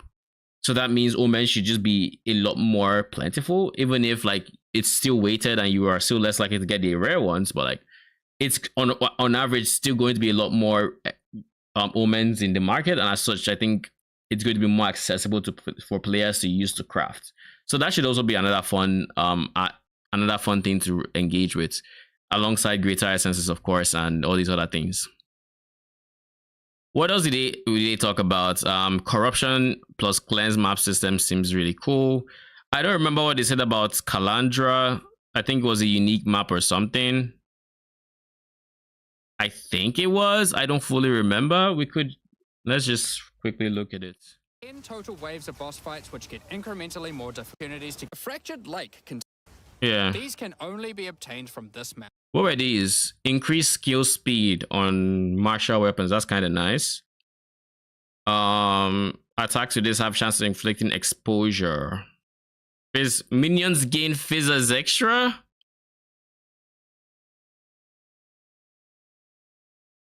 What minion build will use a martial weapon? I can't think of a single one that wouldn't want to use a scepter plus shield. I guess if you were to use trench timber, maybe. But like, okay, maybe the new ascendancy with his minion crossbow, his minion thing would like it. That's likely, you know, the biggest The fractured one. lake contains a surreal waterscape with fractured mirror-like objects. As you move around the map, the terrain itself elevates from below, creating the ground you walk on. In this unique map, all the rare monsters are mirrored, so you're always fighting two of the same rare at the same time, which can prove quite difficult. If you manage to overcome that challenge and make it to the end of the map, you'll be presented with a broken mirror, a powerful altar-like object that contains an item within it. Oh yeah, it's where we get gloom amulet and all these other amulets, like -1, +1. The item contained within is a new base type, either an amulet or a ring. Yeah. It's where we get this as well, which is like PoE simplexes, except no magnitude. Same with this guy. So like that is also a pretty nice encounter. Overall, I think the Atlas map overall will feel just more immersive. It will feel like there's more to do, and it'll feel like there's more to do. It'll feel like there'll be more dopamine hits because there'll be random things that are just popping up here and there. So I'm really looking forward to engaging with it. But yeah, that's gonna be it for today. I'm gonna be back tomorrow's regular stream time. I think tomorrow is Friday, so we're going to be back at my usual stream time with most likely POB in, I think, or POE 1. And eventually, sometime before league starts, we're going to try to POB what my league starter is going to be. And a part of me is leaning towards that mana stacking minion. I'll be very honest with you. I'll be very honest. But mana stacking gear could be expensive early, depending on patch notes. So we'll see, I guess. But yeah, I'll worry about POBing. I'll worry about POBing the new season or PoE 2 when I get to that point. For now, I don't really have anything groundbreaking in terms of build ideas. I'm just thinking minion plus mana stacking plus chaos infusion equal profit. And I think I already have like an idea for like a minion I wanted to use, the one I showed. I don't know how its health matches. I think its health is actually quite fine, but we'll see. I'll do some comparison to like its stats versus like non-spectre stats, and yeah, if it looks promising, we'll make a video on it, and that'll be it. But anyways, I'll be back tomorrow, like I said. Till then, have a good night.